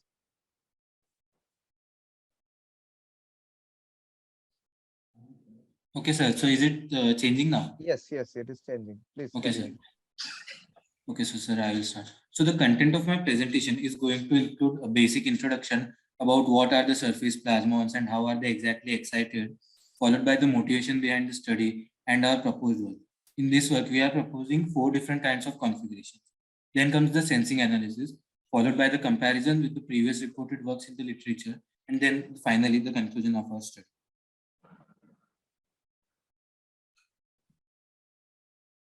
Is the slide changed? Yes. So now coming to the introduction. If we see in the literature, in the common Crashman configuration, we use a glass prism followed by a thin metal layer, where this metal layer can be any metal like aluminum, silver, or gold. But here we have used aluminum to make our sensor cost effective. And then we have the analyte layer. So what happens is that when a TM polarized light is incident through a glass prism at an angle greater than critical angle, then the total internal reflection is going to happen. So the whole light which is incident will get reflected in the total internal reflection.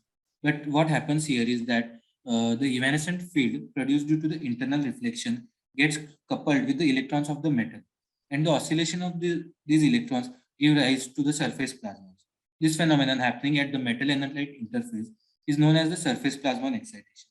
Then if we try to understand why do we exactly need to use this glass prism, why can't we just pass the light through the metal layer? This can be understood by the dispersion diagram, that is the frequency versus K diagram. Here we know that in the free space Vp equal to omega by beta. But the same light when passed through the prism, its slope get reduced and hence it is represented by a blue line in the graph. We know that the wave vector of the surface plasmons is represented by the expression K0 into square root of epsilon m into epsilon A, by epsilon m plus epsilon n. Here, the term under the square root is basically the equivalent dielectric constant of the analyte and the metal layer interface. So now this wave vector should be equal to the wave vector of the light coming through the glass prism at an angle of theta, which is given by k0 into np into sin. When these two quantities are equal, then only the surface plasmons will get excited here, and this condition is known as the phase matching condition.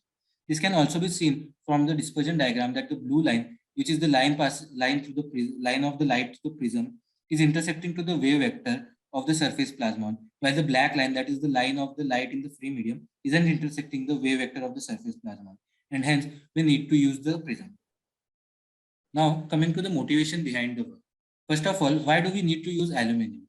The reason behind this is that we want to make our sensor cost effective. Also, if we see the dielectric constant of the aluminum, it can be clearly seen that the aluminum can be used from deep UV region to IR region, which means that it has a very wide spectral coverage. Moreover, we know that when we make the surface plasmonic optical sensor and we get the reflection dip or the transmission dip, the resolution is decided by the line width of the curve. And in the case of aluminum, we get a narrow line width which is desired by us. Now, why is the sensing done in the NIR region? Because NIR sensing provides non-destructive analysis and in vivo imaging of the biosamples without any photo damage in the optical communication region. Here in our work, aluminum is used as the plasmonic metal and the BFO is used as a high dielectric constant element. If we see in the literature, they have worked on silicon, indium phosphide, BTO, etc. But here we are proposing BFO instead of these configurations because in the visible region, either they are getting high sensitivity and low FM or low sensitivity and high FOL. So here we are proposing aluminum BFO based device, which in the optical communication region gives both high sensitivity as well as high FOL.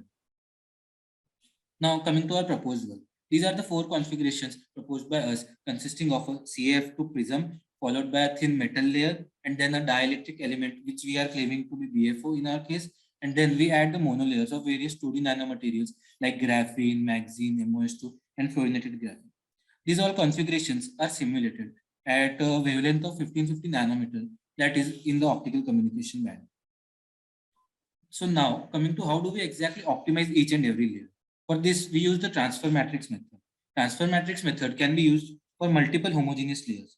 And we know that in our device, we have the layers of aluminum, BFO and all. And we use the n layer matrix method where n is the number of layers, which is 3 in our case. In this method, each layer is considered along the Z axis.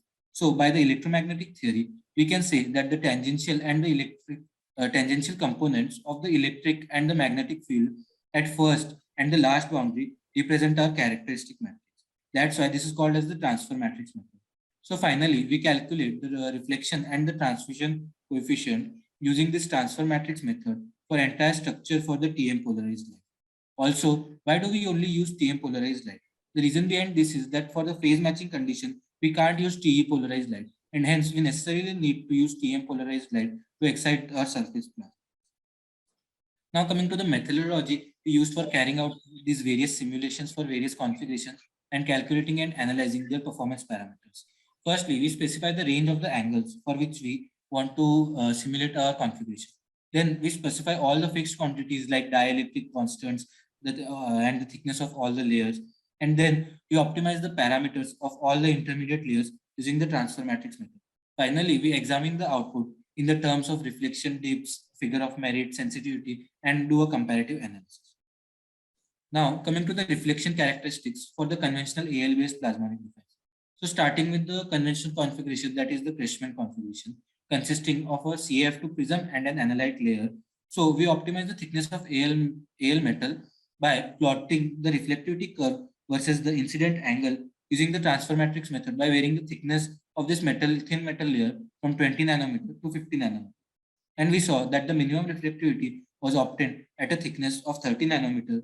And we already know that the minimum is the reflectivity, means that more light is going to get coupled and hence more is our efficiency. Also, to do some more rigorous optimization, we plotted the reflectivity minima and the FWHM, that is the resolution of the sensor. And then we could clearly see that at 30 nanometer, they intersect at 30 nanometer to give the minimum line width as well as the minimum reflectivity. Hence, we have now optimized the thickness of our first layer of aluminum metal 30 nanometer. Now coming to the reflection characteristics of a aluminum BFO based configuration, which we have proposed. So after adding this BFO layer, we calculated the sensitivity and figure of merit, and then we took a trade-off between both of them. And we came to know that at 10 nanometer thickness of BFO, we get decent values of both FOM as well as sensitivity. So now with the optimum value of thickness for aluminum as 30 nanometer and BFO as 10 nanometer, we have varied the refractive index of the analyte from 1.33 to 1.34. And we could clearly see that there is a SP shift, and we get a figure of merit of 342.19 RIO inverse and a sensitivity of around 125 nanometer per RIO inverse, which are both pretty decent.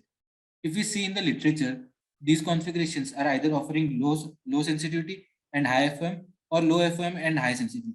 But our configuration with aluminum and BFO is offering both high sensitivity as well as high FOM.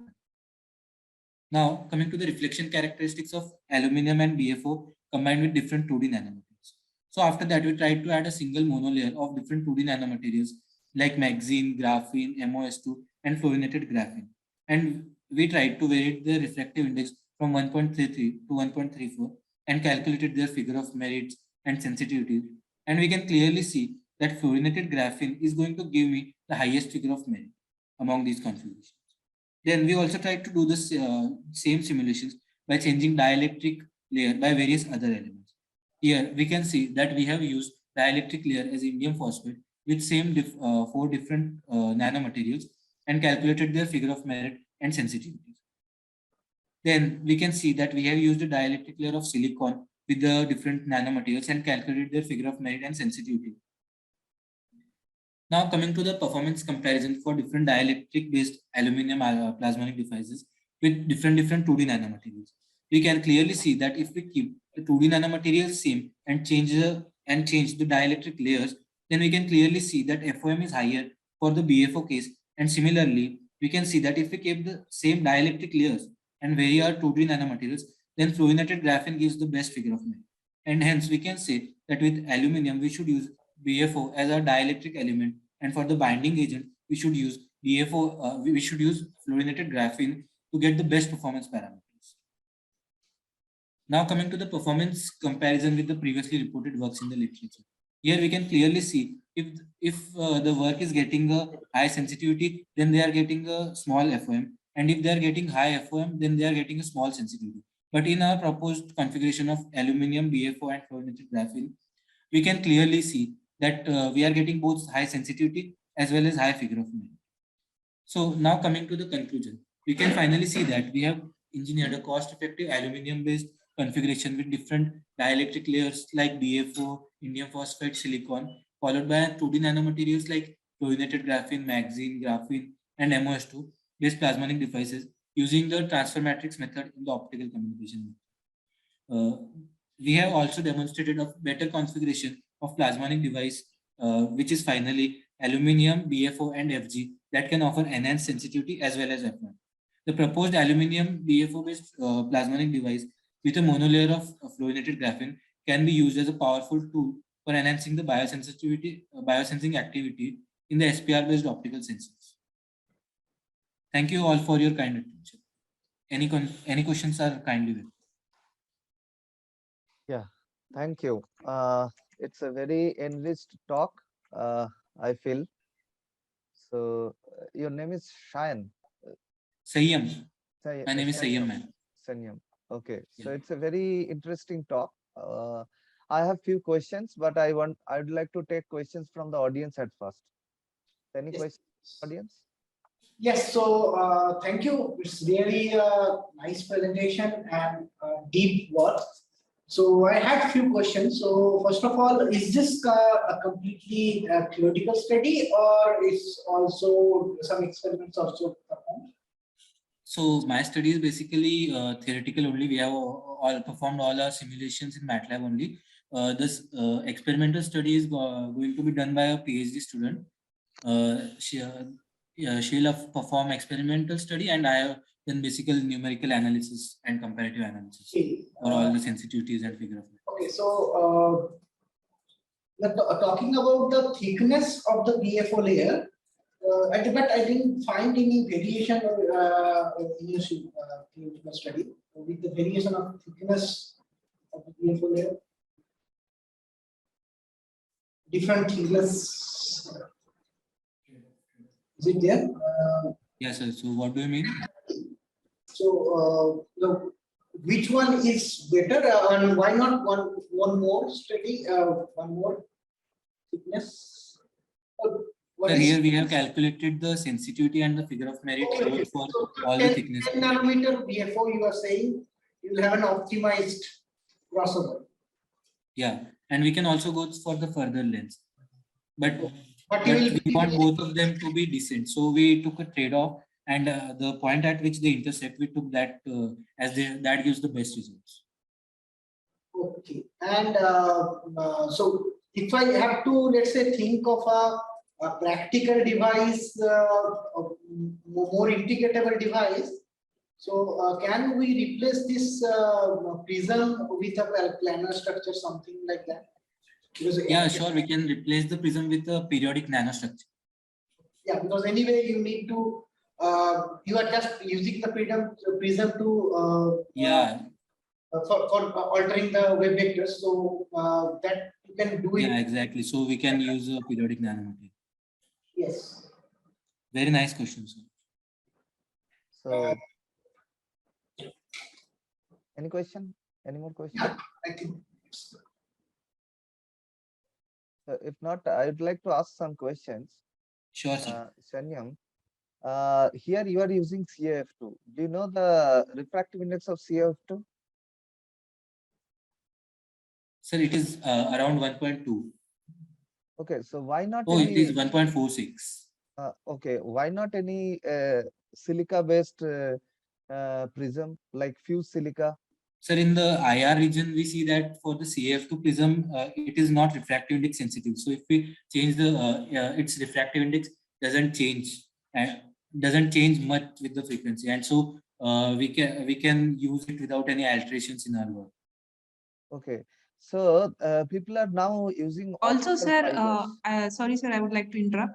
Also, sir, when we talk about CAF2, it has other advantages also. If like we can also, like you said, silica, we can use that as well. But when it comes to CAF2, it has a better rejection of errors during our mechanical setup, and also it has higher threshold for the laser damage. So these are the two very unique advantages that sets apart CAF2. I feel that fused silica also very high laser damage, but for your sensor, you don't need very high laser damage material because it's a sensor, right? Yes. Yeah, you don't need that laser damage. Yes, here. yes, exactly. Yeah. And another thing is the sapphire crystal also can be used. If you tell about this rejection, sapphire is also a good material. It's very transparent in this IR regime. Yeah, it is. Yeah. So people are trying with different materials and in optical fiber as well. Optical fiber, your crystal fiber. There you can remove side polish the fiber, and you can put your this metal layer and an analyte layer, and you can use that as a sensor. That will be more maybe user friendly and maybe portable, you can say. Sure, sir. I'll look into this and try to study more about it. Yes, and how can we I have another basic fundamental question: how you are calculating the figure of merit? Can you please enlighten us? So the figure of merit is calculated by the formula sensitivity divided by the FWHM.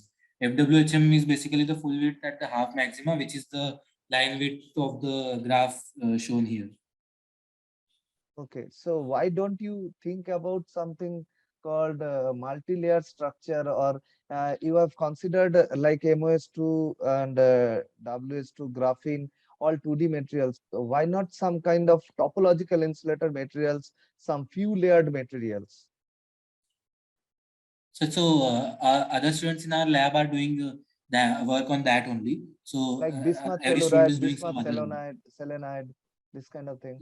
Yeah, they are doing on selenoids and other materials, but everyone is doing work on some other Okay, I understand.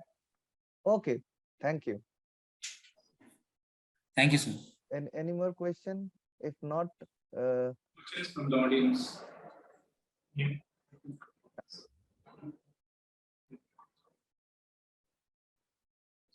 You can stop Thank you, sharing. sir. Thanks. Okay, I would like to thank all the participants here in this session, and especially Dr. Sayed for chairing this session. And I'd like to also thank EPIC organizers to give me the opportunity to host this session. And thank you very much. All the best for your rest of the conference. Yeah, I would also thank Dr. Shyam Mandu for taking time from his busy schedule and then chairing the session. He's also giving a talk in one of the sessions also. So thank you, Shyam Mandu. Thank you. Thank you. Thank you. It's my pleasure. On behalf of the organizing committee, we would like you to join all other sessions. All the participants, you are all welcome. I think the links are already shared. So even if you are presenting or not, doesn't matter. You can definitely join. The sessions are really interesting. I like this one. So that's all. I think we can disperse for lunch now. Yes. And we'll join in 2 o'clock sessions. Is it Dr. Gautam Rana? Yes, sir.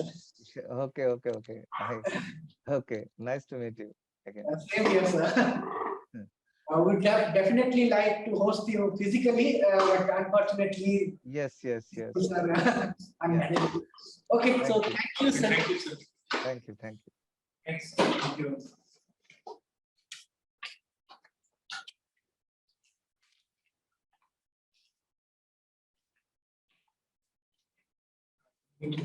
Yeah.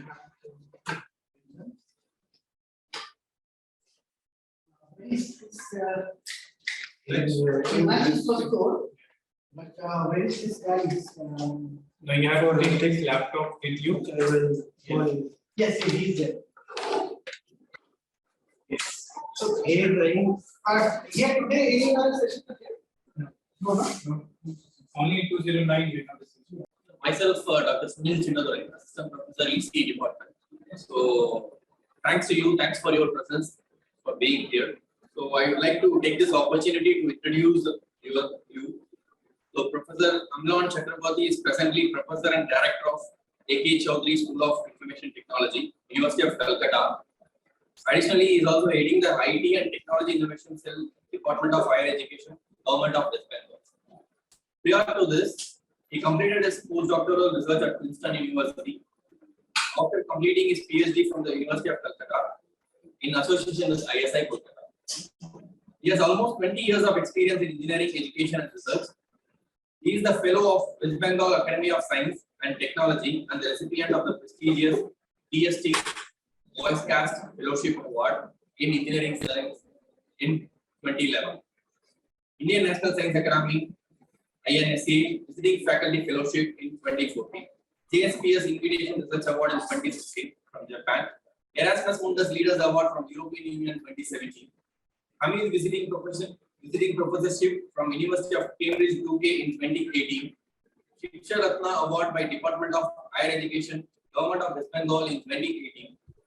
IBM Quantum Researchers Program Access Award in 2021.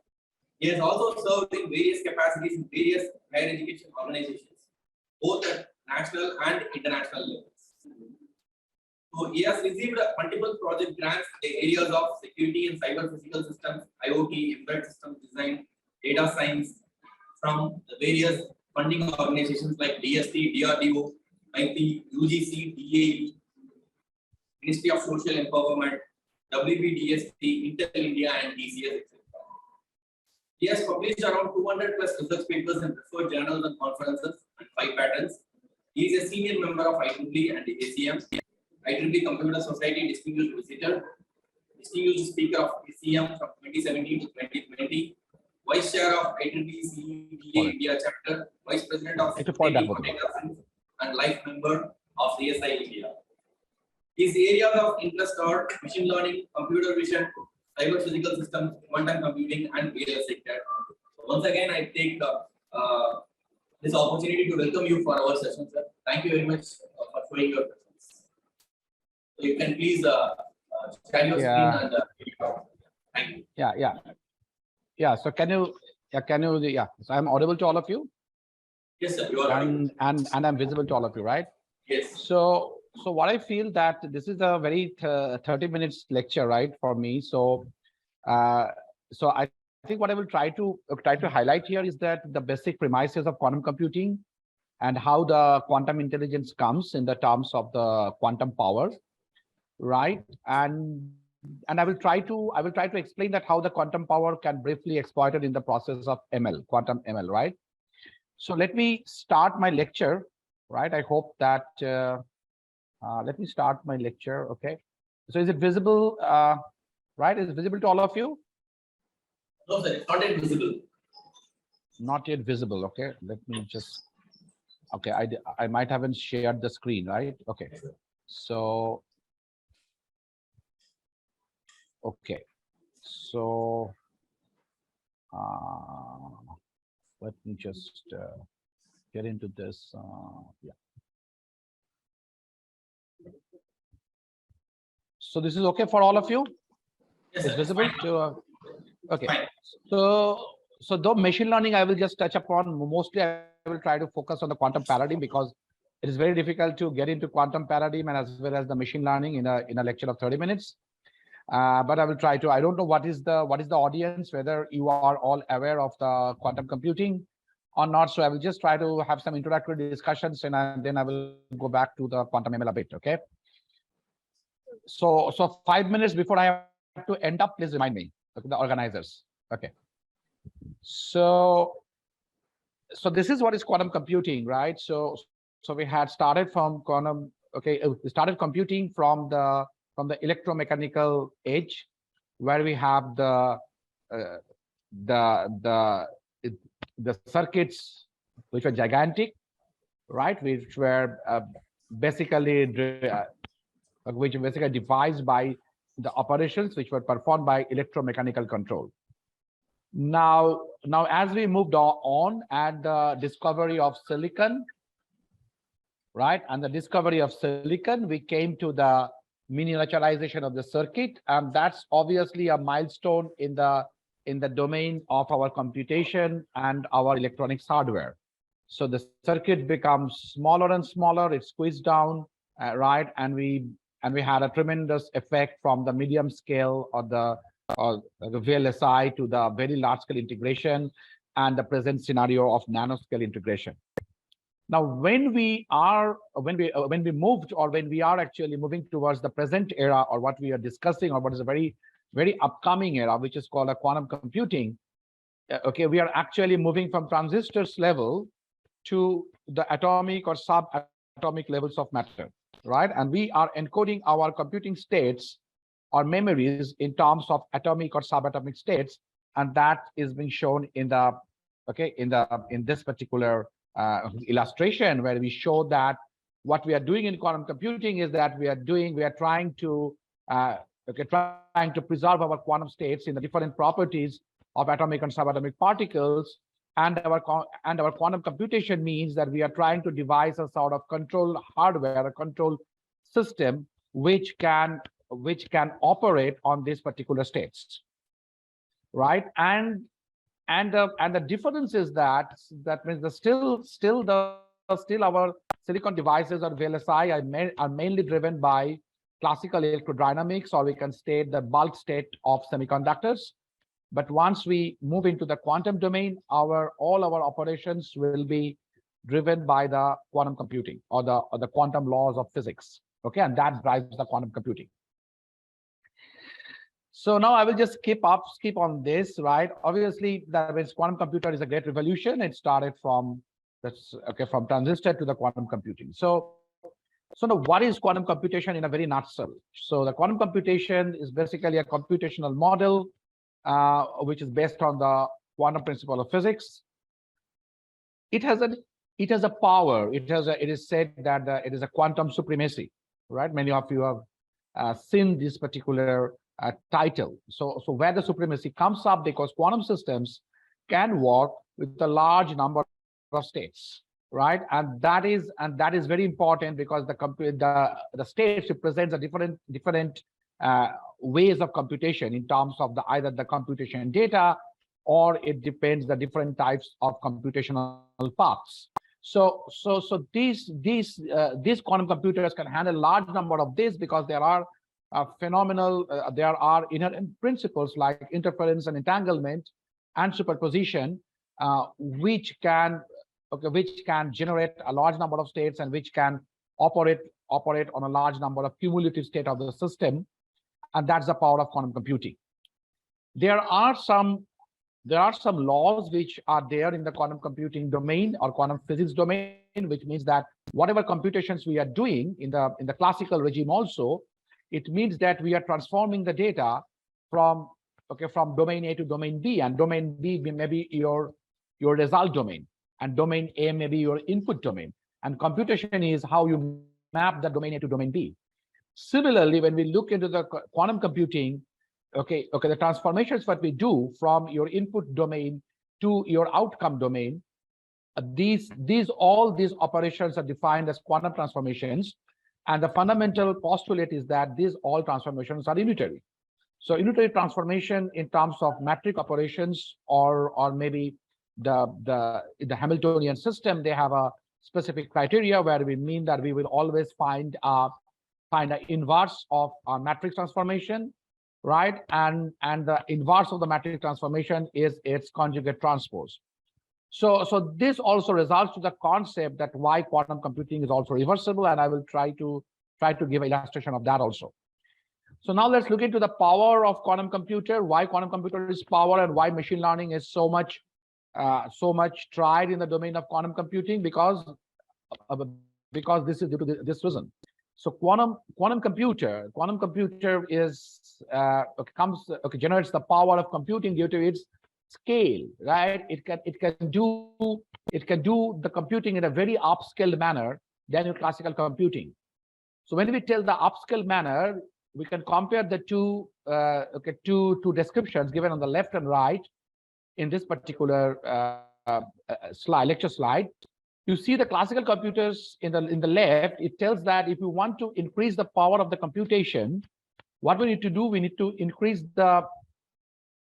have a larger amount of data space, and we need to have hardware which can compute on the data space.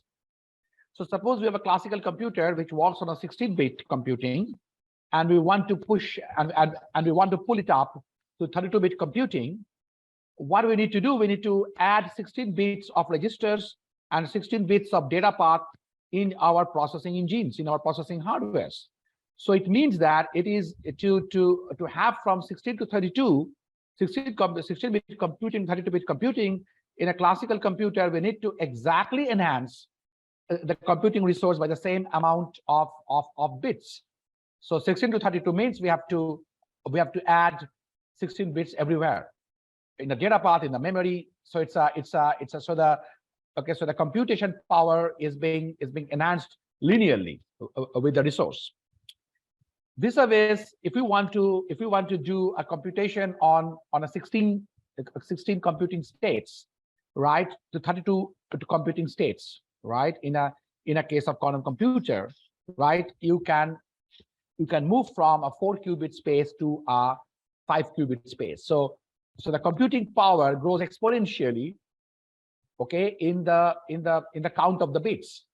So in the case of a quantum computer, right, if you just increase the number of bits to n plus 1, right, your computing capability or your computing resource or a number of states you increase in the particular quantum computing system is 2 to the power n to 2 to the power n plus 1. So there's an exponential enhancement or exponential increase in the computational resource, okay, with the increase in qubit, and that's one of the power of quantum computer. Okay, that's why it can do computer at scales. Okay. Now let us look into this particular system, that if we have this type of quantum computer, right, how effective it is. So this is a very, very simple demonstration of the power of quantum computer, a very naive way to understand the power of quantum computer. Okay. So what we look here is that there is an input register, which is a 3-bit or 3-qubit system. Okay, it's a 3-qubit system. The only difference between a bit and a qubit system is that you can just go to the notation and understand that when I represent qubit, I follow the Kate notation. So you see that is the states or the computing states or computing levels, data levels, defined in the quantum computer are being represented by the Kate notation, means 0, 0, 0 to 1, 1, 1, and this particular angular brace is basically representation of the states, in terms of quantum notation or quantum Kate notation. So what happens here is that suppose we have a three qubit register as my input in a quantum system. What happens here is that this particular register, due to the quantum superposition, can store all the possible combinations from 0, 0, 0 to 1, 1, 1. And that is a simple advantage of the quantum computer. Again, I repeat, in the case of classical computer, we imagine that what is the storage of a classical computer having 3 bits of storage. We can store only one of the states from 0, 0, 0 to 1, 1, 1. We cannot store all the states from 0, 0, 0 to 1, 1, 1 in a 3-bit register at a particular point of time. Whereas in a quantum computer, due to the superposition phenomenon, all the states from 0, 0, 0 to 1, 1, 1 can be represented as a superposition of the states. And this A1, A2 to A8 are the respective amplitudes of each of these states. And when I say that these are the amplitudes, you can initiate, there are initializations in the quantum system. You can initialize that all the amplitudes at the initial stage are same for all the states. And that is called the equal superposition state of quantum system. So if we assume that an equal superposition state of the quantum system of a 3-qubit quantum system has been generated, and we will be putting this into our quantum processing, what will happen next? So what happens is the quantum processing is defined by this particular representation, what I show in the middle. So what the quantum system does a transformation F on all these data states, all these quantum states, which are in superposition 0, 0, 0 to 1, 1, 1. And this particular quantum function, which is an unitary matrix, which can be decomposed into a series of single qubit, 2-qubit, or 3-qubit operations, because this is a quantum system of 3-qubit. So your quantum gate operations can be single qubit, can be 2-qubit, or can be 3-qubit. Whatever it is, it can be decomposed into some matrix operations or unitary transformations. And let us just try to give a very overall view of that and try to represent the transformation either as a sequence or number of transformation with a single transformation, which is a capital F. And what the capital F does, capital F actually changes the amplitudes. This transformation, what it actually does. So this is also very important to understand. So this particular transformation does a change in the amplitude of these qubit states. So we started the qubit states with the amplitudes of A1 to A8. In the quantum operation, we have applied a function F on each of these qubit states.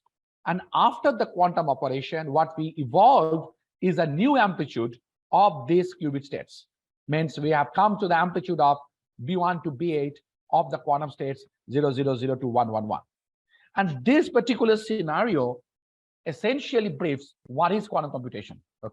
So quantum computation essentially is a quantum operation in the quantum space, starting from an input state and then generating an output state of the system. Another very important part of this is that whether this output state is a result state, right? Because it also consists of all the possible combinations, right? And here performs the second state of the quantum applications or algorithms, which is called that how to generate the outcome from a given distribution of quantum. So there are techniques like quantum amplitude amplification, which will ultimately, what they will ultimately do, they will, out of all possible states which are generated by the outcome, it will try to modulate all the states by the constructive and destructive interference. Interference is also one of the very principles of quantum computing. By interference, it will try to increase the amplitude of any one state if that particular state is my outcome, and automatically, okay, as the amplitude is preserved, so all other states will have a decrease in amplitude. So after some cycles, which is called quantum amplitude amplification, if we try to measure this quantum output system, output register, we will converge to a state which is having the highest probability in terms of its amplitude. And the quantum amplitude amplification will try to enhance the output or the amplitude of that particular state, which is my desired outcome. So this is also a part of quantum algorithm now. So quantum algorithm not only does the quantum transformations, but also helps us to actually generate the distribution, which is good for measurement. Because if we assume that all the B's are of same amplitude value, then all are equiprobable. And then we cannot converge to any particular outcome. So the job of quantum algorithm is that you need to process this outcome state to the measurement state such that any one of this state has a higher amplitude and has a higher probability measurement compared to that. And once we can get the measurement outcome, we tell that the quantum system has converged, and we can use the result of the quantum computation. Okay.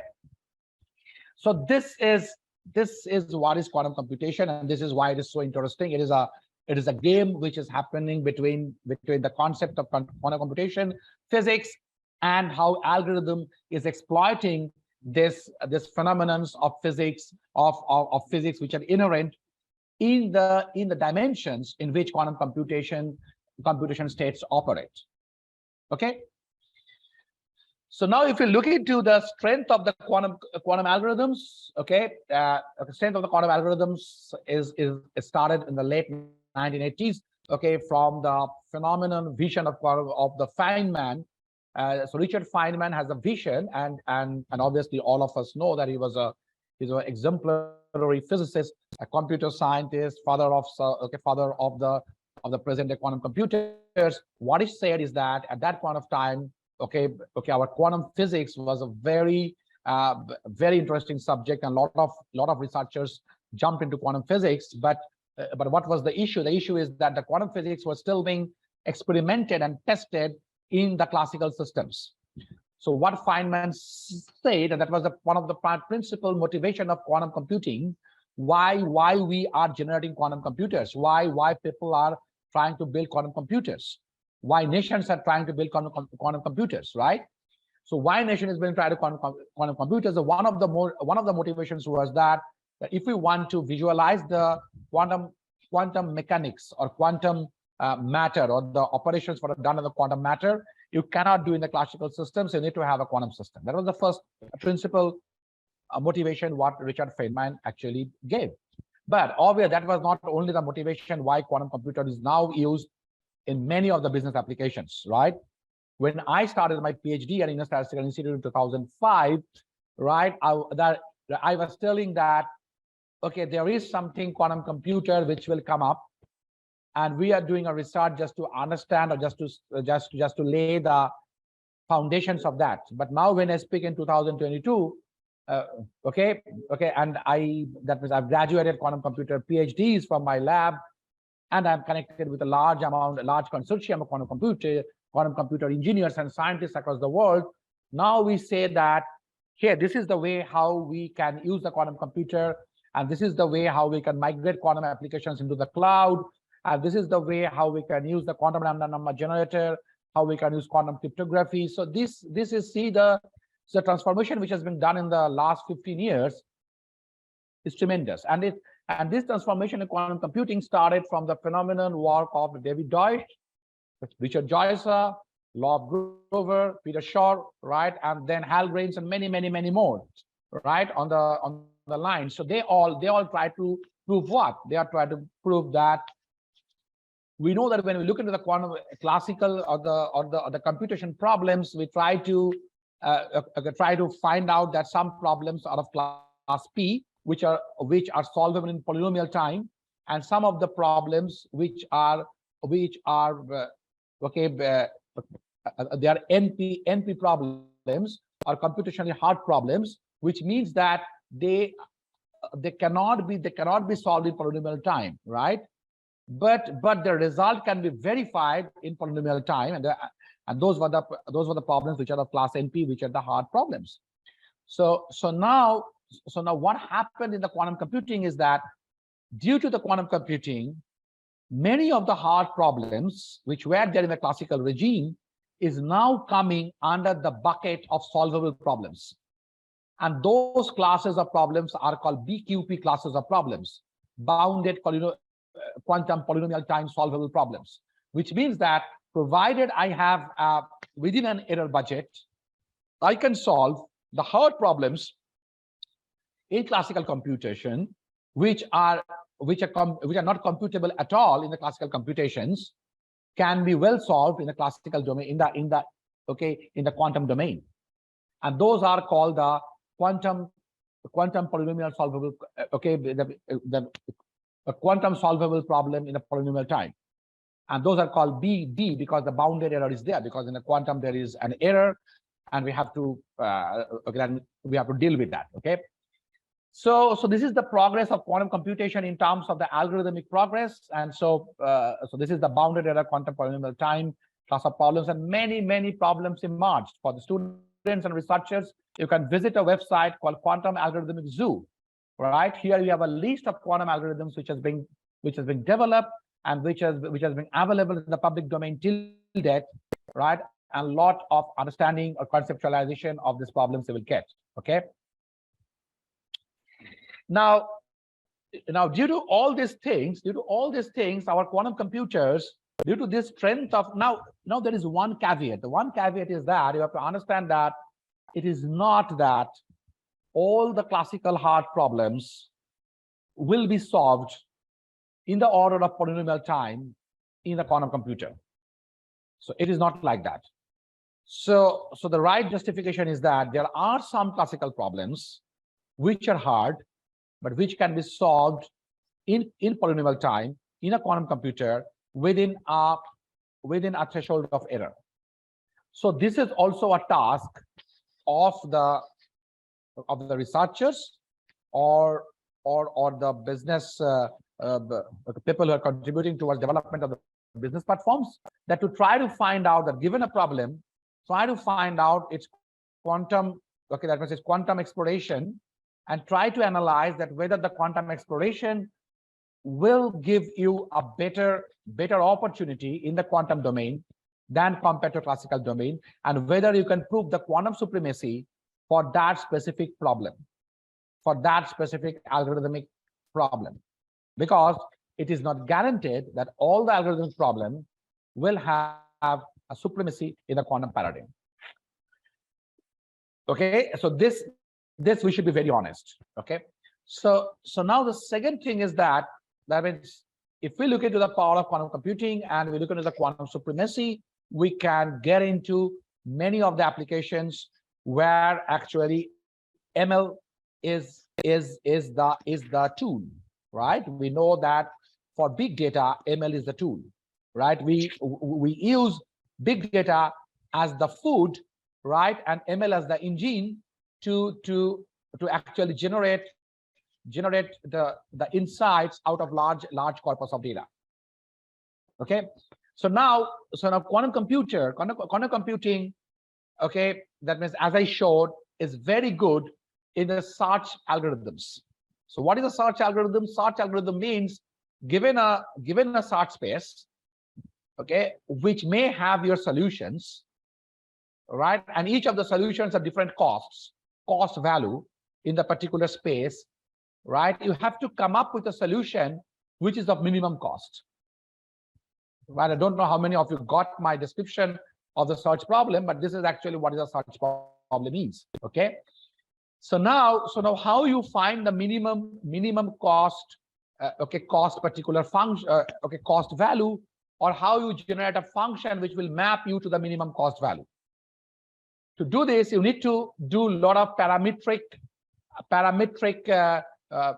tuning, right? Because tuning one parameter can lead to one particular solution that might not be the least cost solution. You have to tune parameter further, right? Either you have to go up or you have to go down, and then you come to the minimum cost, assuming that it's a convex problem. Okay, So now in the search algorithms, okay, this type of search algorithm where you have to try to search a large amount of state space, quantum plays a great role, because I have given a very simple example in one of my previous slides, where it demonstrated that you can generate the entire 3-qubit space at one shot. And that is one of the crux of the quantum computer. So when you have to generate a search space, right, you can generate this search space at one shot in a quantum computer. And then what you do, you use a particular search operator, which is called an oracle. And oracle, like we showed that your f function operates simultaneously on all the states. Then what happens in the quantum is that your oracle can simultaneously operate on all the states, all the possible solutions, and can give different values, right? And then what you can do, you can actually try to find that, okay, which one is the minimum, right? Using the oracle, okay, oracle estimates the minimum value state, right? And then you can amplify the state so that at the result you can get that particular state, and you can converge to that particular solution very fast, okay, compared to the classical, because your generation of your search space is O1.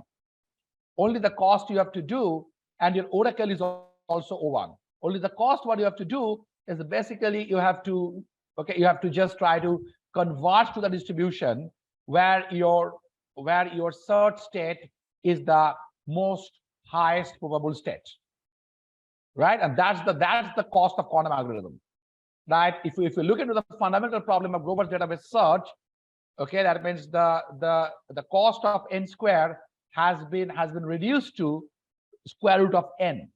So it's a polynomial increase in the the cost of n has been reduced to the cost of linear search. Okay, the cost of linear search is n, where n is the list of the elements, number of elements. It has been reduced to root n in the case of quantum. So this means a quadratic speed up. So now this type of speed up, either quadratic, which is a polynomial speed up, or super polynomial speed up, or exponential speed up, can be available in many of the quantum algorithms. Okay, and many of the quantum algorithms which exploit this search space in the quantum domain, and can be well applied to the algorithms like big data, to the algorithms which uses ML, right? Because machine learning is ultimately also an hypothesis, right? The hypothesis which actually reduces your approximation error to the least, right? If you try to focus on the machine learning as a very, very high level abstraction, your machine learning is a process of building a system or a hypothesis which will ultimately converge to a least error state. And if you converge to a least error state, you can tell that I have learned the best. Because we know that if we just give a very simple example of a student who is learning in a class, right? A student who performs least error in the examinations or in the real experiments, he or she has learned best. So the domain of machine learning, okay, can be converged to a problem where we try to build a system, or we try to build a hypothesis given a set of data, converges to a prediction which is having a least error, right? And so this means that you can always converge and define this problem as a search problem, okay, where you try to understand how the parameters or hyperparameters of the model will be tuned so that your error function will be having a least value.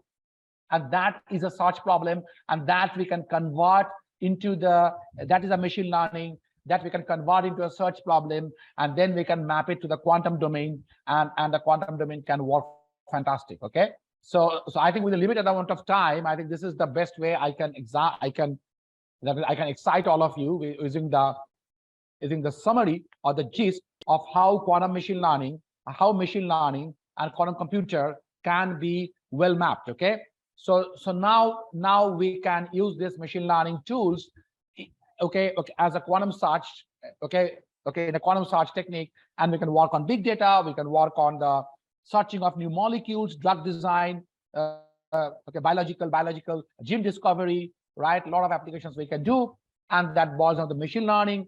Also, I think the limitation of time, but also there is a huge scope of cryptography in the quantum domain, because cryptography algorithms, there are two things in cryptography. One is that the cryptography algorithms which are now present, which actually tries to generate a large size key, and it's very difficult to generate the key, right, by a third party, because that is a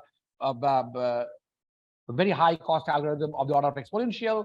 But Shor has proved that this can be reduced to a polynomial problem in a quantum computer. So our RSA algorithms and many security algorithms will be really in a very tight situation once the quantum computers of that dimension comes up. So now one thing is that you have to think of strategies of cryptography, which is called post-quantum cryptography, where we try to see the cryptography algorithms which are not being influenced by the quantum power. The other point of quantum cryptography is that, can we use the quantum encoding techniques, right, or the quantum techniques like teleportation to actually communicate data between multiple parties? And just to say that we are successful in both the means, right? The community are successful in both the means, right? I was presenting a lecture organized by HCL and IBM a couple of weeks ago, where we all discussed about how quantum communication and quantum computing are joining hands, and actually that means enhancing new dimensions in cryptography and data security. Okay, so this is also a very good dimension where quantum computing is coming up. Okay, so how much time I have, organizers? I have to close now.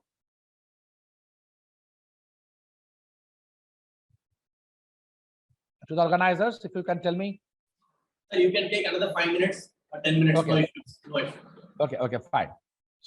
So as I said, that to the teachers, to the researchers, and to the students, right, we require a good number of quantum researchers and manpower to develop quantum computing, to have people in quantum computing, right? As you know, government of India has initiated a large project called NMQTA, National Mission on Quantum Technology and Applications. I am one of the expert members of this, and there are also many of my colleagues who are part of this, right? And we are trying to focus on certain areas in quantum computing, and how our India as a nation, it's not an individual project. We are all working together, right? How India as a resource country, okay, can contribute in the quantum technologies and quantum algorithms, quantum applications. So if you look into the areas, obviously quantum technology, quantum algorithms, quantum modeling and simulation, in terms of analyzing performance, in terms of before getting into the real quantum cloud. That is, I think all of you know that now quantum clouds are available. Amazon gives you quantum cloud, IBM gives you quantum cloud, Microsoft gives you quantum cloud, right? And many of other, Rigetti gives you quantum cloud, D-Wave gives you a different types of quantum system, which I'm not discussing here. But there are commercial systems which are available, but it's a high cost also. So now there are a lot of things we need to do before we try to push an execution to the quantum engine. We have to do simulations, we have to run the modeling, we have to test and verify our quantum system, and then we can push it into the real quantum hardware space. So before the execution gets into the real quantum hardware space, right, a lot of things needs to be done in the terms of analyzing the performance of the quantum system which is being built in the simulation and modeling domain, using the simulation and modeling domain. And there are a lot of work has been done, right? Actually, our group preliminarily was very much well engaged in this particular domain of quantum modeling and simulation. We also still do. At Princeton, we developed the first fault-tolerant quantum logic synthesis tool, which is FTQLS, during my postdoc with a group in Princeton, right? And that was a phenomenal tool in terms of modeling and simulation at that point of time. But now we have the very good commercial tools like IBM Qiskit. Students should be very well aware of this. Okay, we have Microsoft tools called QShark, right? We have an indigenous tool which is developed by CDAC and some of the collaboration with some of the institutes and researchers in India called QSIM. Right, and there are some other tools which are available commercially. So students and researchers should go to those particular tools should burn their hands and try to develop quantum algorithms, form quantum algorithms, go to the quantum circuits, simulate them using those tools, try to find the performance, and this will be a very good thing to do, okay? And as I said, quantum communication and quantum cryptography, those are a little bit different from quantum algorithms, but it's also a very interesting domain. Lot of things are being there. Okay, people are now trying to generate the data communication in cloud using the quantum random number generators. People are using the quantum security protocols to transfer the defense. Many of the defense, that Indian defense have also started this. Many of the international domain defense are starting communicating the data using the quantum protocols. So because there is absolutely zero vulnerability in the quantum protocols, right? I don't have the time to explain that. Maybe some point of time I can go physically and I can actually discuss all of these things too. This is a quantum is now a course, right? Quantum computing you cannot complete in 20-30 minutes. It's now a course. It has a lot of things to understand, a lot to discuss, and very interesting things. But just to this particular lecture, what I'm trying to tell is that just to ignite and just to tell you that people can conceptualize that quantum as a very difficult thing to study, right? That means when I started my PhD, many of my colleagues said to me that, oh, it's a very difficult thing. It will very difficult to complete a PhD. But now when I see my PhD, postdocs, undergrad, interns, industry, right, I see already I have around 30 students and 30 people with me. So this is not a difficult thing at that sense, right? Once you try to give a solid fundamentals, right? And I think these are very interesting areas: technology, algorithms, modeling, and simulation. So I will not waste much time. So this is the scenario. What is there, right? We have all the leading giants are in quantum computing: Google, Microsoft, D-Wave, IBM, Infosys, HCL, TCS, name whom, right? Everyone is now there in quantum computing, right? I have named a few, but everyone is now in quantum computing. Everyone is Mahindra British Telecom. They have recently started a quantum group, right? TCS has started a quantum group. So a lot of things are happening. So bright opportunity for students and the researchers to get into this and to connect, right? Quantum teleportation is a very good thing, which is really becoming a boom for long distance communication. Okay. Quantum cryptography, quantum machine learning. Our group is now very focused in quantum machine learning. That we are coming up with very good research results in the quantum machine learning, right? Some collaboration with industries and some done by our students, our groups, our interns together. Okay. We call a lot of interns, right? And the next cycle in April, I will again call a lot of interns, and now they will be getting the projects from a lot of industries. Okay, so the students who are interested can connect my group. And I will just skip a bit, and I will tell that what are the things we are doing. Let me skip. Okay, this is very interesting. This is something we need to see the real quantum computers. So real quantum computer, this is optical. There are other versions of quantum computer also, superconducting qubits, ion trap. This is an optical quantum computer. So don't expect that quantum computer will be just a computer on its side. Quantum computers will be on the cloud. It will engage the quantum computer as a service, right? And all the business domains will be now extended on the quantum service. Okay, and it will be good enough to push your business algorithms and get it executed at a very fast pace compared to the other classical systems, and you get a quantum supremacy. Okay, this is just a snapshot of a quantum systems in the optical domain. Okay, and a lot of things are there in our group. As I said, in our CU, we have a lot of things in the plate, a lot of quantum algorithms, the circuit design, the CAD, multi-value logic, quantum error correction, a lot of things we do. We have a lot of collaborations with top institutes across the world, industries across the world. Okay, so a lot of publications are there. Those who are interested, I can give the publications. You can come with we are published in almost all top journals in quantum computing. Okay, so that's all from my side, because I think that the time is limited. Thank you, sir. Thank you very much. Any questions? Yeah, so floor is open to questions. So if there are any questions, so you can ask. Any questions from audience? Yeah, maybe question may be very trivial. I don't mind. It can be very easy, very trivial. Okay, you can ask me. Anyone want to ask any questions? Yes, sir. I have one question. So when you are when you are talking about like you are talking about this constructive interference and destructive interference. Right. So can you just a little bit elaborate about that? Okay, good. Okay, good. So try to understand there is a distribution, right?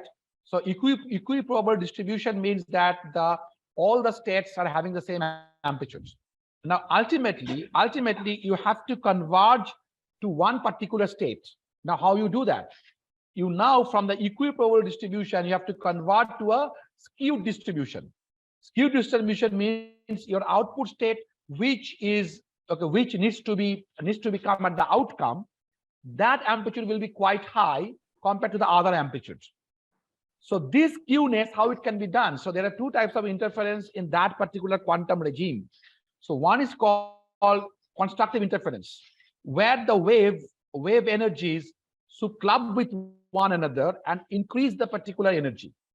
And others, the wave energy are in the opposite phase. So the wave energy in the same phase will constructively interfere and will generate a peak. And the wave energy in the other phase, in the opposite phase, will cancel each other and will decrease the energy. So as the total energy is conserved, if we have to increase the energy of one state, automatically other states have to be decreased. So the other states will have a destructive interference, and the state what you want in the outcome will have a constructive interference. And that's the game, and that is actually quantum algorithm. So many of the people, many of the researchers actually have a wrong notion that quantum algorithm just means that you just try to construct a classical algorithm and convert it to equivalent quantum circuits. No, it is basically then reversible computation. Quantum algorithm is basically how you start with the initial all probable distribution, and then you convert to a distribution which is your suppose a search space. Initially, search space, all the solutions are equiprobable. But once you deliver the outcome, your outcome should be the solution which is of least cost. So that is, which means that at the outcome, you will try to push that particular encoded solution, which that solution will have a highest amplitude, whereas others will have a very, very low amplitude. So that if we measure the combined, because quantum system is always combined. When you measure, it converts to a classical system. And in a classical system, it will converge to only one state. Now, it will converge to that state at the outcome if its amplitude is quite high, corresponding to the other states. And that's what the interference plays a great role. Thank you, sir. Thank you for your detailed answer. Is there any other questions? Anybody? I would have loved to go physically, but I have a really time constraint in December due to semester examinations. Next year you can visit SRM University. Next year I will be surely there. Please inform me at least 3 months ahead. Sagota is my student, and she has worked hard. Yeah, and I thank her for inviting me and inviting the entire SRM team. That means I would love to visit SRM also as a university. I know that it is doing excellently. But due to my real time constraints and my travel schedules, I was unable.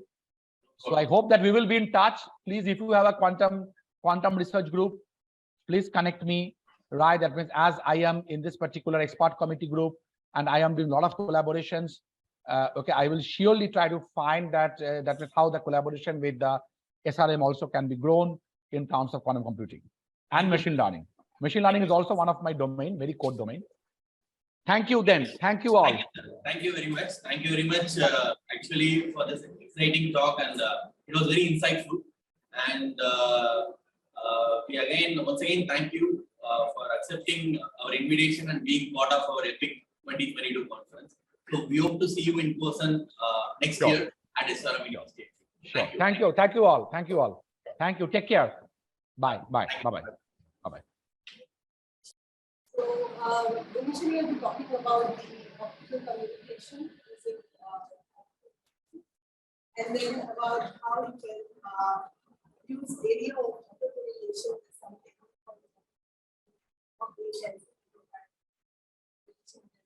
right? finding the area of it, how it benefits, and how we can extract.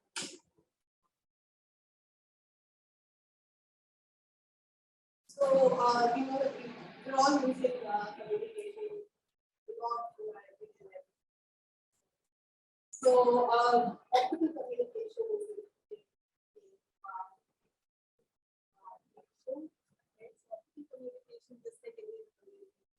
data is transmitted by manipulating a certain physical dimension.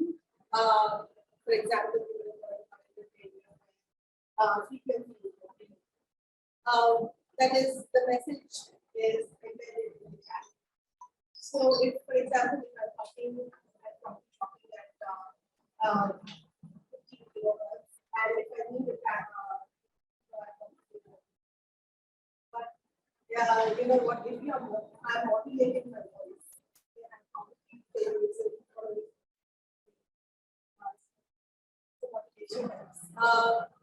so we're going to talk about how we can modulate optical voices.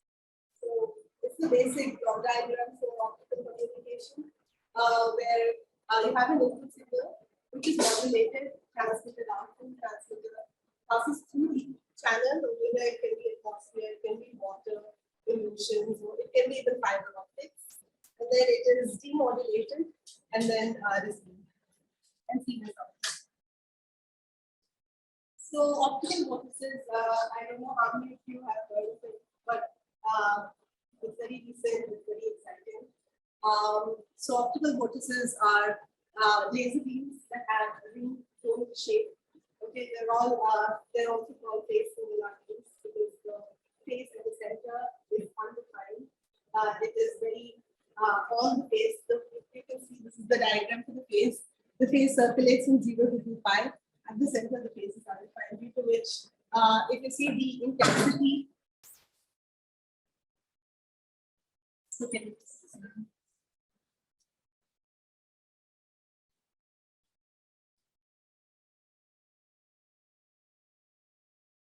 So you see at the center, the amplitude is 0, and it has a nice cone shape.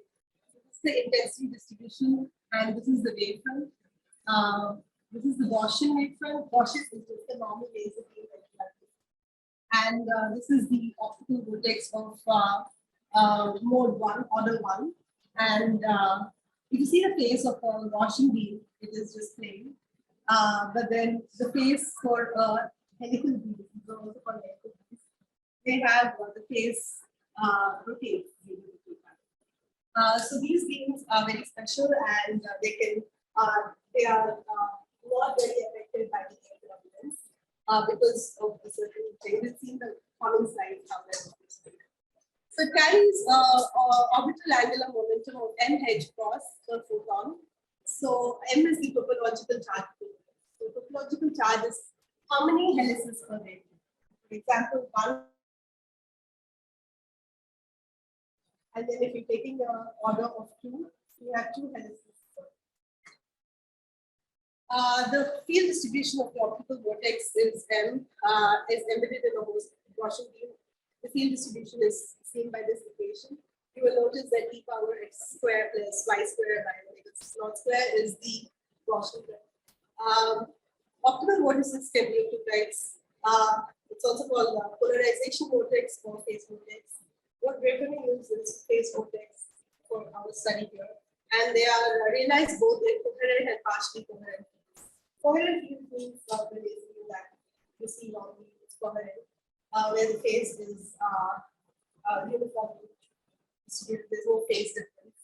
And then partially coherent fields are they lose some of the coherence. Still, the vortices are present in partially coherent. Although one can observe vortices in coherent beams directly, for partial coherent beams, we need something, and the technique is called a correlation function to get the vortex information back. So, optical communication using spatial modes of the optical vortex. So, this is the beam that we have generated, and then we will pass it through the channel, free space optical communication channel, that is air, And then at the end of passing through several kilometers, it gets perturbed. And this is a model of that perturbation, and that is a speckle pattern.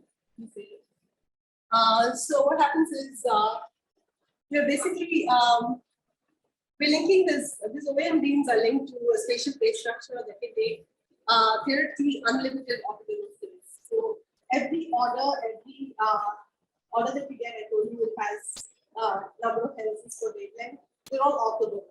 That means they're all when you take the dot product, you get this. So they're all different from each other, and so you can send information to each of that. So theoretically, it is infinite dimensional basis. So because of that infinite dimensional basis, there is a very high chance of sending the transmission capacity greatly enhanced, and that's why we're interested in optical. So we can enhance the transmission capacity for longer distances, as well as there is little to no interception by using optical. So this is an example of the modulation. For example, if your 10110 is sent, you can use an vortex beam of OM +1 for 1 and OM -1 for 0, and you can modulate in that manner. So modulation is fine. So at the end, you will just get a speckle pattern. And how can you understand what's the order? Because you've been using +1 and -1. How do you get that back is the question. And it has been pretty much a question to everybody. So this is our Zhang's report. It has been fundamentally a challenge to efficiently recover information from an optical beam that has been affected by atmospheric turbulence. So after long distance propagation using spatial modes, the beam gets perturbed, or the mode information gets disturbed. So that means basically the vortex has a phase singularity that stays. It's just that it is shifted. So because of that shift, we cannot see and we cannot say what is the order of the beam. So there should be a technique where we can recover that mode information. So mode information can be extracted by using autocorrelation or speckle patterns obtained after correlation. So this was done by Valika. She did autocorrelation of partially correlated beams, where she took the autocorrelation function on. She takes these OB beams, okay, optical vortex beams of different orders. She passes through something called a ground glass plate. The ground glass plate is basically a small component that has random orientation, which models the atmosphere. So she takes that and then she gets speckle patterns, and then she uses autocorrelation function on each of the speckle patterns, pairs of speckle patterns, and then she gets this out. What she observed is that she can find that the number of dark rings is equal to the order. For example, if you see she's taken m is equals to 3, she will get 3 dark rings, which is not very clear there. But then if she takes m is equals to 6, she gets 6 dark rings, and so on. So that's the work she has done, and this is the field distribution of the OB beam. This is the equation for after the random orientation of the field. That is after it passes through the ground glass plate, and then after that the autocorrelation function. Right. So I said that the number of dark rings is equal to the order of the vortex beam. For lower orders, that's nice. We can directly say, okay, 2, 3, 5, 7, 8. But if you go for higher orders, the coherence length is decreasing, and you cannot clearly see the dark rings, and therefore you need another method. Okay, so the other method is we altogether did is using the area of autocorrelation function. So what you do is you take autocorrelation intensity profile and you find the area. How do you find the area? Before I go to that, I will just tell you what is the experimental setup. So we take the laser, just this is the same thing that it goes with us. she sends the laser through the SLM. The SLM is spatial light modulator that modulates the normal Gaussian beam to the optical vortex. And then the optical vortex of order 1 is selected through an aperture and then passed through the ground glass plate. Once it passes through the ground glass plate, this intensity profile becomes this. And it is then depicted. And then we take that information. Right? So, and then we take the autocorrelation function. And then in order to get the area, we count the number of pixels with intensity values. We take the line profile of the autocorrelation function. And then we take the pixel number for 1 by E square of maximum intensity. The intensity is on y-axis and the pixel number is on x-axis, and we take the pixel number, and therefore we will get the area of the autocorrelation.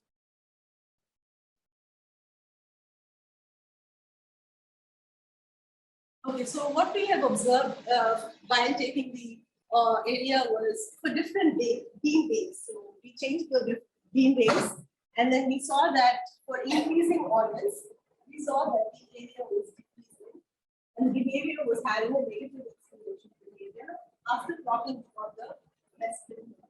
You also notice one more thing. Not only is the graph negative exponential, one more thing you will notice is that the area is decreasing as the beam base is increasing.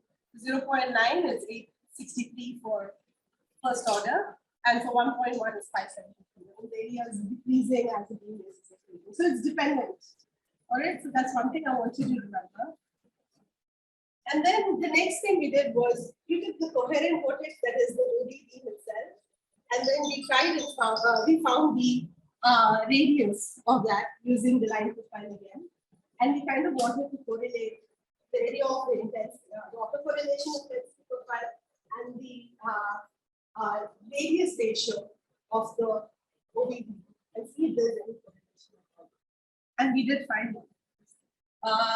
So we took that, and then we saw that we took R0 and R2, and R2 by R0 ratio also had a negative exponential behavior. And then one thing that was very interesting was, if we took this ratio R2 by R0 for different beam base, we noticed that for a given order, like say I took order 1, R2 by R0 was not changing. Even if I change my beam base of my initial Gaussian beam, R2 by R0 stayed constant. That was very interesting. We'll find out why at the end. So what we did was, we now have an equation for the area.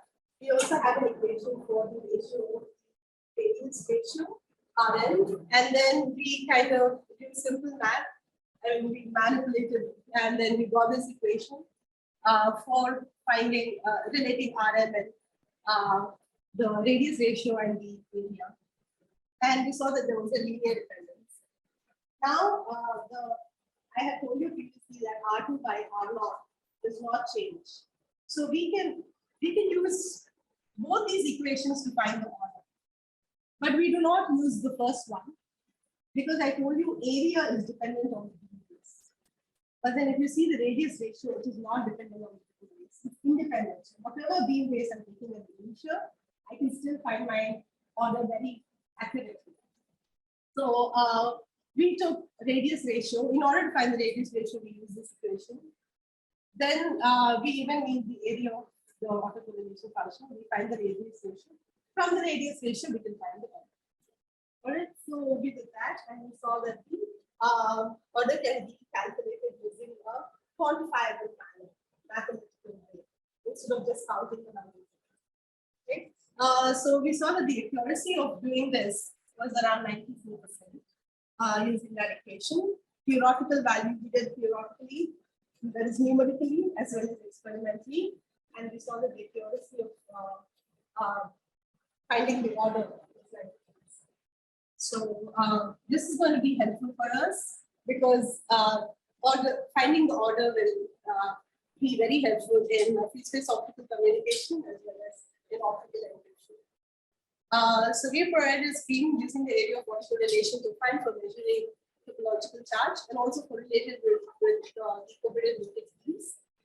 This method is very significant because it's independent of the beam days. So whatever is the initial beam days, we still get the same orders currently. And these results may find applications in this. Thank you.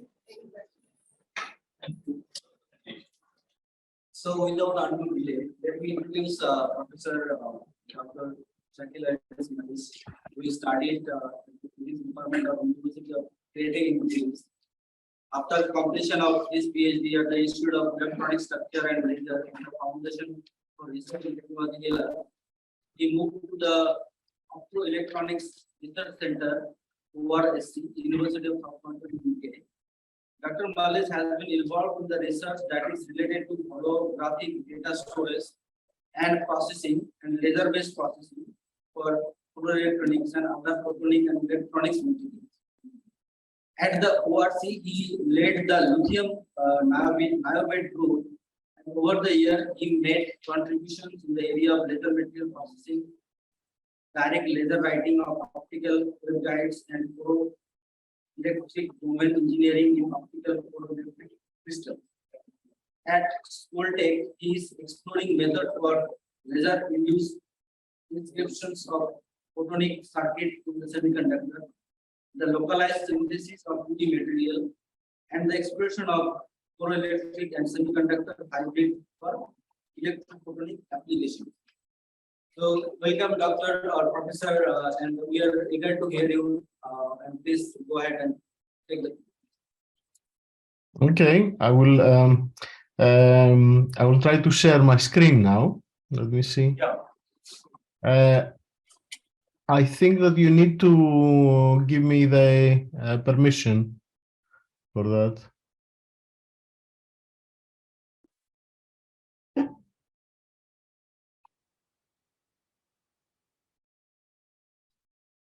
Yes, sir. Please go ahead. Yeah. Okay.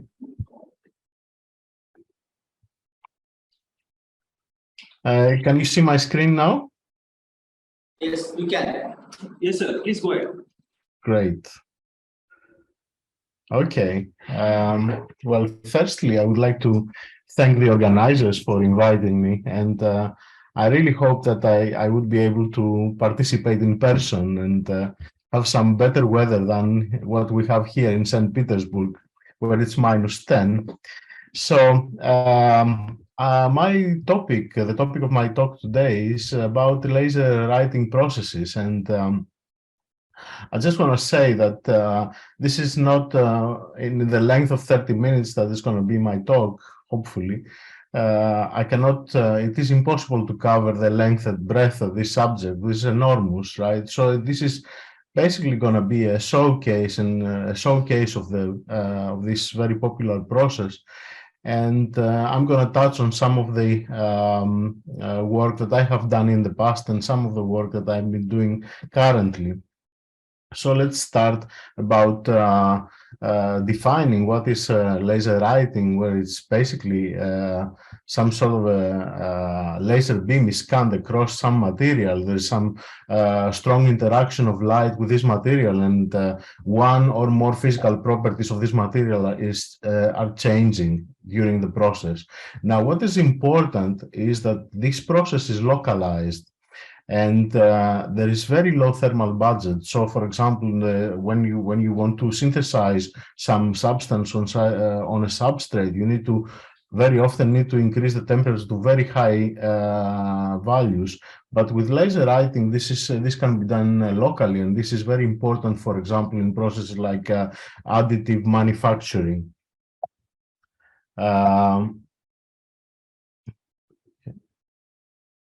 The type of interaction with laser radiation depends on the wavelength of the laser and the peak intensity. It can be resonant, it can be non-resonant, thermal or non-thermal. It can be linear or non-linear as well. And in order to enable laser writing, a very important parameter also is the technology that is associated with nanopositioning. Now, one wouldn't exist without the other, because there is need for precision in laser writing.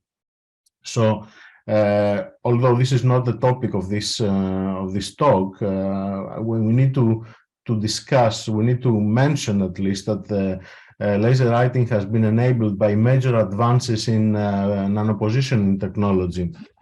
For example, the invention of linear motors with reduced friction, piezoelectric linear stages, and most importantly, feedback devices that allow for repeatability and very, very precise positioning, which are based on interferometric position sensing and optical encoders. And today it is possible to process huge areas of meter squares with nanometric precision. The beam delivery in commercial systems is all enclosed with articulated arms that contain the optics and deliver the beam to the spot of processing, or by optical fibers. But in the lab, the beam delivery is done by free space optics, and most typically you would have the beam focused on the surface of the substrate that needs to be processed using achromatic objectives. You would have achromatic optics in order to be able to use different wavelengths and some sort of feedback and monitoring systems like cameras or spectrometers. And here you would have a set of high precision translation stages. This system will allow you to focus very tightly and have very, very good control of the beam. There are other methods for direct writing that will involve these phi theta lenses that basically allow you to have a focus spot on a plane regardless of the angle of incidence within the lens. These can be very fast scanning systems, but you sacrifice precision and you sacrifice the quality of the focus.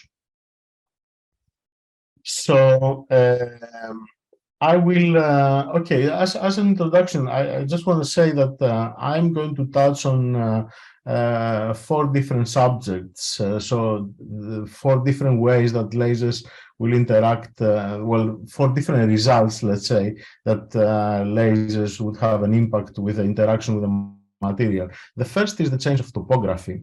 The second would be the change of refractive index. The third would be the change of electric polarization, which is something that I have been involved in the past. And finally, I'm going to talk about the changes in chemistry. So this is the first subject, which is change of topography. And this is done typically by laser ablation, where a laser is strongly absorbed by the material. Then all this energy is being dumped into a very, very small volume.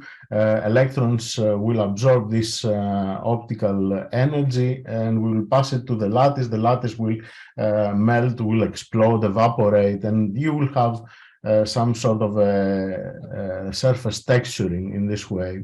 This interaction can be linear, single photon absorption, or non-linear multi-photon absorption that allows processing in the bulk of optical materials.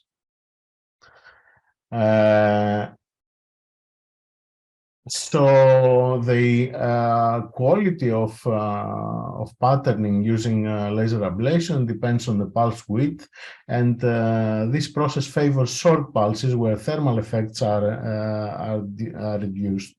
These are some examples of from the past, from printing using laser ablation from onto various surfaces.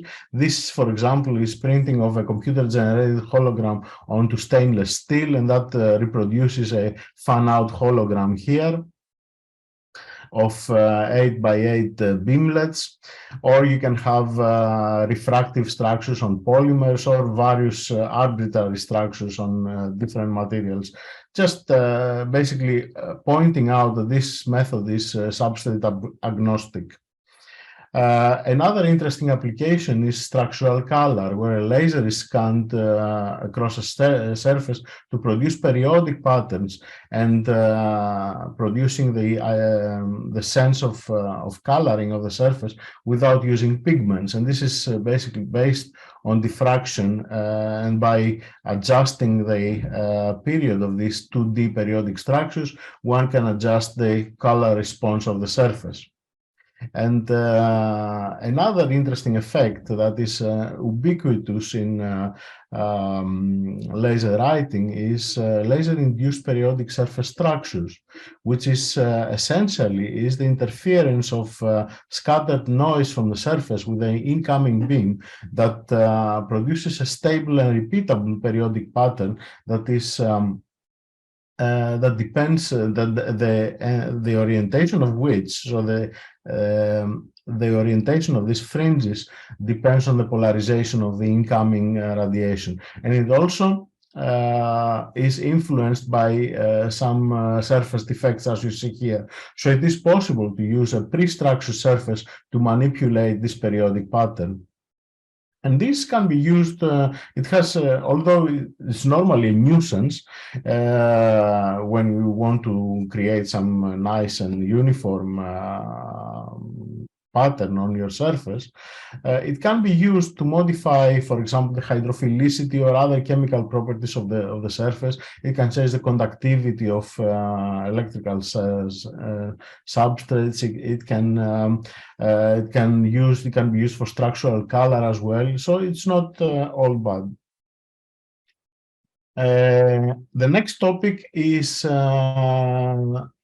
change of refractive index. Now, this is done through the photorefractive effect that is traditionally, this is a term that has been traditionally used for ferroelectric, for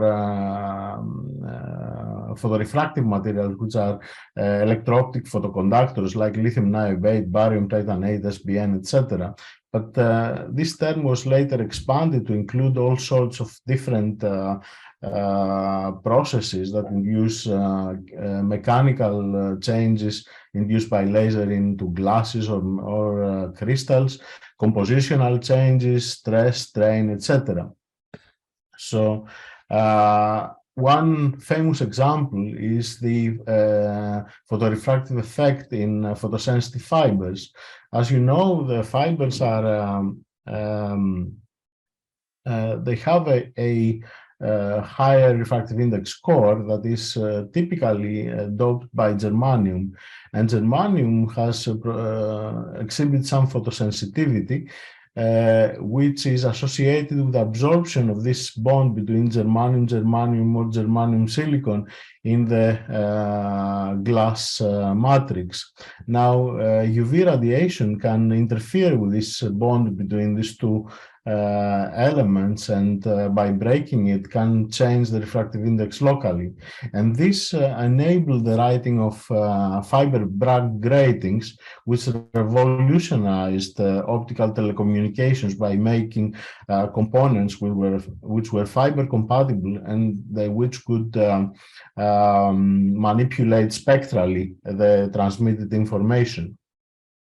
So the way to write this fiber Bragg gratings by using a diffractive element like a face mask, which is basically a grating that is etched and fused silica.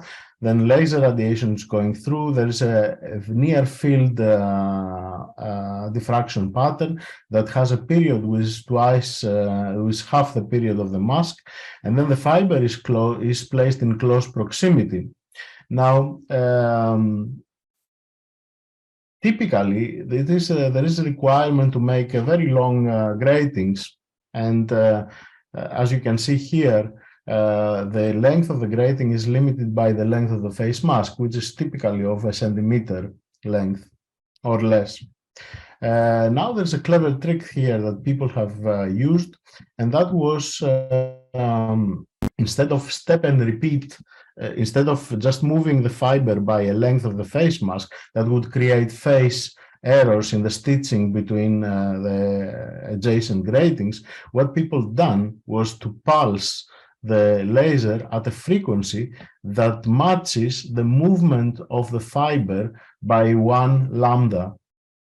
And in this way, they could not only create meters-long gratings, but they could also adjust the strength of the refractive index locally and create any profile, any diffraction profile that they would like. And that really enabled the fabrication of very sophisticated fiber grating structures.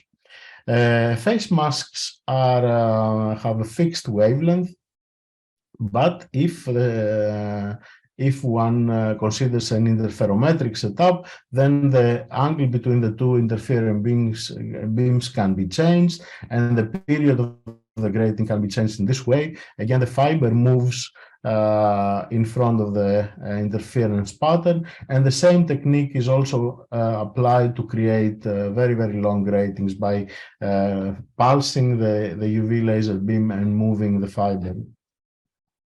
This method has also been used for planar structures, not only for fiber gratings, using special samples that had a germanium doped silica region that was photosensitive, and a similar system, an interferometric system, was used. And when the movement was fast, then an optical waveguide could be recorded by changing the refractive index through the photorefractive effect. And if this step and repeat process that I described earlier was used, then a grating was also there was the ability to superimpose also a grating in these structures. And these chips are today used for quantum processes using optical waveguides. Another very famous example is using femtosecond lasers to inscribe refractive index changes and birefringence in silica glass. And this is a typical example where this is a multiphoton absorption process that creates damaged voxels inside the matrix of the glass. And in this way, it is possible to encode information that can be encoded actually in five dimensions: 3 dimensions of space, and 1 dimension of the direction of the slow axis, and 1 dimension in the strength of the retardation. This is an effect that is related to the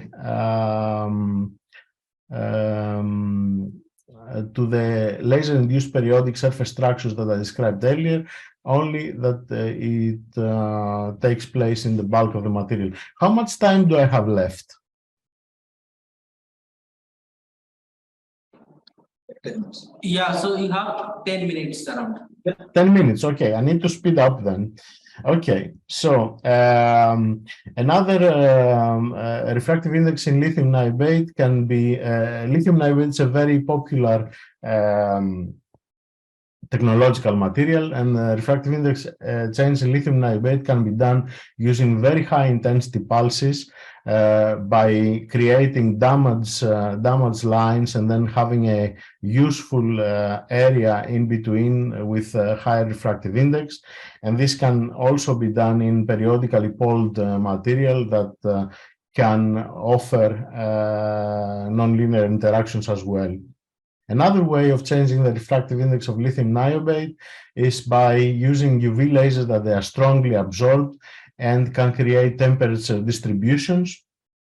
The temperature distributions can change the concentration of lithium inside the crystal, and this concentration of lithium can change the refractive index locally, and in this way optical waveguides can be produced.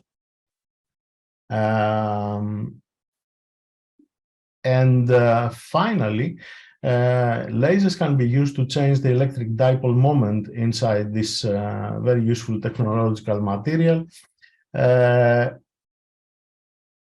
is it was found that by exposing this crystal with UV light, again the light is absorbed, then there's a temperature distribution with a temperature gradient that is being created, and the temperature gradient in this material, which is ferroelectric, produces a thermoelectric field that in some cases it is possible to switch the polarization, the electric dipole moment locally.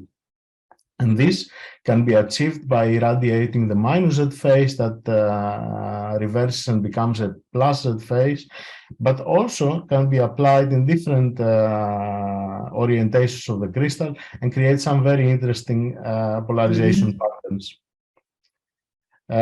So these are some examples of arbitrary structures, domain structures that are written on lithium niobate, and these are very, very small size domains which are not very easy to create, and these were done just by following the track of the beam. These domains, they don't go all the way through the bulk of the crystal. They are typically extended a few microns below the surface, as it's shown, as it's illustrated here by this edged pattern. Ferroelectric domains can also be inscribed by using ultra-fast lasers in the bulk of lithium niobate, again through the same mechanism of the thermoelectric field. And domains as narrow as 85 nanometers have been demonstrated here. Now, I told you earlier that it's possible to change the refractive index of lithium niobate by using femtosecond lasers and damaging the crystal. Here, the peak intensity is adjusted so that it doesn't create the damage, but it creates enough heat to use the thermoelectric field to change the orientation of the domains. Finally, I'm going to discuss how lasers can be used to change the chemistry of the materials, and I will start by laser crystallization of silicon, of amorphous silicon inside capillaries, and this is a unique application of lasers. This process cannot be done in any other way. Amorphous silicon is deposited inside a fiber capillary, which is basically a hollow fiber.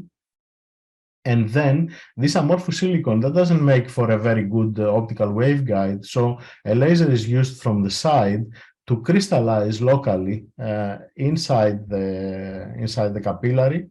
And the advantage is that the capillary is made out of a transparent material. A visible laser is focused from the side, increases the temperature in such a way so that it can the material phase is changing from amorphous to crystalline, creates a very, very nice homogeneous crystallized core. And most importantly, the stresses that are being created inside this newly crystallized material can modify the band gap of silicon, and very, very large changes in the band gap of the material has been observed in this way. Also, in planar structures, it is possible to restructure and crystallize microstructured amorphous silicon, and this has been used as a way to reduce the optical losses in amorphous silicon waveguides. Like in this example here, this is amorphous silicon that doesn't make for a very good waveguide because it's very lossy, but after laser treatment, then you can see the reshaping of the surface. And you have to take my word for it that this material now has got very, very long crystal grains, and that reduces even further the optical loss during propagation of light. And finally, that's my final topic. This is about using lasers to synthesize 2D materials, 2D transition metal dichalcogenides, which is using liquid precursors. This is a method that can be applied to very large substrates, but so using thiosalts like this one to break them down by heat and create finally materials like molybdenum disulfide and tungsten disulfide. So this global method requires special atmospheres and very high temperatures, but a laser can provide the solution to create these materials locally and at ambient conditions. And this is how it works. This a solution of this precursor is applied onto a substrate, then this solution is being irradiated by visible laser radiation, and at the end, the material is synthesized along the laser track, and at the end, the excess precursor can be washed off in solvents and just leave behind a track of the material. So you can create arbitrary structures that are consisting of molybdenum disulfide or tungsten disulfide. And this is how they look like. They are tracks consisting of this 2D material. And this is the Raman signature that confirms that the material has been created. This cross-section here shows that this is produced because of the temperature profile created by the Gaussian profile of the beam that it has created. So the temperature here and in the center is not the same. The material is synthesized in the center, and in the on the edges you only get some amorphous MS3. And yes, this is what I just described, and also that the thickness can be adjusted by adjusting the intensity of the radiation that is being used to synthesize the material. Large areas of molybdenum disulfide and tungsten disulfide can be obtained by stitching together, by putting together many tracks.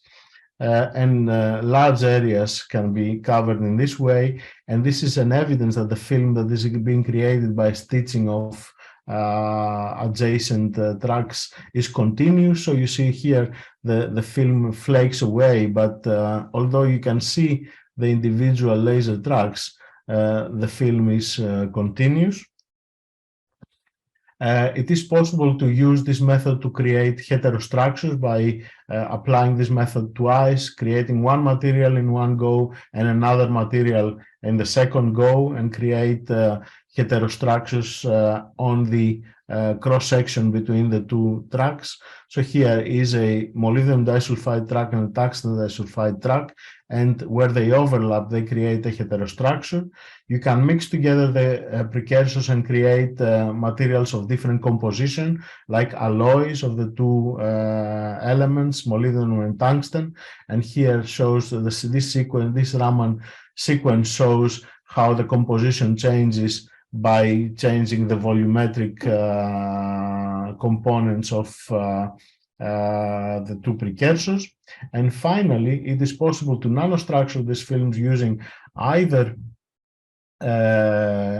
laser-induced periodic surface structures, which are spontaneously occurring, or by interferometric methods, and go down to 2D material stripes, which have a width of around 400 nanometers. And with this, I come to the end of my talk, and thank you very much for your attention. And I can take some questions now, if there is some time.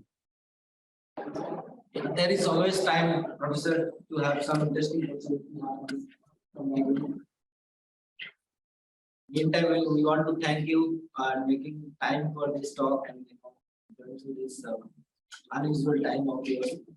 Thanks very much. Okay.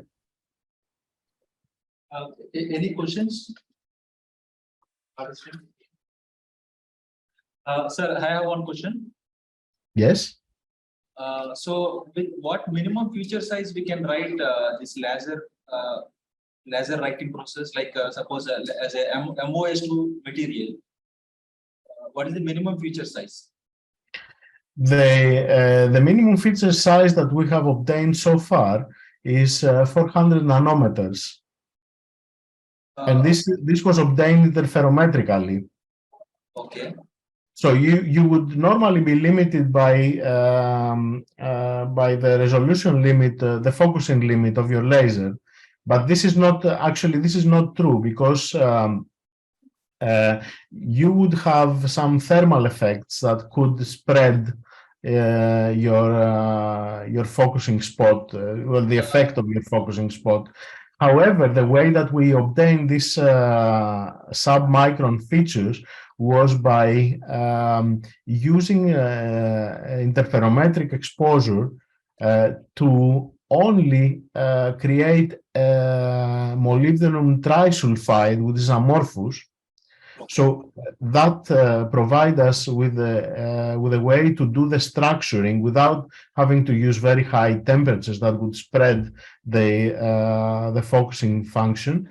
And then we, with another step, as it is illustrated here, we used another step of uniform exposure that converted the molybdenum trisulfide to molybdenum disulfide. And in this way, we bypassed the using of very high local temperatures that might have distorted the distribution. And one more thing, sir. Can we do MOS2 as a planar wise? Like suppose I want to make it as a gate material in the field effect transistor, MOS2 material. Yes, we have actually used the laser synthesized molybdenum disulfide to create a field effect transistor. Okay, yes, so and the photodetector. Field effect transistor, if the gate minimum length, let's say it is 5 nanometers, can we do it? 5 nanometers using laser methods? No, but it is possible to use different methods that we are. So mostly films. Sorry? We can make it as like films. It's not wire. So you're talking about the thickness, not the width. Ah, okay. Well, the thickness is adjusted by the can be modified by the intensity of the laser. So the intensity of the laser that we are using is defining the thickness of the film. So we typically get films which are 2 or 3 monolayers thick. Yeah. Okay, got it. Thank you, sir. Yeah. So you get a few nanometers, yes. Thank you, sir. Yeah. Thank you, Professor.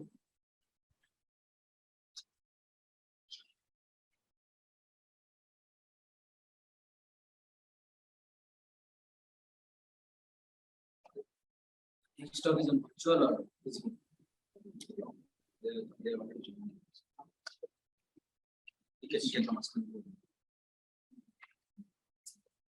Next presenter, can you unmute and say hello? Professor, if you want, you can stay, or otherwise you can also. I'm afraid I will need to go because I'm here for another conference, so I have to start. Okay, so thank you very much again for inviting me. Okay, thank you. Nice meeting you virtually, Professor. Bye.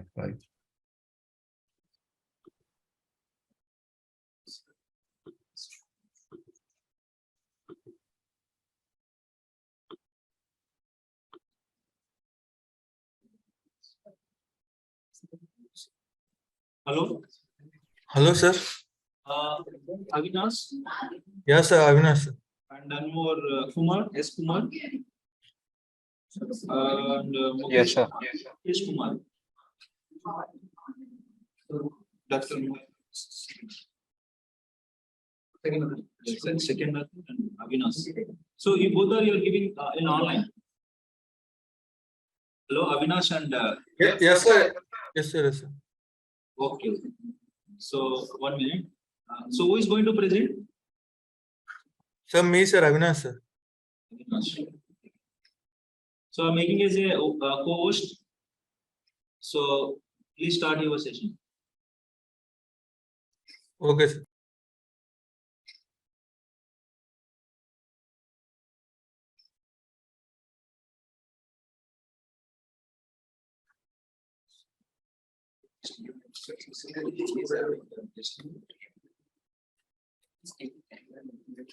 Back and go with this side. Otherwise, the speaker will think that we are staring at some other direction.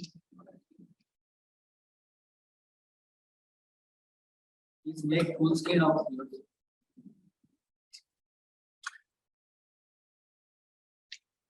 Avinash. So you have 15 minutes time. Okay, sir. Please go ahead. Okay.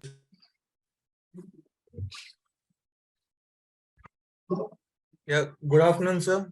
And this is Avinash from NIT Kurukshetra. And I am here to present the paper on the title of Design and Analysis of Digital Circuits using the most efficient GDI technique. And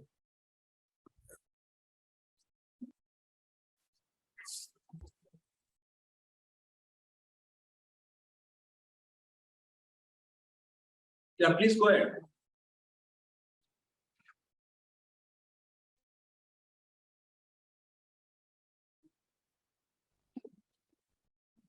If you can hear us, please show your video as well.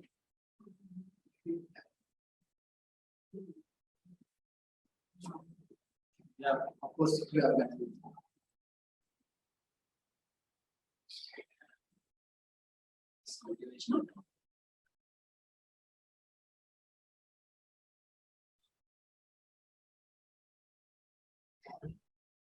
Avinash and Kumar, can you please turn on your video?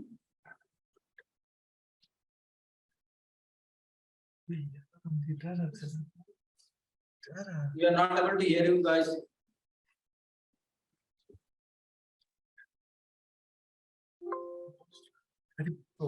audio kara.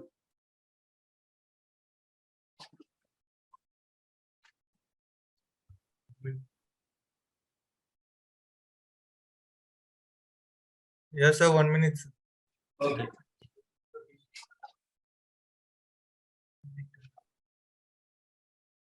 Sir, is it fine, sir? Yes, we can see you. Thanks. Yes. Yes, sir. Now let's go into the content, sir. Let's go through a briefly introduction, objectives, and work done, and after that, circuit design, followed by simulated outcomes, and then comparison of various techniques using the design metrics, and finally conclusion. Now,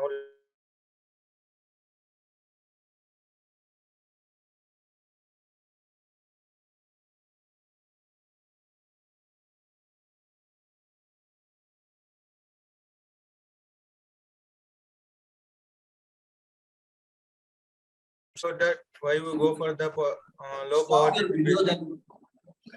If you have any network problem, you can stop your video. What, sir? It's better. It's better. Why? Hello, sir. Am I audible, sir? Yes, you are. Okay, sir. Yeah, because of the low power because of the power dissipation, it may cause circuit failure either permanently or temporarily. According to the analysis done by the past, for every 10 degrees Celsius rise in temperature, roughly it doubles the failure rate. So we go for the low power dissipation. Then what is the need of low power? And nowadays we all see that portable consumer electronics plays a major role in the market, like laptops, smartphones, tabs. The usage of these electronics are highly, so we go for the low power design. And after that, this is CMOS technology. As we all know that the CMOS gate consists of pull-up and pull-down network, and pull-up and pull-down are constructed in a mutually exclusive fashion that one of the network will be connecting at a time. And next, the transmission gates. A transmission gates consists of NMOS and PMOS circuits in a parallel fashion. And this transmission gates also acts as a bidirectional switch, which connects between input and output and controlled by the signal enable. Whenever the enable is high, that is VDD, both PMOS and NMOS are on, and whatever the input that we had given, it will reflect in the output. But when the enable is low, that is 0, that both NMOS and PMOS are off, then there will be a high impedance state between A and B.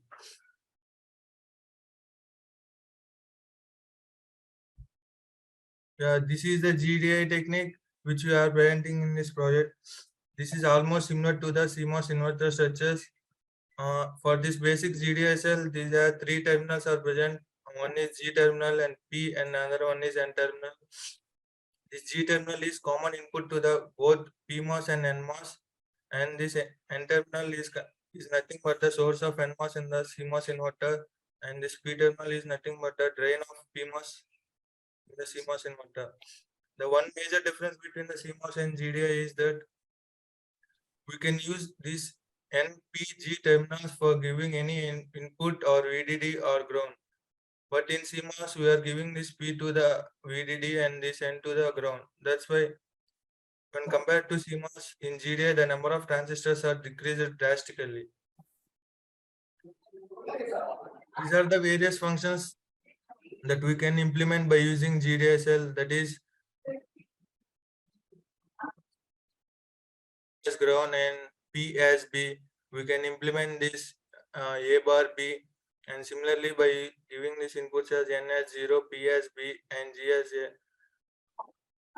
We can implement this function, and by similarly by giving N as 1, P as B, and G as A, we can implement target. Like that, we have to implement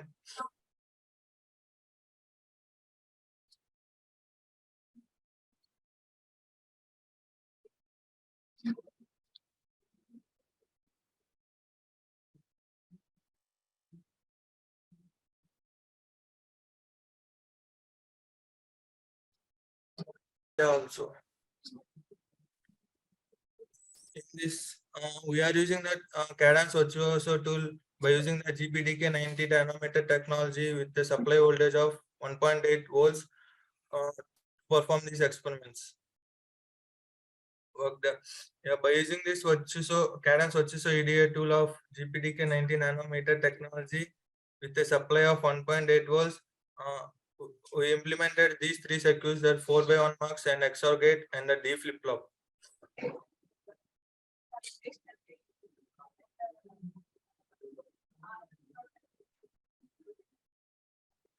And this is the 4x1 mux using CMOS, and which consists of more than 10 transistors, and this is the 4x1 mux using transmission gates, which is approximately consists of 12 transistors. And similarly, we have to implement this XOR gate using CMOS and this GDI and transmission gates, and at the same way we are using this D flip-flop using GDI technique and the transmission gates. But for implementing GDI technique using CMOS, we want 2 latches and at the same time 1 NOR gate. So for latches and NAND gate, it will take approximately 40 transistors by using CMOS. These are the simulation outcomes for the XOR gate by using Cadence Virtuoso of 90 nanometer technology. And similarly, these are the output for the D flip-flop and 4x1 mux in the Cadence Virtuoso. Now let's go for the main topic in this main part in this paper. That is the comparison of various design techniques based on the design matrix. When we compare to the GDI to the CMOS and transmission gates, for the D flip-flop, the number of transistors are reduced drastically. That is, for GDI, it is only 16 transistors are required for constructing the D flip-flop, but for CMOS, it is 40 transistors. When we see the power dissipation also, it is approximately less than 50% when it compared to the 50% CMOS transistor. And for the transmission gates also, it is approximately. At the same time, delay is also decreased when compared to the CMOS gates. Area consumption is also low because the number of transistors are reduced, so that the area is also reduced. And this power delay product is nothing but we can define the circuit how much efficient it is by knowing the power delay product. Power delay product is nothing but the product of the power dissipation and the delay. If the power delay product is very low, we can say that the circuit is more efficient because of it has low power dissipation and at the same time has low delay. When compared to this GDI, CMOS and these transmission gates, the power delay product of GDI is very low when compared to the CMOS and the transmission gates. Similarly,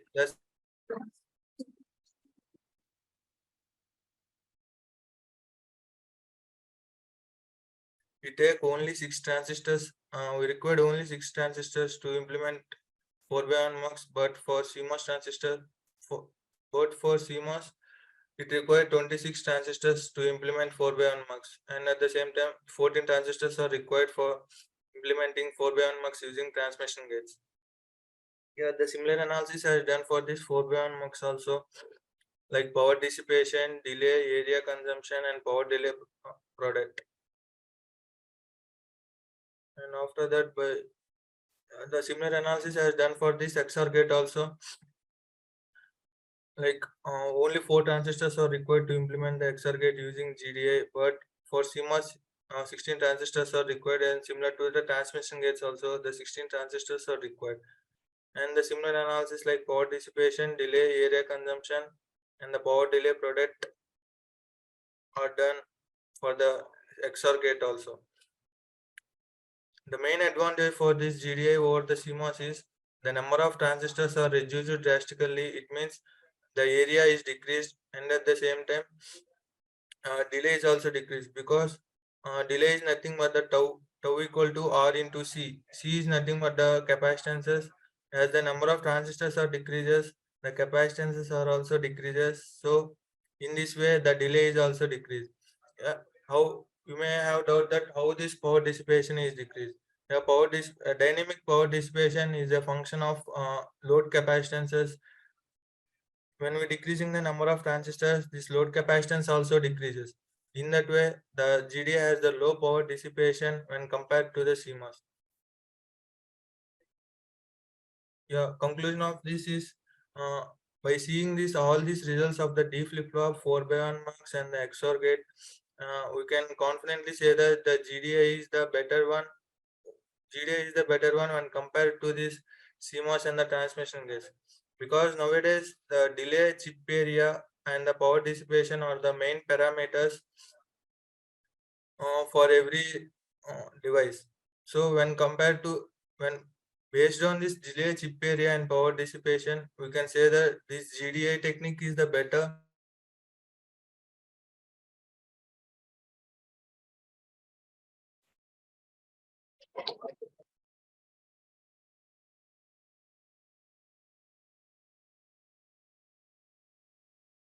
Just before let you go, I want to ask you something around. You are comparing CMOS versus GDI, and most of the dimensions, everywhere I could see that GDI is performing better than CMOS. The question may be like, do you think that GDI is a technology which is going to change the way this existing technology works? Hello, sir. Hello, sir. Hello. Yes, sir. Yes, sir. So my question was, is it proven already that GDI is better than CMOS, or it is something you are doing? No, sir. We had already proved, sir. These results are done by us only, sir. Sir, proven is right. Avinash. Yes, sir. Is there any application you have done? Like you have shown all the analysis comparing with the transmission gate and CMOS, right? Yes, sir. Have you implemented like any hardware is there, this kind of circuit, and only you have done only CAD and software? No, sir. We had done it on CAD and software only, sir. Okay. So is there any existing technology based on this? Any like multiplexer circuit, any NAND gate? Any existing? Yeah, sir. We are.